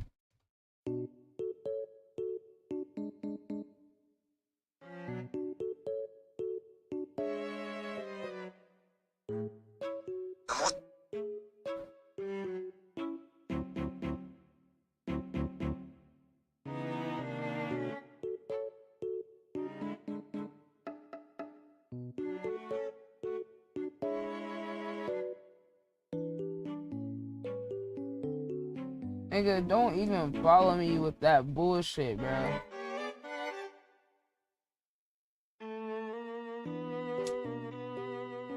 Block. You're blocked. No, talk about do I need some promo? No, nigga. Nigga, bro. Hold on. Yo, cut the music. Cut the music, man. Cut the damn music. Wait a fucking minute. I know a promo page didn't DM me asking me if I need some promo. No, nigga, do you need some promo? Clearly you need some customers, nigga. What the fuck? I don't need no promo, nigga. I am the promo page. You gonna ask another promo page, do they need promo? Are you serious? Are you serious? Come on now. Talk about, oh, I'll post you. Nigga, you're a promotion page solely. I promote my own shit and people in my community. There is a difference, gang. My shit is curated based off of my opinion, people that I know, and what I want to do that fits my brand. It's not the same, gang. You being a promo page, there's nobody following you that's actually listening and want to view. Hello? That's what people fail to realize about pages that's solely just promotion. If your page is solely for promotion, then that means you don't have an actual audience that's there just to view. Your audience is the people, right? You don't have an audience that's there to view. Your audience is people that are getting their shit promoted. They're not there to see other nigga shit. Hello? Artists, y'all gotta stop paying to get on these promo pages that only do promotion. It's one thing if it's like Say Cheese and they post all type of shit. They actually have an audience, bro. They actually got an audience. You feel what I'm saying, chat? So it's a little different with them. Because it's like they have an audience that's there to see everything they post. So if you get your music slotted into the regular shit that they're posting, then yeah, like there's audience and some of those people are gonna roll over and you're actually going to run into them, you know what I'm saying, with what you're doing. But yeah, y'all gotta stop this shit. This is this. Good intentions don't scale. Hold on now. I can also speak to that. Good intentions don't scale. And as a person with good intentions, I have to also accept this about the world. That my good intentions and the purity of what I stand for and what I represent, that alone is not enough. I realized that a long time ago. So this whole time I've been figuring out how do I keep my good intentions, my purpose, my nuance, all the things I want to bring, how do I keep that at the center of what I do? And also at the same time able to scale it considering I can see how everybody else is going to say it. That's their big purpose. Good intentions. I'm gonna have to find a way to get even more clips out all the time when I'm streaming or content to compete, right? I'm not gonna change what I do, but I recognize that other people are going to I'm gonna have to compensate for those things around, right? That's why I've held on to my content for years and kept creating content, kept evolving content because I do. In order to scale, I'm gonna need a whole vault of content that when I'm pulling out a bunch of clips, all the I'm gonna have all of that. That's what competition is. I'm positive if I good intentions. I'm gonna have to work 10 times as hard as people that's working other shit. But I have to get smarter, more strategic, my English, my intensity, spreading. doesn't scale. Passion doesn't scale. Only thing that scales is a system that doesn't depend on you showing up. But if you want your business to survive, without you, like the most disciplined organizations they've ever heard of, not the most inspired, most disciplined. Because in a world where evil organized itself like a corporation, the good people cannot afford to stay disorganized forever. Damn, that's a good ass clip right there, though, chat. That's a good ass clip, though, right there, though. When you connect with That's a good clip. That's a good clip. I ain't gonna lie.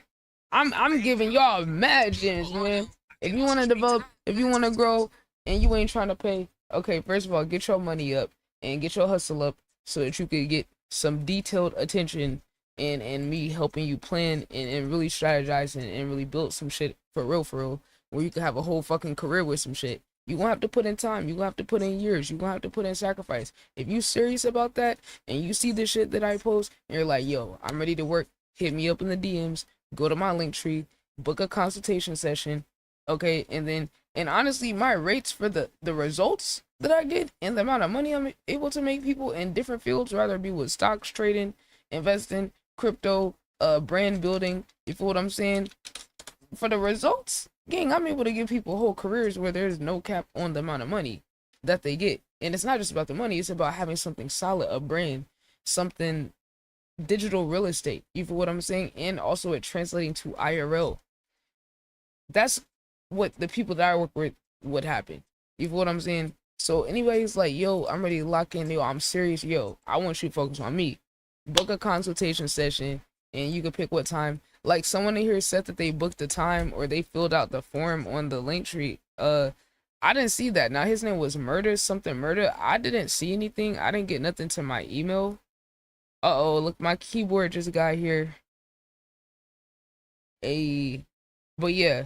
So he said he submitted something. I did not get anything on my email that said that you filled it out. So I don't know if he's still in here. I don't know what happened with that, but yeah, gang. You must not have completed the order or completed the form or submitted because I don't have nothing. But yeah, like I said, for the people that's dead ass, just like, yo, see, I'm serious. Like, let's lock in because I'm gonna tell y'all niggas gonna get priced out. I'm just saying, y'all gonna end up getting like priced out of this shit. You know, I'm keeping my rates affordable and I'm still teaching people shit for free. So the people that I work with, I'm gonna just say, bro, y'all just ask about me, bro. Ask about me. I'm really popping it because it's like, come on, bro. I get people so popping, they start trying to ego me. I get them connected with people and they forget where they came from. I got the labels watching me. The labels trying to copy what C next play gonna be. They trying to see what my next move is.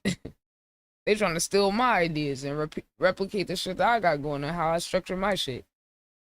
So that's what I'm saying. When I speak shit, pay attention. I'm not saying I'm overly important. I'm just saying the people that y'all seem to care about seem to think what I'm saying is important.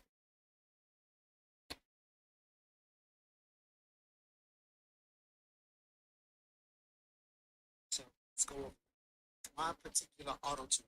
What I'm using here is I like auto tune EFX. This is still my favorite one. I've tried all of them out. I still come back to this version. Now, what I usually do is I'll put my retool speed between 14 and about 9. So on this one, I'll go 9, and for humanize, I'll go 20. But, and then I'll set my key for G major. This is a little bit on the heavier side. Here's the key to auto tune sound natural. You have to practice. If you don't practice singing, there's nothing in the world that can fix your voice to make you sound that way. Now, I have a songwriting course, and at the end of the course, I teach you how to practice your vocals every day for about 15 to 30 minutes. And if you do these practice exercises every day, you will have a crispy voice. Yo. Yeah. Musicians.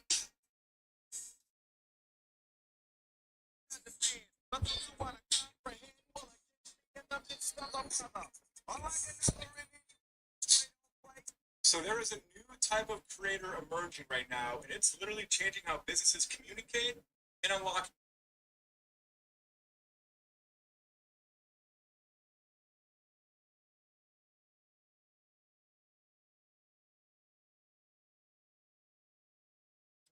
Hold on, chat.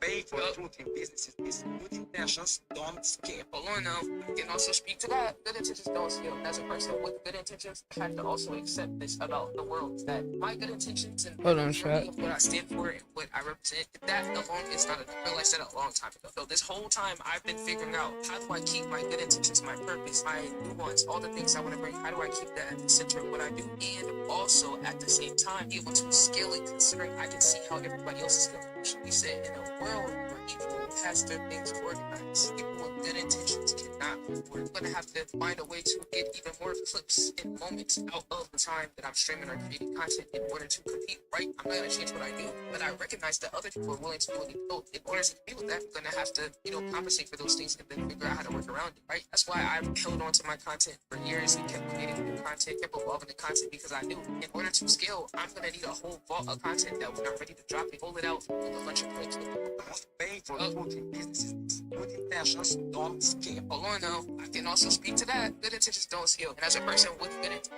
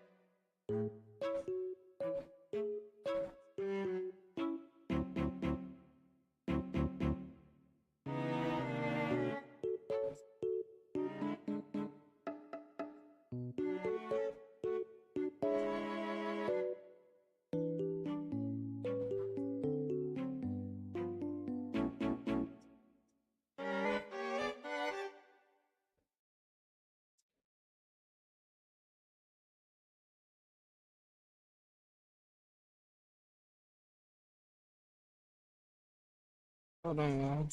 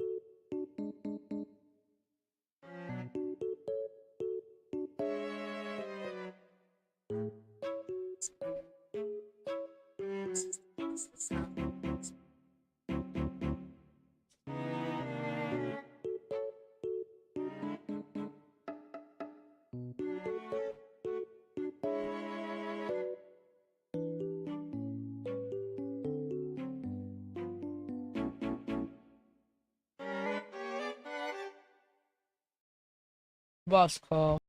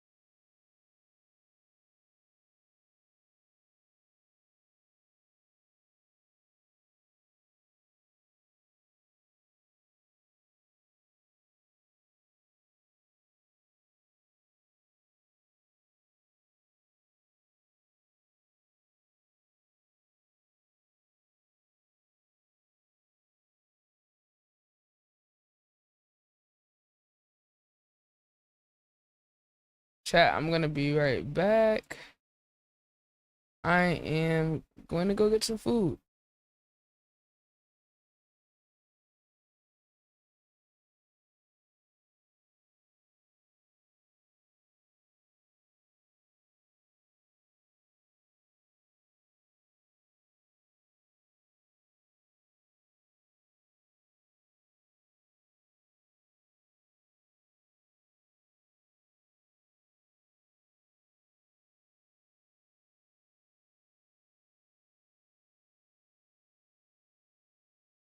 If you guys don't know what we're doing, this is a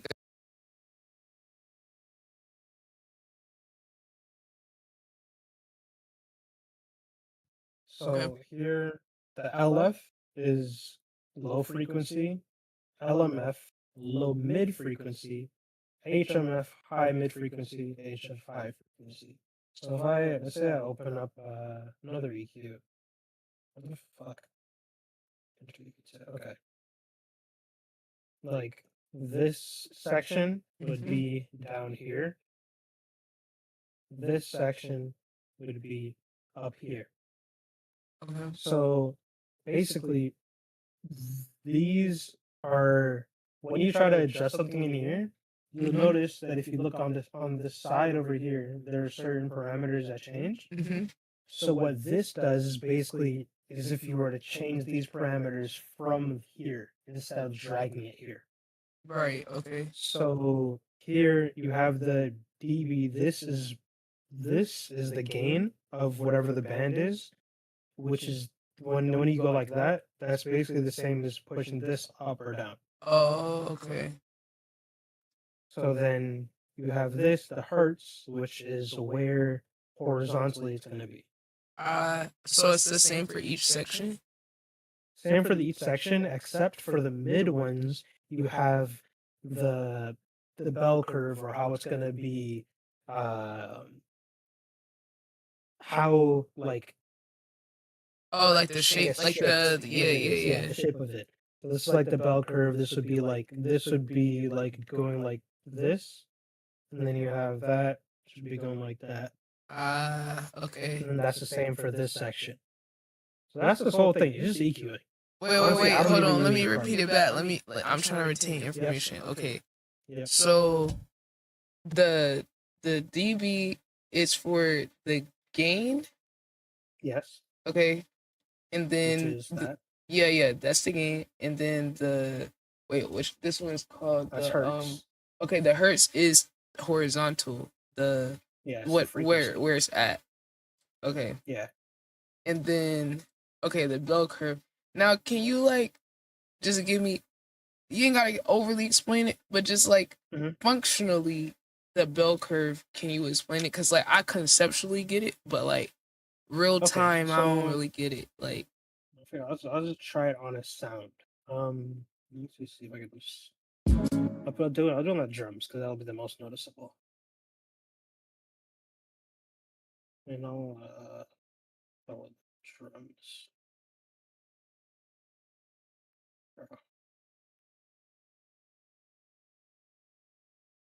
All right.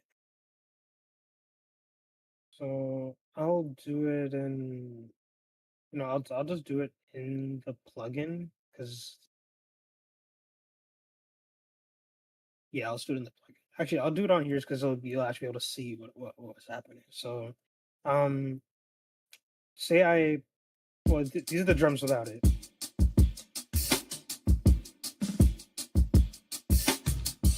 And say I'm like, I don't like how much low end is in that kick. I can use this because this one, the difference is that this doesn't have the ones on the ends, which are the low and high. They don't have a bell curve because it's what's called a shelf, meaning that you're letting everything on the left side go through and you're muting the stuff on the right? So basically, if you were to, you don't have to worry about the bell for this because how it does it in this is like it adjusts what's called the resonance, meaning how much is going to be edited at the point of where the band is, basically. So say I just leave that as is. Here's where you have the bell curve. Now, say I want to boost some of the lows of the kick. And then I'm like, okay, I only want to boost a tiny bit of that. So I would make the bell a lot steeper. Okay. And now one of the rules of thumb of like mixing is you don't, with an EQ, you don't boost frequencies. You only decrease them because when you boost them, it doesn't maintain the quality when it's then limited by something else. So basically, yeah, say you found something in your drums, maybe it was a little bit too harsh frequency. You could just take this, bring it down. See how it's losing a lot of the highs? But if I'm like, no, there's only like one specific spot in the hi-hat that's really bothering me. Like, in fact, if I were to go to, I like doing this with the Pro Q4, I use this all the time. I would watch the waveform, and then I have my mouse over like this, so it freezes it. Yeah. And then I can actually see what points in the hi-hat that are sharp, and then take down those frequencies just like that. And say I'm like, okay, well, there's more in this area than I would want to, adjust individually. I could just be like, okay, let me open this up then. Make this a lot less restrictive, so it's really bringing down the volume of that entire area. And you can see it in the thing, So that's when I would use that. Wait. Since you have What up? Pro Q, okay, What up? because you had explained this on that low frequency. So that thing you did where you said there's a shelf and you kind of like pulled it up, is that why like certain like presets that it's like has an area like that already built into it? Like okay, if you go under vocals, I think it's one of those have it like On this or yeah on on Pro Q4. Okay. Yeah, I think maybe production ready. I don't know. Think. Okay, you see that? Okay, so This like or yeah, this? that red one. You see Okay, yeah. that? So is that what they're doing with that? Like what? Okay, so basically what they did with this was, first of all, this is a cuts off all the low here, right? Here, what he's doing, because if he didn't have this, I can just turn off this point, it would be flat because you're just bringing down the lower end. But he's like, okay, well, I still want there to be a lot of like mid range in the vocals because that's like the thing you hear the most, right? You want that mid range to be really solid. So you'll then say, okay, I'll just bring up a little bit of the low end so that yes, I'm not getting any of the bass frequencies in the voice, but there's still enough mid to really make the voice feel full. That makes sense. Yeah. So it's like okay, so is it because it's that high up that it's like capturing like the higher range of the lows? Is that like basically what's What do you mean? like okay, say like the way it's like there's a section, right? So is it because it's like okay, the lows are cut, right? But is the fact that it's in that area of the graph, is it capturing the parts of the lows that are, because you're saying it's filling it in, so it's still capturing some of the lows. Because it's just like basically when you try to cut the lows of a vocal, it's gonna be very unrestricted. It's gonna take out a lot. But a lot of times you don't want that because it's gonna make your vocals sound empty. So you'll still bring back a little bit of that low end, but not enough still that it would make your low end muddy of the rest of the production. right. So it's the location that it's at on the chart, like kind of being like towards the mid to the higher part. That's why it's like up there instead of like Yeah. So for the higher frequency in that purple range, is that why, in that scenario it's like the same thing? With that, I assume they probably have a de-esser on before this, and the thing with de-essers, first of all, this is what's called a dynamic EQ. That's why you have these arrows down here, which basically, I'll split. So you see how it's only decreasing certain parts. It's like basically works in the same way that a limiter works, where the further you go above a certain point, it pushes you down. So basically, if I were to just keep this as is, it would only just like boost that part a little bit. But it's basically saying, okay, the quieter this area it is, the more we're gonna boost it up. That's the same thing with this area, where the lower the bass gets, we still want a consistent signal of the vocal. We don't want it to be varying too much when it comes to frequencies. So he's like, okay, the lower it gets, the I'm gonna boost up a little bit, but not too much. Okay. Makes sense. Okay, and that's why it's like curved like that. So okay. Yeah. So the line shape is not just like capturing the area, it's like kind of doing the it's like just like adding a direction to the line. Yeah. Like okay, that makes sense. Okay, so that's the part that makes it dynamic, or one because it's something else that makes it dynamic too, right? Like there's another thing going on. That's literally so that's just what it is. EQ is. Okay. Dynamic refers to the dynamic section of like a limiter or of a channel strip, which as you can see here, that would be this section. That's why it says dynamics. This whole section is dynamics, which would include compressors, limiters, expanders, gates, all that kind of stuff. That's all what you would consider to be dynamics. So that's why it says dynamic EQ, because it's acting in the same way that a compressor would. Right, because that's the first thing I thought was like, okay, because like I know on the Pro C 2, there's like there's dynamics on the compressor, like on Yeah, that because the graph. basically, I'm pretty sure how that one works. Matter of fact, I do have proceed too. Pretty sure. Right. Whatever effects. Rose. Yeah. So is this what you're talking about? Yeah, like how on the graph like is something, I don't know if it's Because called dynamic. this is a clipper. Yeah, This is a yeah, clipper, and then this is the dynamics. yeah, that part on the right where it would kind of like Right? bring, yeah, it kind of visualizes similar. Yeah, that part right there. Yeah. Yeah. Okay, that's cool. That's cool how they like were able to visualize.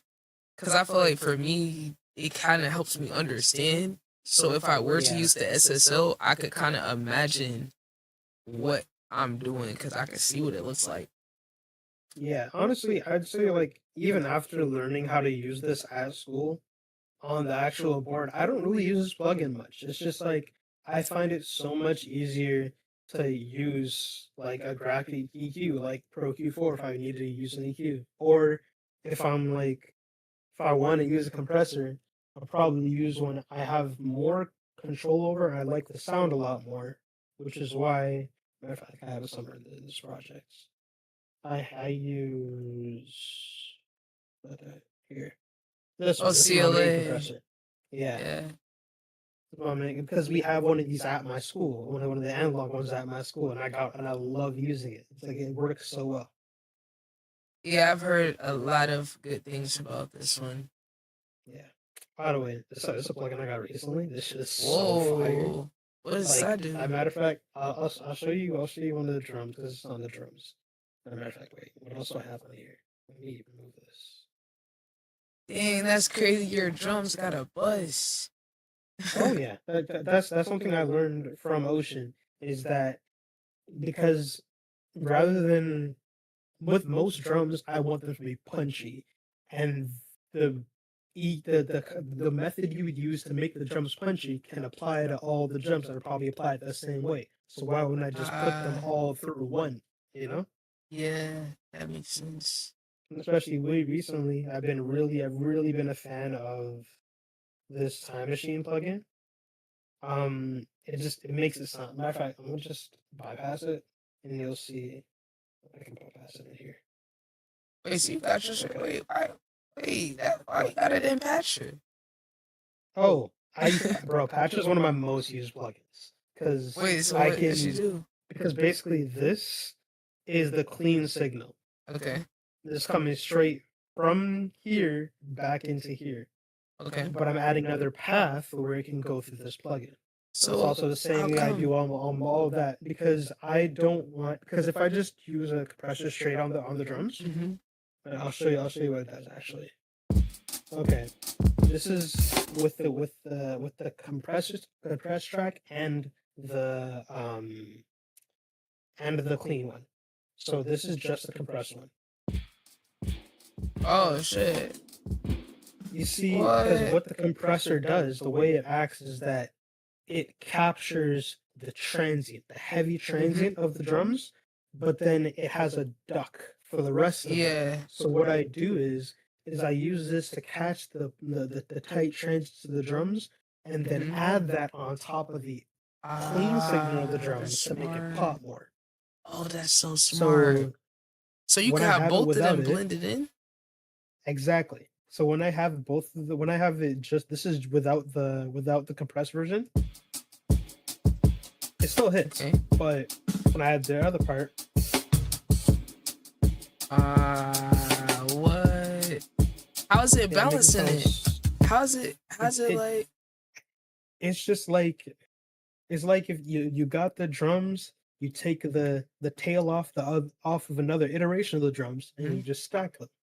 That's it. Oh, so it's like gluing it back together type shit. Yeah. But it's almost like, okay, so it's like I don't know. I can like visualize it though. Like I think I get it though, cause like they're Yeah. both existing on there Yeah. like equally. Yeah, because what patcher is, it allows you to put things in what's called parallel. When a lot Right, of people right, say right. parallel compression, this Yeah. is the best way to do it in FL. Oh, this is Where parallel compression. yeah. Well, anytime you say you're adding something in parallel, is that you have a clean signal running, and then you have another signal running through whatever you want to add on it. This is also how I do all my reverbs. How I usually do my delays, and Oh, that's smart.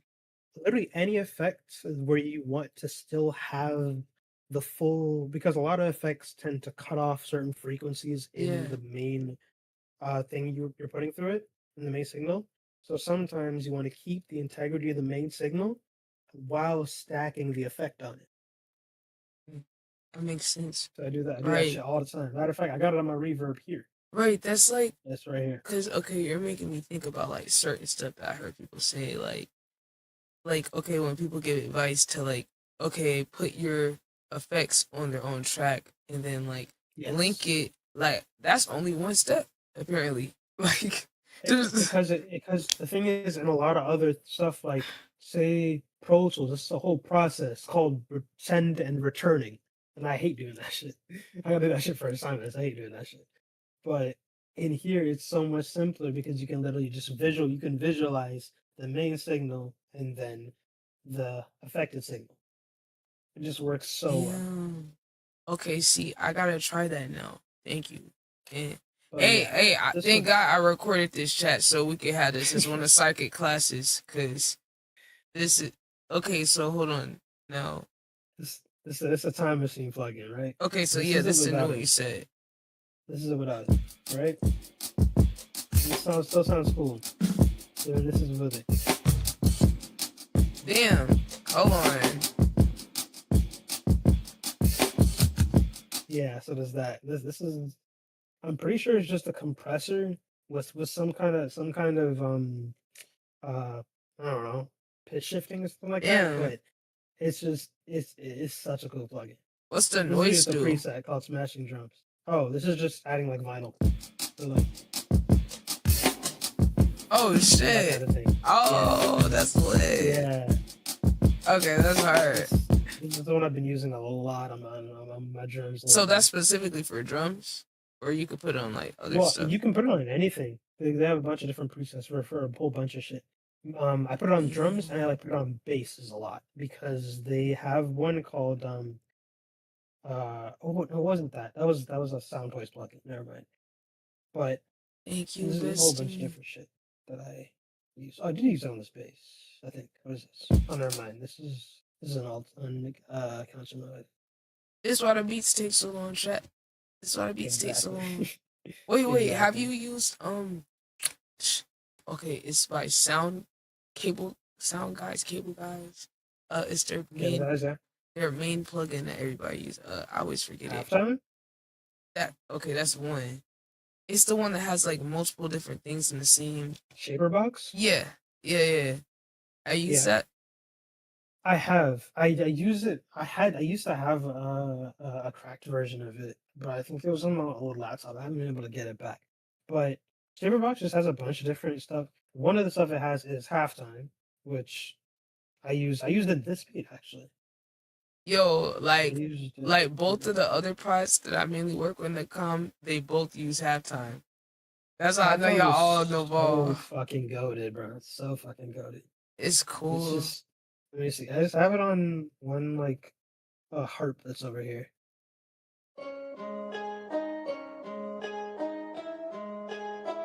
So without it, it's just. I just wanted to sound darker. Oh my god! Damn. Oh, you put it on that one too? I don't think this one has. This one no. Oh, it just kind of naturally sounds like that. Which I was talking about earlier. Little Ultra, which I've been using a lot. Oh my god, I love this. Oh, so you've been using that on the actual. Yeah. Okay. Since I got this because I told you when I won that Sound Toys giveaway from that server. Yeah, this is one of the plugins I got from that, Yo, I've been loving this shit. It just has like a weird effect that it does to sounds. Um, for this one, for instance, if I the bass sound is this, Okay. it's EQ'd out because I didn't want that part to be so sharp. Put this on it. This Alta Boy. And the Time Oh Machine. wow. To distort it a bit and then we bring Oh it out. yeah, that sounds You know, with crazy. the harp. Bro, harp sounds so good, bro. Yeah. I think I had Alta on this too. Oh shit. Yeah, that's that too. Oh. Yeah. Yo, okay, because I've heard of people using that on vocals. I haven't seen no one Yeah. put it on the effects. That's a And different that's, shit. that's why I tried it. Because I was That's a like, yeah, different I've only seen shit. people use this shit on vocals. I swear this could go crazy on effects. Yo, that's lit, bro. See, that's why I respect it, bro. I love when people like just be like, you know, what if I did this and just do it? It's like that's cool as fuck. So have you That put shit on is so anything fun. else? Have you put like Uh, other effects or instruments? this one, the thing is, from when I originally like started making beats, I would never be heavy with effects. It was just something that that didn't enjoy doing it. But since I really started getting into them, like it makes everything so much better. Like for instance, okay, this is the bass I had, right? Where is it?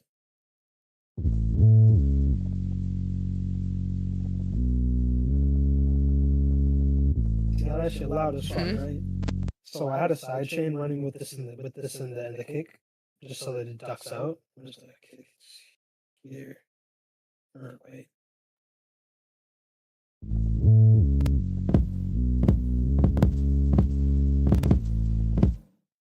Wait here.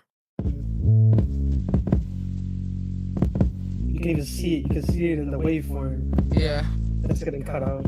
Is that? Oops. Oh, and then Saturn, which is one of my favorite. That's Fab Filter, right? Yeah, it's one of my favorite saturation plugins right now. Yeah, I just yo, that's so crazy. I just learned about saturated drums like 4 days ago. I was like, wait, saturation on drums? Like, I'm like, wait, that's kind of smart as fuck. Like, okay, so you're gonna be my first time seeing it. Okay. So basically, how Saturn does, think of a basic distortion plugin, but you can choose which frequencies it distorts. So like how they got like that drive So think of plugin? this. Think of this as the same way as you see an EQ. This is low frequencies, this is high frequencies. So I made a split where, in fact, let me turn this off, or let me just bypass the plugin. Yeah. Okay. So I forgot I even had it off. I'm an idiot. Anyway, so this is it without Saturn. Oh shit. Damn. So now I said, okay, I want to keep the low end as is, but I want the high end to be a lot fatter, a little distorted. So I added a split where the low end stays as is, so that you can see the effect that's on it and everything is normal. And then the high end has a saturation on it. Wait, so you shifted it and then all the shit changed. Yeah, because this is the this is the settings for this region, and this is the settings for this region. Oh, that's fine how they did that. Yeah. Okay, so that's cool. So you I have the put saturation, and then I can control which frequencies the saturation handles, and the presence, which is the most important one, is it just pushes it out volume wise. Then you got the drive, which, as you know, just adds more saturation. They add dynamics, which is probably my favorite in this whole plugin. Basically, how it works is when you distort something, you're adding more bands, which are basically points in the frequencies where it elevates. The sounds that are more distorted have more higher dynamics, more higher bands. So basically, what I'm doing here is I'm controlling how much high frequencies I can have be distorted. How basically it adds makes it sound so much more brighter. So on this, I didn't use it that heavy because I didn't want it to be super distorted. But this is it with it. Oh no, this is it with it.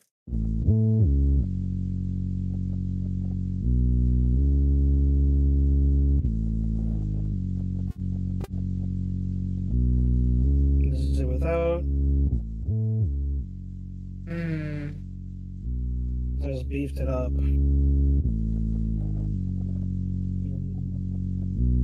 There's that one. This is one of my favorite things, right? I stacked this with the bass. I just had like a regular acoustic piano running a little keyscape running, and then I just layered the bass notes. Onto the And keys. yeah, so if I go to that one, be this here. Let me turn this off. Okay, so that's how it sounds originally. Then I queued out some of the lows because I didn't want it to interfere too much with the bass. Yeah, And then makes sense. took out there was some annoying frequency in the highs. I took that out as well. So there's that. Now the capacitator. This is decapitator. Sorry, this is another really nice saturation plugin. This has a lot of stuff where, like, if you want your bass to sound monstrous, you use this. So I put that on this. As I said, this is it before. Still sounds like a piano. And I put this on it. Oh shit! Wait. Yeah. Wait, you mean to have like a piano and guitar type vibe? Exactly. Oh So then shit! I stacked that with the bass I already had because the reason why I carved out so much lows in this bass piano is I wanted to make space for this bass. So I was like, okay, put them together. Oh, I see what you did with that. Yeah.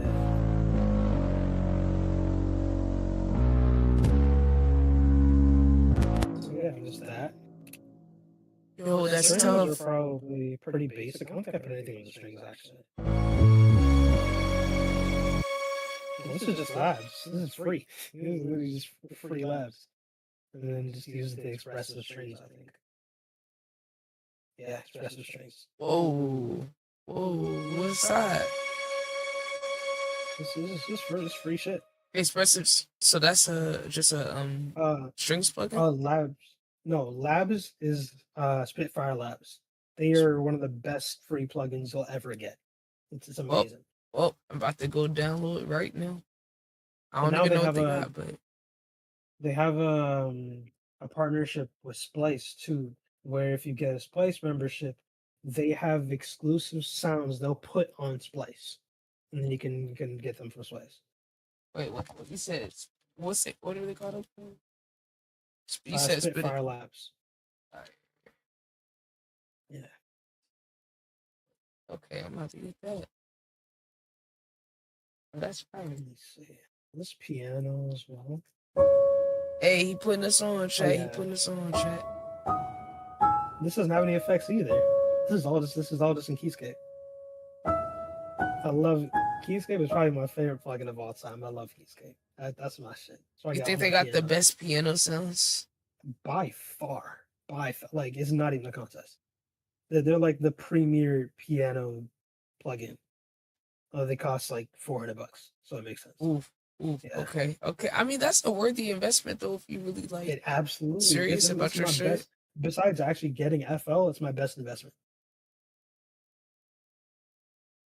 So yeah, this was actually the bass loop that I started with. This was from Splice. So I had the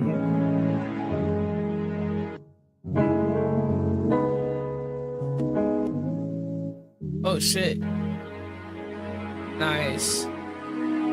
Wait, what's that? What's that second one? What's this? What instrument was that? Oh, it's like a synth. Bro, I just love synths, I guess. I just fucking love like all the different sounds on the synths. Yeah. That's what I love about sound design, especially when I can do it like with R&B. It just makes it sound so I can make sound so buttery, you know? Yeah, that gives it like that little groove. So I think when I first started with this, I said the bass. Yeah, I gotta say like this. Oops. Like this.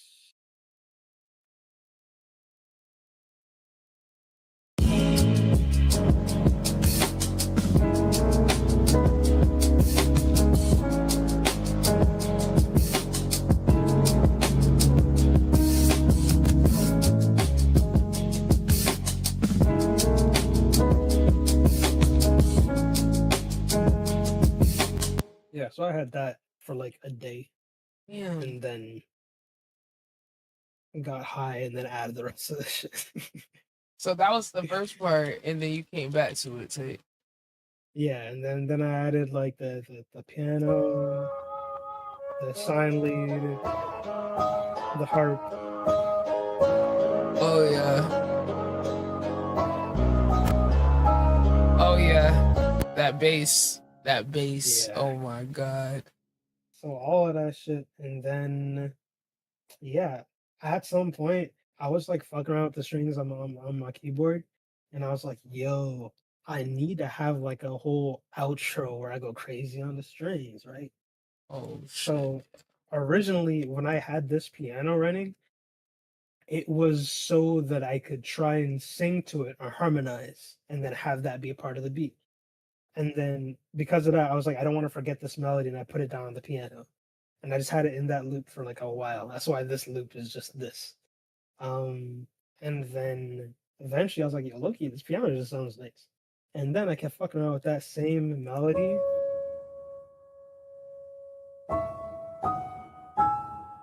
That shit, I kept fucking around with that on the strings. And then I ended up with this.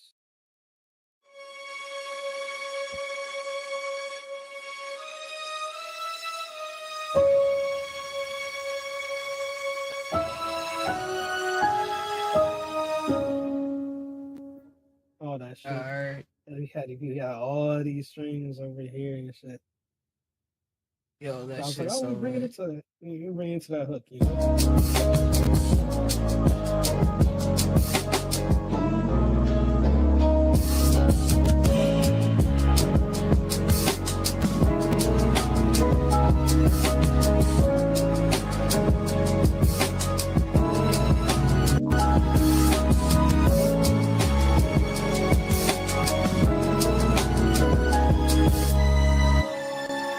Oh yeah, that part right there. So tough. So I had the strings, and then I brought in like a bassoon, like one of the Oh, we got a these bassoon in motherfuckers. there. And I brought in like a cello for the end. Oh, cello sounds so good. It's just all the orchestral shit. Yeah, I love that. I just love strings.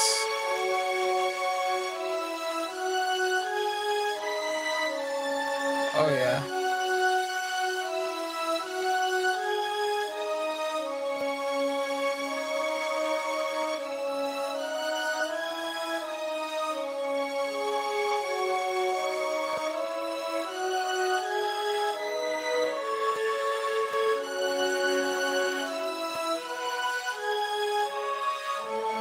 Oh yeah.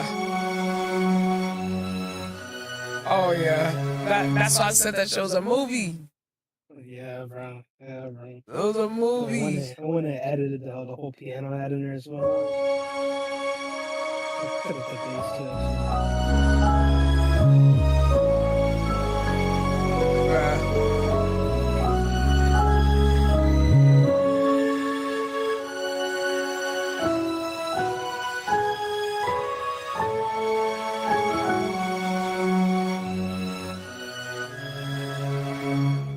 That was that. Look at Psychic, man. So inspirational.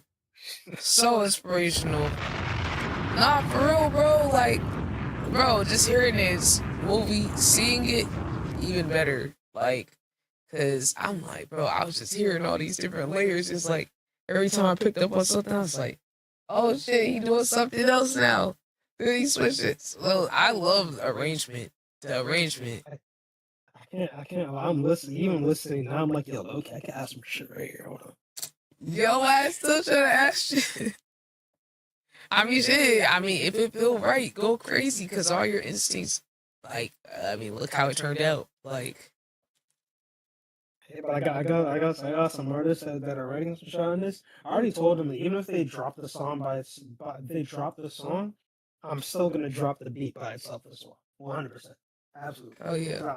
I just love how the beat sound. It's just I like this beat. It's cool.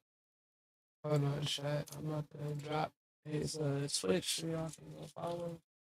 You got a link tree. I'm searching. I do have a link tree. But chat, if you ain't got a link tree or some type of link, and you claim you doing some business, go get that figured out.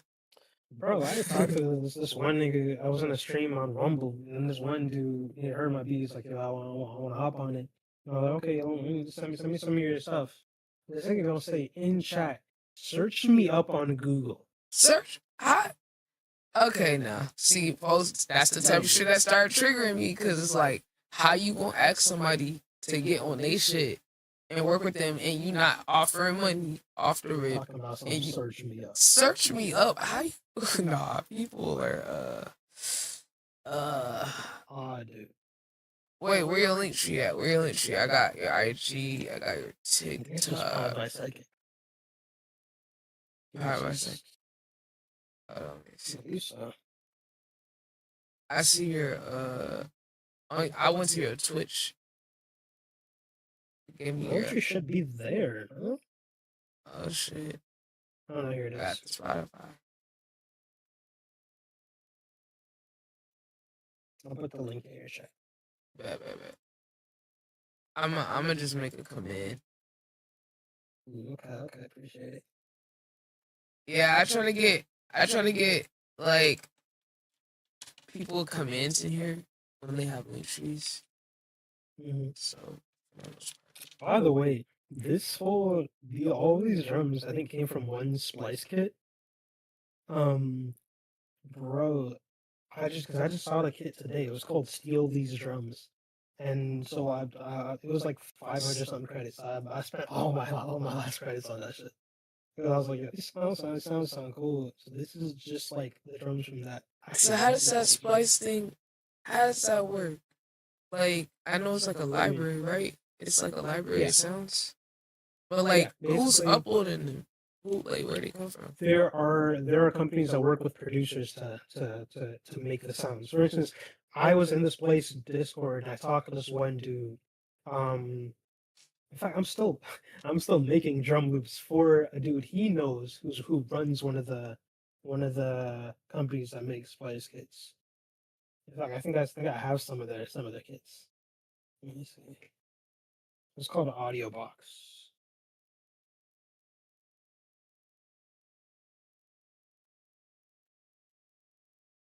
Yeah, these dudes.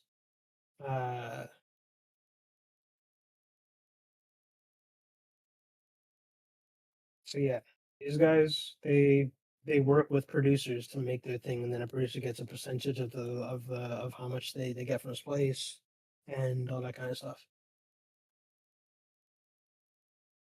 Okay. What was I hearing about some AI shit? Did they like add some AI shit on there?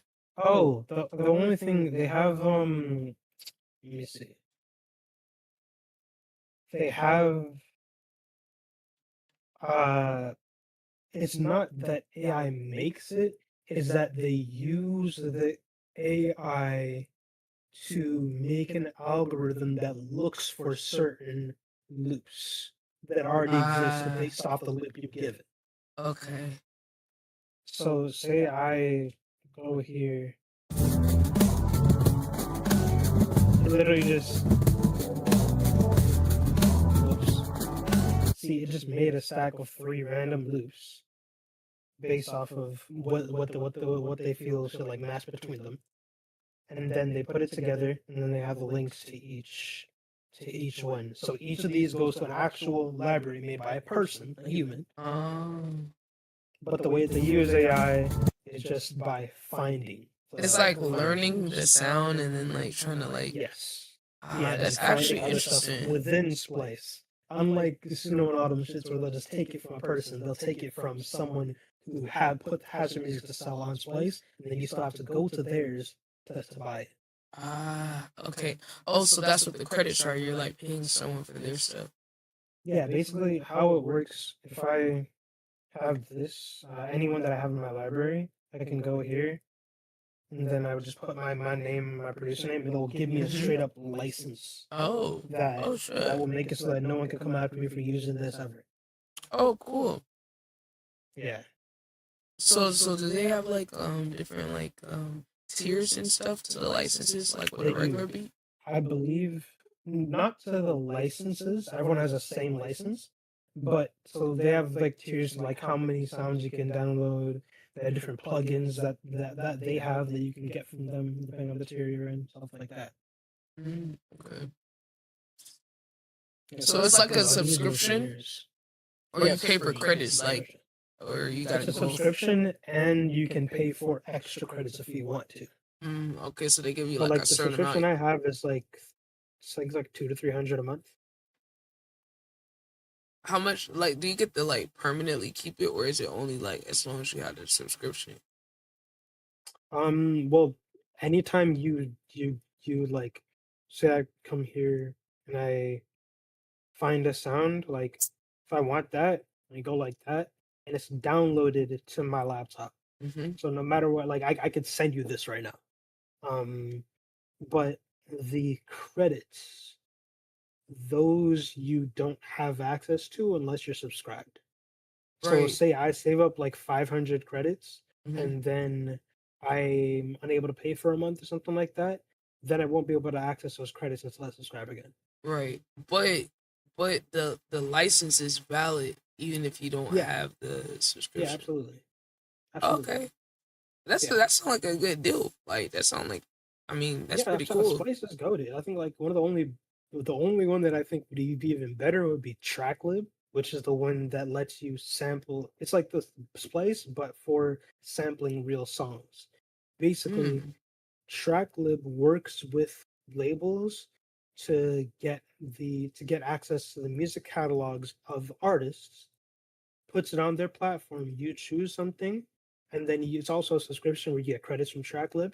And so you use that credit, then Tracklib goes to the artist themselves and then clears a sample for you. What? So they're like the middleman type shit where Yes. they Yeah. so that's kind of cool cuz like otherwise like it would be pretty fucking hard to like Otherwise, like me, I would have to go hit up 112 because I sampled their song Cupid in a beat. You know what I mean? so And now you can it's get kind of the hard to contact them. license type thing from them or they Yeah. get the license and give you the right to do it or like how they Basically, they, as you said, work as a middleman between, not just a middleman, because they also take a percentage of, basically how it works is that you, through this process, Tracklib would help you set up royalty splits with the person that you're trying to get the license from, with the person with the original song. And then through that, Tracklib would take a cut, you would take a cut, the original artist would take a cut as well. ah okay so they're just kind of like managing all of that like Yeah. for you. Damn, Yeah. okay. I mean, that sounds like pretty fucking cool. I mean, I didn't know Yeah, there was a lot of my a niggas way who to do sample that. heavy, they use that. So, okay, now do they give you the rights to like sell a beat with the sample? Yeah. And they still could just get their percentage. Yeah. Ah, okay. Because I was like always one. I'm sure most of the sample producers aren't, but I'm sure this means there is a percentage of people that be making them sample beats that are actually doing it the right way. Because I just assume everybody was just like Because finesse it. what it is, the thing is with just making a beat, you don't usually need uh the license. It's usually the when you have an artist placed on it, or you release that beat to all platforms and get it registered with like uh, royalty agencies and like BMI and Mhm. ASCAP and stuff like that. because once it gets to the point where they can tell that off of streams you are making money off of it, then they want their cut. But if you just have it on, if you just have it on like YouTube or wherever, they're not really looking for that. It's usually because using people just post music to YouTube or SoundCloud, they don't usually register it with BMI or ASCAP. So realistically, the real artist wouldn't be able to collect royalties anyway. Right. What about those ones that be like, cause I be peeping them sample pods, they be having beat stars and shit. I'm like, how the fuck are y'all like? How y'all doing sample type beats and selling the sample type beats and you don't own the license? That is actually fine. I've done that. So you could do that shit. Cause I was always like, yeah, damn, like niggas not scared like of them taking it down.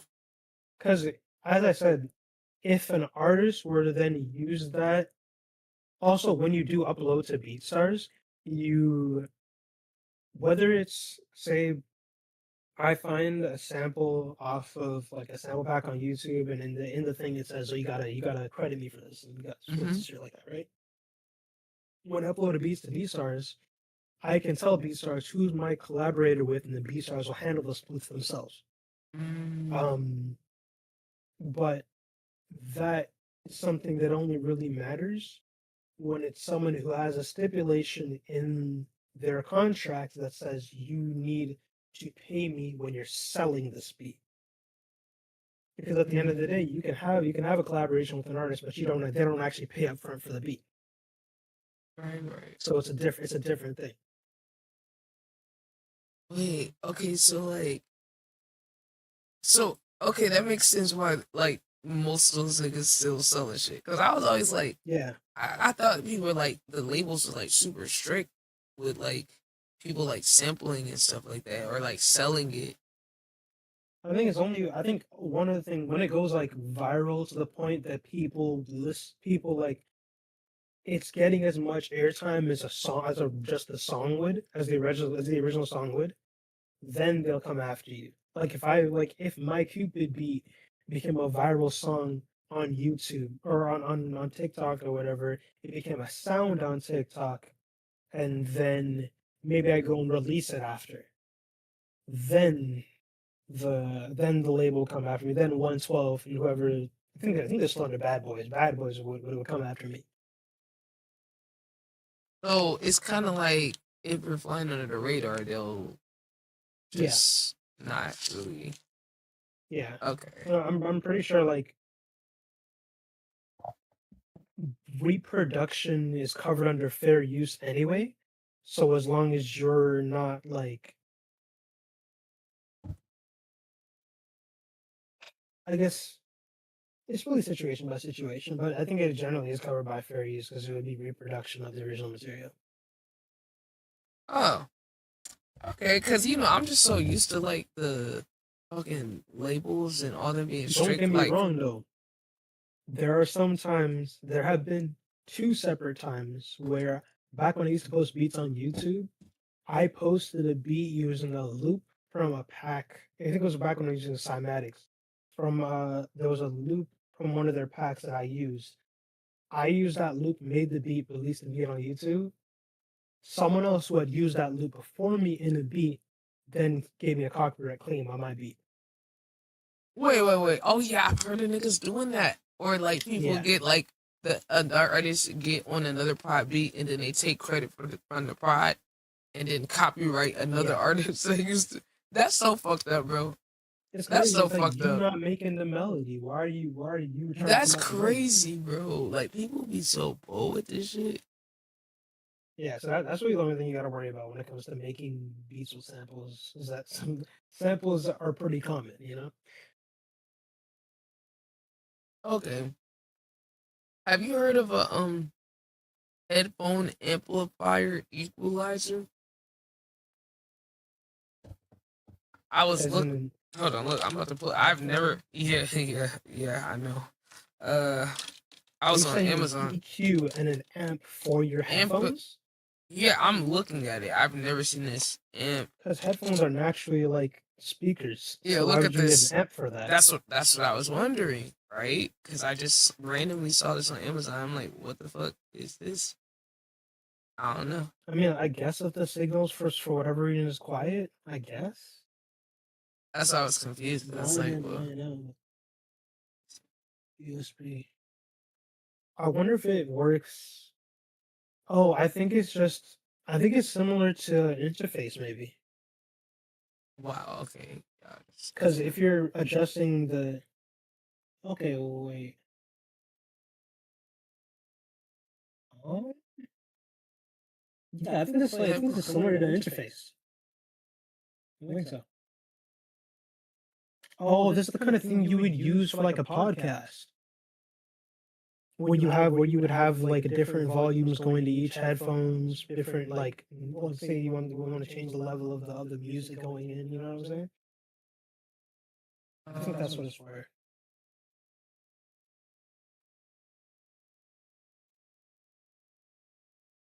Loudness is it. Yeah, I've never used that before. Loudness. Oh, here we go. High low gain switch. Tone deafening button. Loudness switch. Over loudness indicator. Power volume. Bass adjustment. Middle. Treble adjustment. So this one's for one. So it's literally like an EQ and volume controller. Okay, that's kind of cool. I was just like, looking at my headphones got delivered, and this was like under the like a recommendation, and I was like, what the fuck? What? Why would someone use this? It said try control. Hold on, where's that on here? That's various impedance. Headphone impedance. Okay. It's just interesting, you know, like all these different equipment things I didn't even know existed. Yeah. So why would someone want to use this? So Like I said, I think it's probably like I could see it being used for like a podcast. We want to hook up a bunch of different headphones and then adjust the levels of each one and stuff like that. because this one's for one. The other one was just volume control, I think. I mean, this one's I don't know. I could see, you know, okay, when people are like session players, sometimes they use like people who you like bring into the studio to play instruments on a song. Um, Sometimes they use what are called queue systems, where they can control. You basically runs the channel, the whole channel rack or whatever from your DAW to a console beside them, so they can change the volume of each thing and all that kind of shit, right? Um, and they also have like the talkback, so you can talk to them through it. I'm thinking this could be used like that, where they can control the mix of what's coming through to them, like on their own without having to talk to you about it. That makes sense.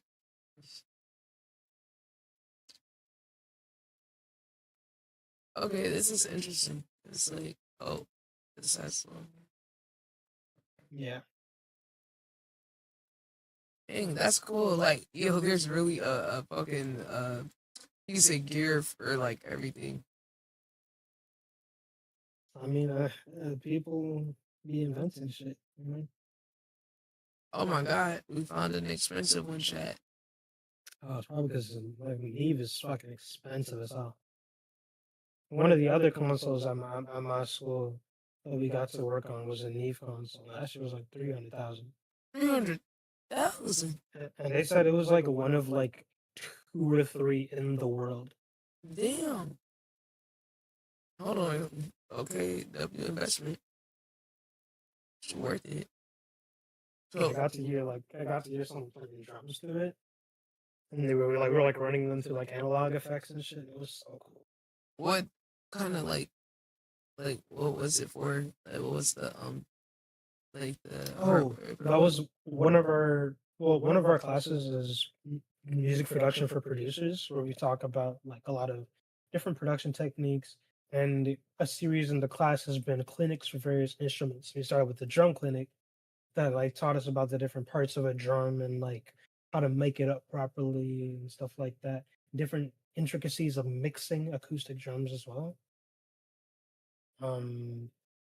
And as a part of that, they had one of our teachers who's also a session drummer who came in, and then he was like playing the drums and we were recording him, and then our teacher was showing us like various things he put on it. Like I learned about the Pultec EQ, which is one of the most well known from ones from Waves, but I'd never used it. And then we have an actual like analog Pultec EQ, and then I used that, and the way that it like gave the kick drum like a thump to it, like it was so fire. So now I use that all the time. Whenever I'm like whenever my kick isn't hitting as hard as I want it to, I just use that. How do you feel like it compares to like the like analog version? Like when you used to plug in? It's just in the imperfections and like intricacies of an analog piece of equipment where you have to worry about a whole lot of electrical components, some burning, some all that kind of shit that's gonna really warp the sound. So it just gives it a different character when you're using that. But generally, like both are fine. But you feel like it's In fact, like I use it on this comparable? beat. Because I've Oh heard yeah, some like people that are like analog snobs kind of get in there like it how is. people are with There are people like that. The thing is that it is really good, but you can still do a lot without it. Mhm. Like this is a free plugin. I use this on my kicks all the time. Cashmere Essentials kick. This is free. I need to get this shit. This is one of my favorite plugins. It lets you just adjust a whole bunch of different shit. I have the Pultec on here too, so I combine them. But before I knew about the Pultec, I would use this on all my shit. So basically, if I just solo the kick, this is it without it. So I wanted to add some sub frequencies to it and lets you choose because when you turn it up too much, it'll make it sound like an 808. So you'll have to like adjust the note, but I don't usually feel the need to do that. So I had the sub turned up a bit to really give it some more sub frequency like knock to it. Added some mids to make it more punchy. Air, same effects. Add the transient, which basically boosts the actual hit of the kick, makes it more snappy. Left the tape as is. Pressure, just boost the volume a bit, distorts it a bit. Compression, compresses it a little bit. Left it with that as is. But I said this is with that off. This is with it on. Oh yeah, it has so much more life. Now if I take that off, this is the regular one as I said, and this is the Pultec. Pultec, unlike the other EQs, this one is specifically for boosting frequencies. Okay. Like how I said, usually it's better to take out frequencies using the EQ than put them in. This is what you use to put it in. So this was just a boost on the low end. Let me just turn it on. That's okay. So I had the boost on there. This is it with it, right? With. Just added some more low end. The attenuation, basically, wherever wherever you're boosting, the area around that will be lowered a little bit to put more emphasis on where you're boosting. Okay. So that's what attenuation is.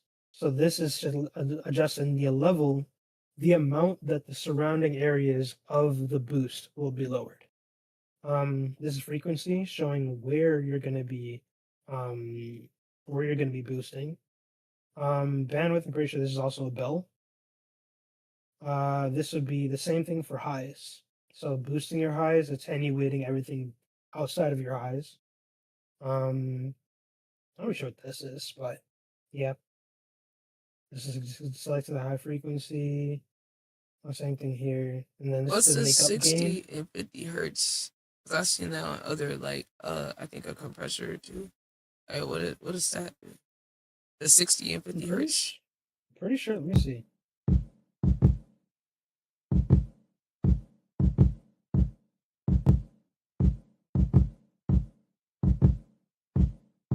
I think it just adds more boost to either the 60 hertz or 50 hertz region. I think that's what it does. Matter of fact, just to see, let me pull up a graphic EQ, and then we can look at where it boosts it. All right, so yeah, I have it off.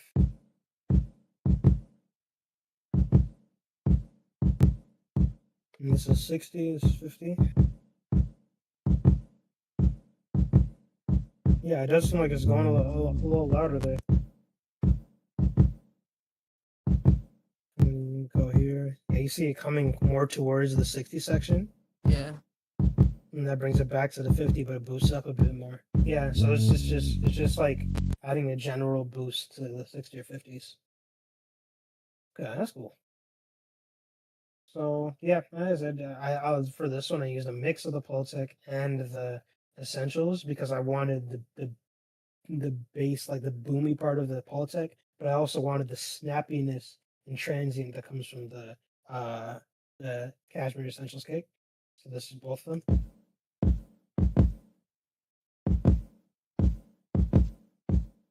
And yeah, most of the drums are pretty dry. Ooh, this is another one I like to use, Transient Shaper. This is also free. Well, that's kilohertz, right? That's just the company. Yeah. I think I got their. Don't they have like a pack? I'm pretty sure. So I have this one, I have the other Transient shaper, and I have the Bit Crush. The Bit Crush is really fire. I use that on drums sometimes. Wait, so the transient, you said that's like the way that it hits?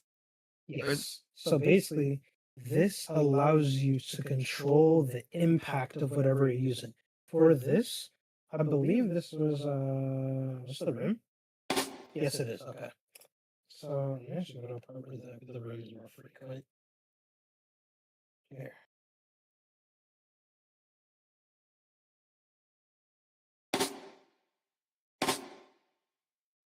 Okay, say I have this off.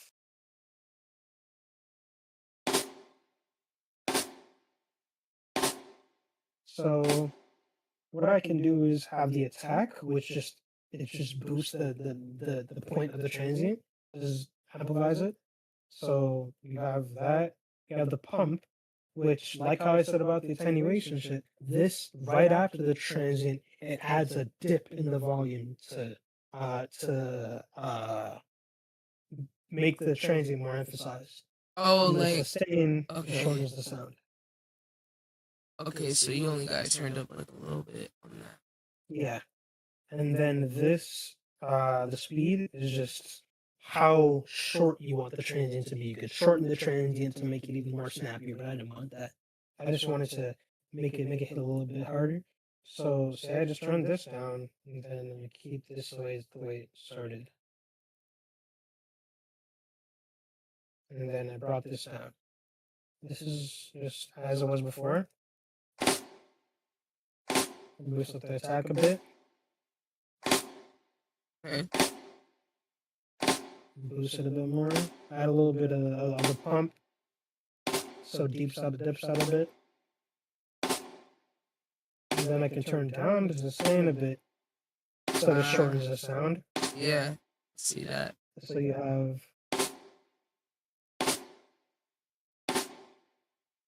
this adds a little bit more impact. Yeah. So yeah, I think that's all. Oh, then I have the top drums. Now I usually have a drum bus, and then I have a bus specifically for like my hi hat, snares. Bro, I was wondering that because like when you said that about the bus, I was like, like I wonder if like you separated. So okay, so that's cool. There's certain shit that I want to put on my higher drums. Like yeah, I would love to. I always put reverb on my higher drums. I don't want to put reverb on my kicks. It's gonna sound weird. Yeah. Oh, that's There's reverb right here. This is one of the Soundtoys reverbs. It's one of my favorites right now. Interesting. Okay, because it'll give it more presence type shit. So like my whole thing. So if I turn off the drum bus. These are the drums. Hold on, they're not actually. Wait, bro. Let me just. Oh, these two.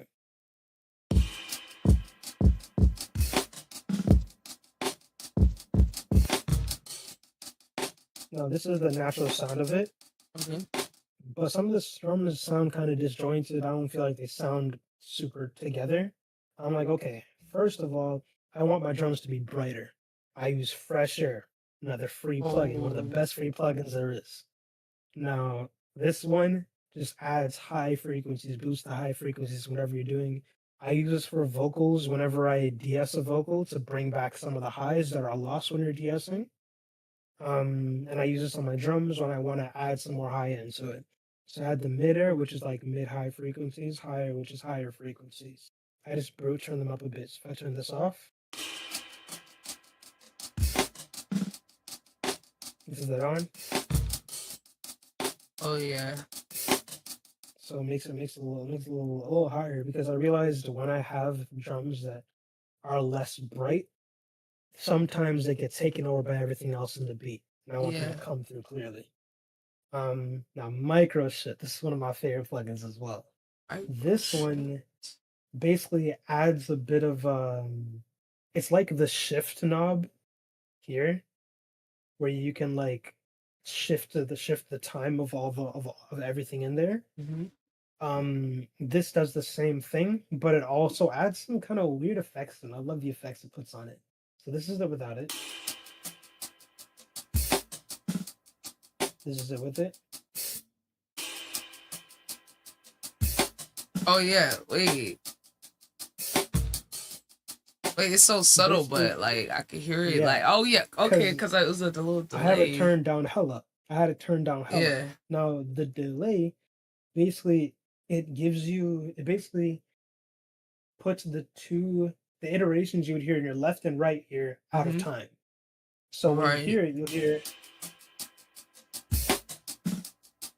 Let me turn up this. See I hear it. What I mean? Yeah. See what I mean?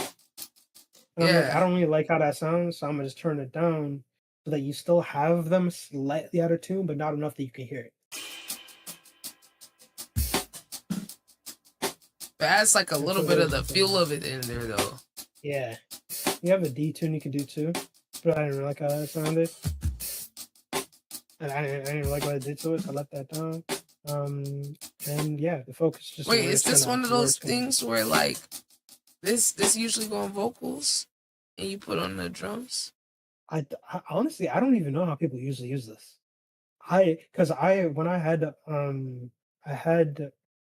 gotten like a crack of like the little version of this, which is like the cheaper version, and this is little microchip. Man, watch out. Yeah.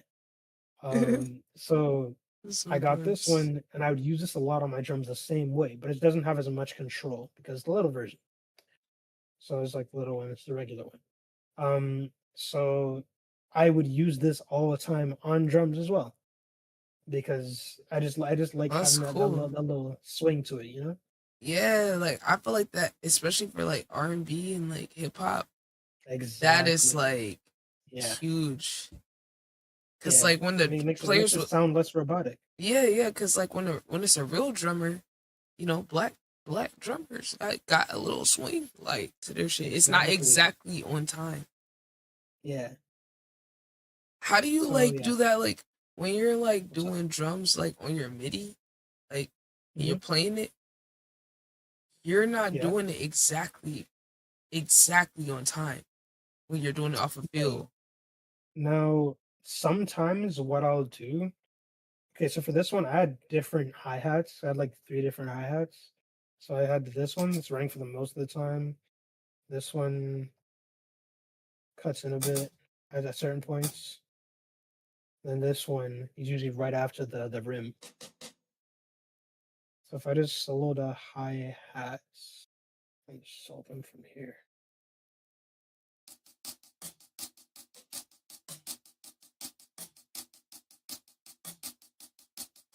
So all I did for these, I think I might have actually programmed these right on time, but what I always do is I use the shift knob as I was talking about earlier. So it literally like, say I solo this one, put on a metronome. See how it's off the grid? But if I were to, let me just copy this so I can set it back. But say if I were to bring it down, Right. it's right on the grid. Yeah. And I shifted it.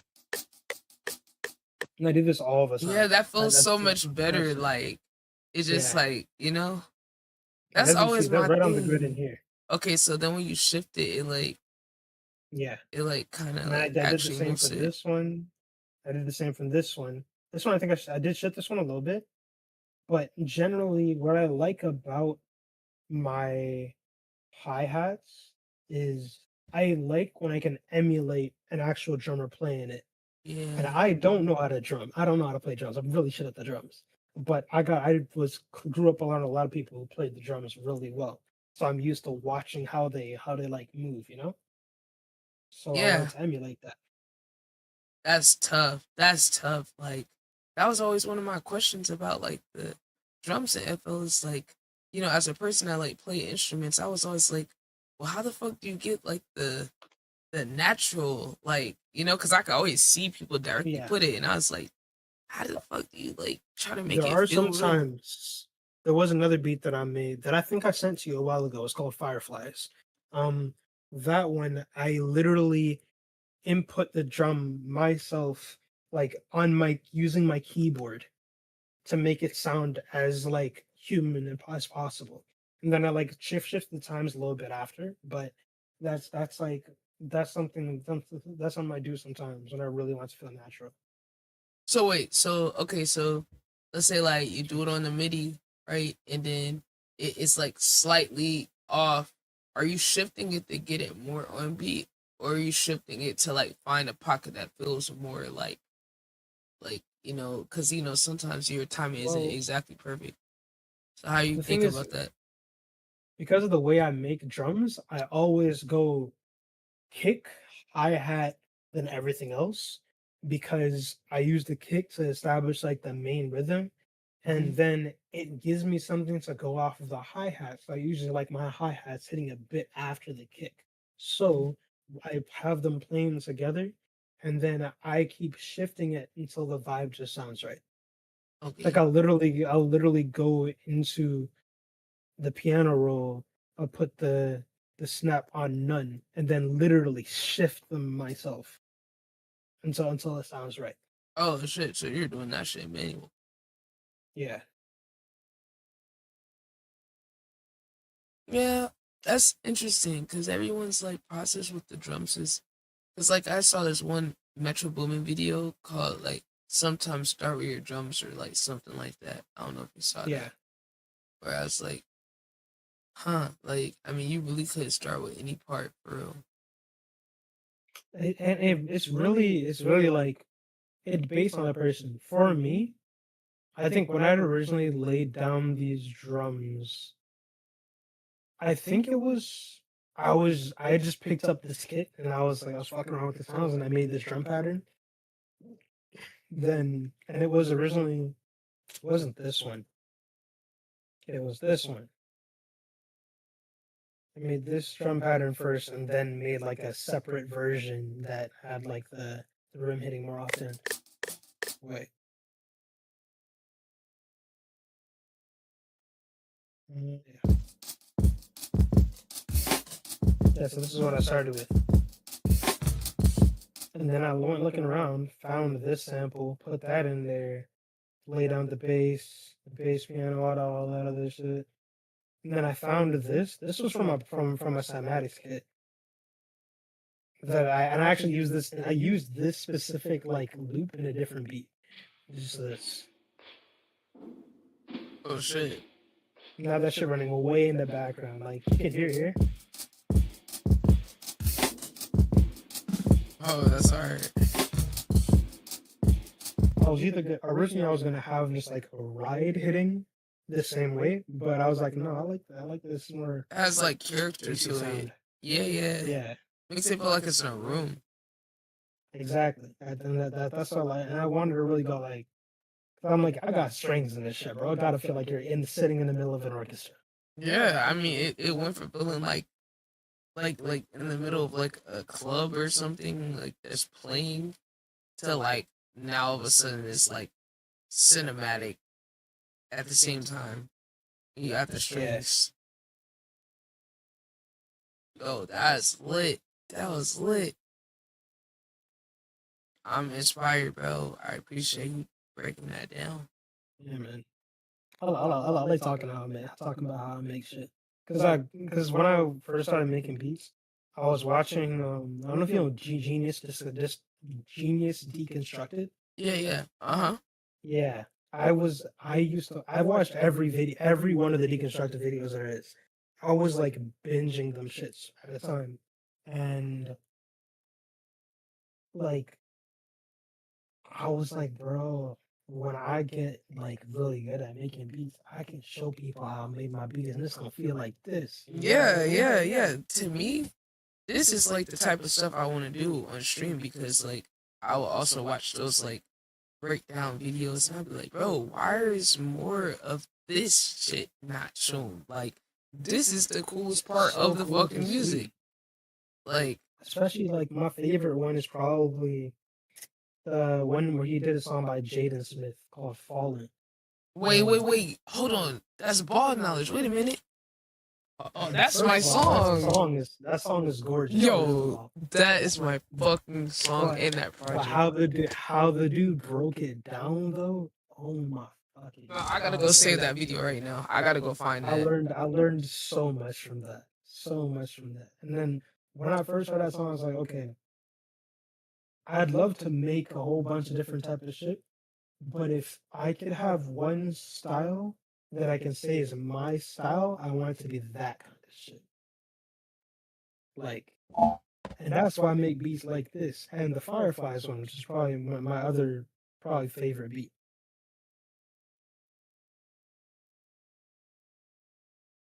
Oh, no, he's I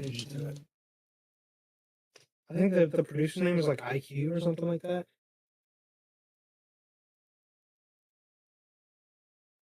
Right here. Bet. Yeah, That is yeah. Yep. Go ahead and say that to my development playlist. Yeah. That shit was eye opening for Yo, Jaden Smith gets so underrated with like his music. It's the shit with his dad, man. It's the shit with his Bro, dad. I was Fucks up everything for him, bro. He's such a talented artist, bro. He is. I'm like, bro, if all these white people can have nepotism, why black people gotta get penalized for their parents doing well when they're actually talented? At the same time though, it's not like he exactly like acted normal. You know what I mean? But I'm hey, not look, hating low on someone key, who I'm not hating on his intellectualism, but it was like the age too. the way he presented it. Wait, Exactly. but look though, You know what I'm saying? now it's so funny about that exact clip from that one interview we all know, where he's like, I want to talk about the socioeconomic state of the world or That's whatever. all people talk about now. But look, what was crazy? I saw people spin back to that post and like, yo, Jaden Smith was right. I'm like, what? Nah. He's like, yeah, now we gotta talk about that political and economic state of the world. Yeah, I'm like, hey, sometimes you just gotta be that person. I mean, shit, I would feel worse if someone had the nepotism and wasted it. Like, exactly. It's far worse. All right. This was another beat. Well, this was the Fireflies beat, and a lot of stuff I was talking about in the other one also apply to this. Just some different stuff. So I had this was this beat.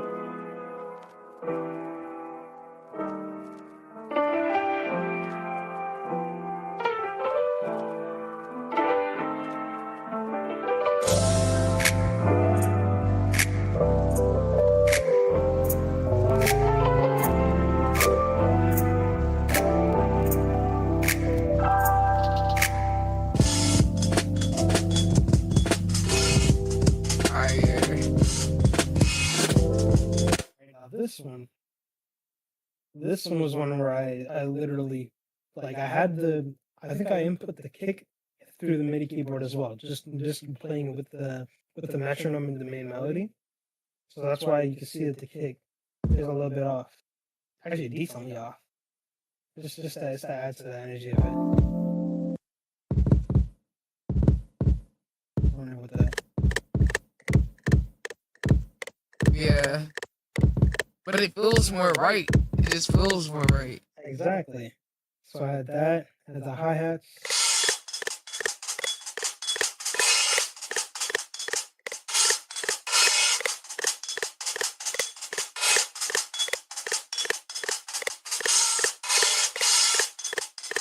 So I manually moved these off the grid. And all these little hits and stuff, I did that manually, did that myself. And then, so I had that.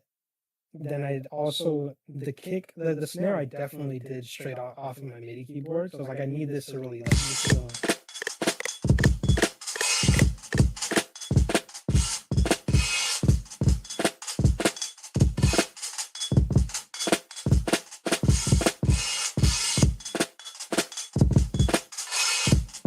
So there's that. There's a little snare roll in there. So that, and then this drum bus, where is it? Okay, so same with the top drums. I had Kramer tape. Now this one is a nice bass plugin. This one gives you like it emulates if you were to put it through a tape machine. Now, say if I don't have it on, it still sounds nice, but I just had to go straight to the Kramer tape. Oh wait, it's not even on the kick. Let me turn off the kick.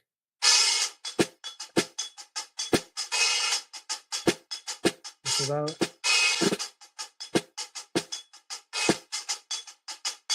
And then when I did that, I realized some of the higher parts were kind of too sharp. So then I took them down with this EQ. Took down a bit of the lows because this is the top drums, and I don't want them to. A lot of the drum samples. This is something actually a lot of people don't fucking do. When you have drum samples, put them in an EQ and make sure they don't have a lot of low end information in it, because it will make all the low end stuff muddy. Why is it like is it like, something with the way it's processed or something? It's because the way a lot of people synthesize drums. That's just how it comes through. So like if I put it here, right? Or wait, let me do this is bypass. Bypass, okay. That's it as is. Oh, it's not showing me the hold on.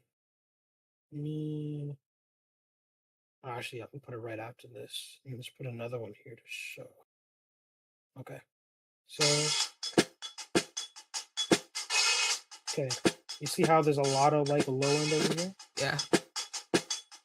So I'm like, all right, I don't want that. So let me turn on this EQ. Take out some of the highs and then take here some of the lows. See what I mean? Yeah.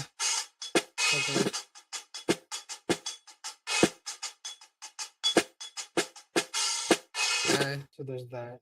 And then, yeah, so there's Kramer tape, got our stuff in there. And then, let me move this one. Fresh air, as I said before, brighten up the drums. Mess it out. Yeah, that's fine. It's like real subtle. I think this was I had this other plugin on here, but I need to go buy it. It was on a trial. But this plugin was so fucking fire. You need to get that shit back. So it's basically like a bus plugin that that's a plugin you put on your bus. To bus. Okay. So this one right here, right? Now oh shit. That's nice. 3D. They have I don't even know how to explain most of this. This is the one I use the most because it basically makes it wider, but it does that using both panning and reverb to make it sound more natural. Oh, okay. And that was like the one I used the most. The texture, I believe both of these were some form of reverb, but I could never really figure out what it was doing. It just made it sound cool. This is to use a phaser, which is a certain kind of effect that makes it kind of go between your ears. Like a flanger? Thing, Like, is a it? little bit, yeah, a little bit. Yeah, that's cool. And then yeah, the 3D, I think it was a similar thing where it was like imaging, meaning how it goes around panning wise. But yeah, wish I still had that. Probably gonna buy it at some point. But yeah, let's go top drums. Oh, this was all on it. Hold on. Yeah, that's after that. We got the main drum bus. I had another one of these, but can't. Then I had, as I said, my favorite compressor on there. Just to give extra punch. So this is without. This is with. You know, the kick in there. The kick. Oh, yep. See, as I said, put the essentials on there. A whole bunch of different shit with that. And then without the compressor on here, if I play the kick.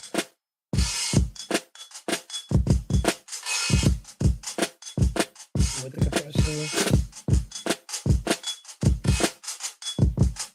Oh, I also, something that Ocean View I was talking to you about showed me was that you can use two fruity clippers, right? One limits the volume, make sure you don't start like peaking. The other is to boost the volume into the other one. So if I have it without it, it's gonna sound like this, right? It's still being limited because this one is still on. Ignore that. This one is still on. But this is how it sounds right now, right? Yeah. Now, when you take the threshold control off of the clipper, it just doesn't clip anymore. It doesn't limit anymore. All it does is just there, and then it just works as like a volume control. So then when I have the post gain, which is whatever gain you would, is basically if you were to then say I had a threshold on it, it would clip it so it doesn't peak, it doesn't distort. Then it would boost the volume while still maintaining that clipped volume. But if I want to take that off, then turn this up, it'll basically boost the volume into the clipper. Just sit with it. See, So it gives more control to it. Exactly. Oh, I never thought about combining them together. Because I do so much experimentation with that kind of shit. That's different. I had the bass here. There's another thing. I have the limiter to sidechain to the kick, and then I have the Saturn. This one I used a lot more distortion, a lot more saturation because I wanted to just sound much more mean, much more aggressive. This is it without it. Oh my god, it completely sounds. Well, it feels completely different. Yeah.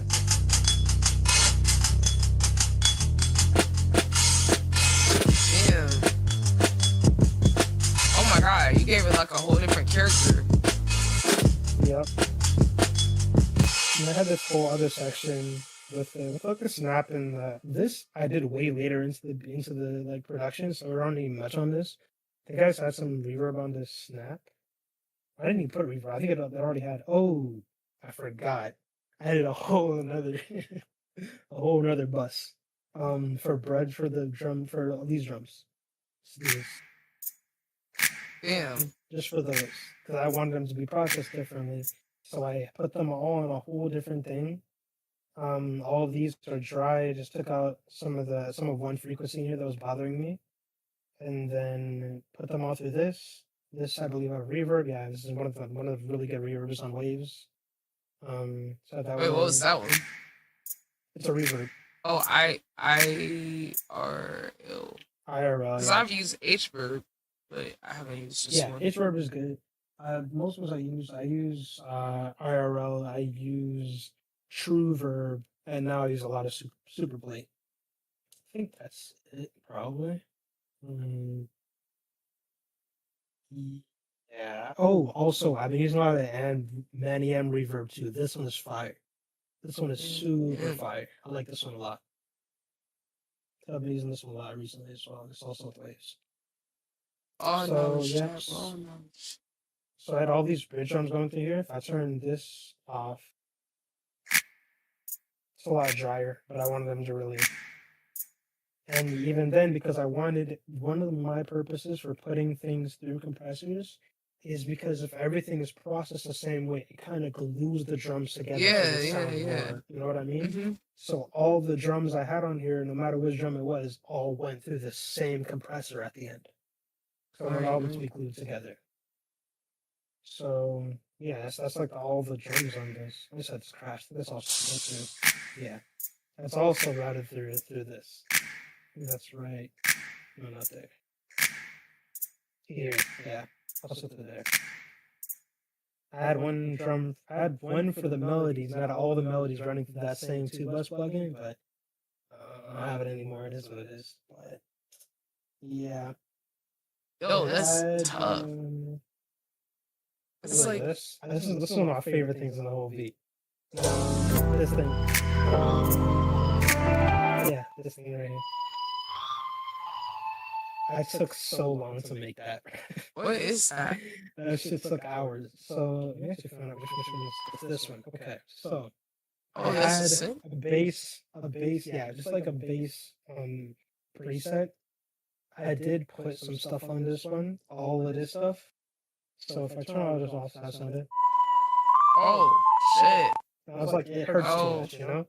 So I originally had this where I had a higher layer on it, so it would be like that. I think I have that in the final production actually. But yeah, this is another one of the reverbs I like. True Verb, I love this one. Because it lets you control the distance of the reverb, how far you want it to sound from you. Okay. It also lets you control the volume of this is the dry signal without any reverb on it. This is an early reference. This is like the tail of the original sound separated from the transient. And then this is the reverb that stacks on top of it. You're able to like EQ the reverb signals, only have certain frequencies coming through. All that kind of shit, right? So this is with this. Some reverb on it. Vinyl, this is a free plugin. Beautiful free. I've been using this one since I first started on FL. I've been using this. This one just lets you cut out certain frequencies by like emulating an older sound, right? So I have this, right? This is without it. It kind of quieted some of the higher frequencies that are a little sharp. So this is with all of it. I hear that. Then I put this guitar amp on it. Oh shit! Because I wanted to add a little like roar to it. So this is with it. Oh shit! It's a little harsh, but then this kaleidoscope plugin has like flangers. Whoa! There's another wave shit. I can't. I just searched up good phaser plugins and good flanger plugins. Oh wow! So I just tried this out. Got to run into a phaser and a chorus. Oh, so you can combine them type shit. Yes. So if I turn off this, that's lit. This is just the phaser. See how it kind of manipulates where it is between your ears? And I have the chorus I ran through it. Oh wow. That's basically that's right. My fault. Hold on. Let me see. There you go. Yeah. Oh, it's moving. Because it was a little sharp. Yeah, it's moving. Oh shit. The chorus as well. Oh my god. Some more moving it between your ears. Yo, that's crazy with the visual. And then I think this is why I eventually took this off, because it was a little harsh. So this is what you hear in the final beat. But I did also have this on there. But it was a little harsh. Anyway, with all of it, Damn, that sound design though.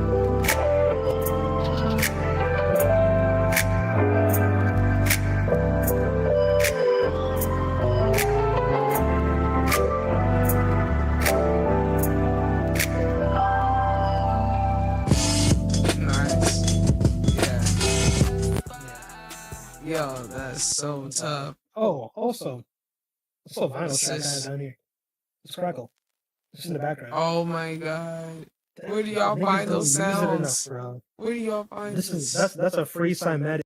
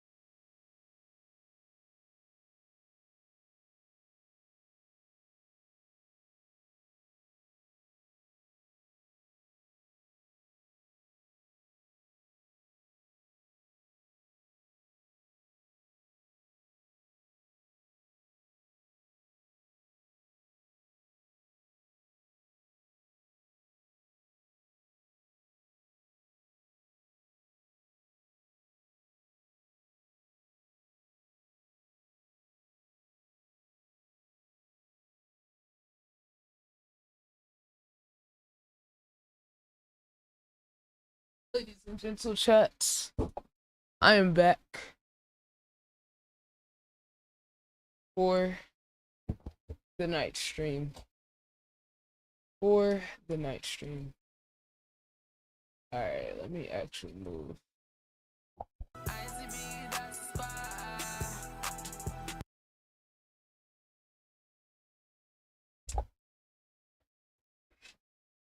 Yo, is one biggest 194 murder, is he in the chat? He had said something earlier and I didn't see what he was talking about.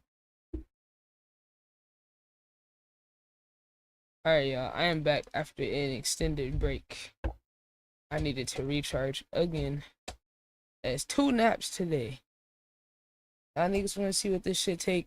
Usually I run through this bitch fucking 12, 16, 24 hours. I'm working on getting a better balance, getting efficient with my shit. Okay.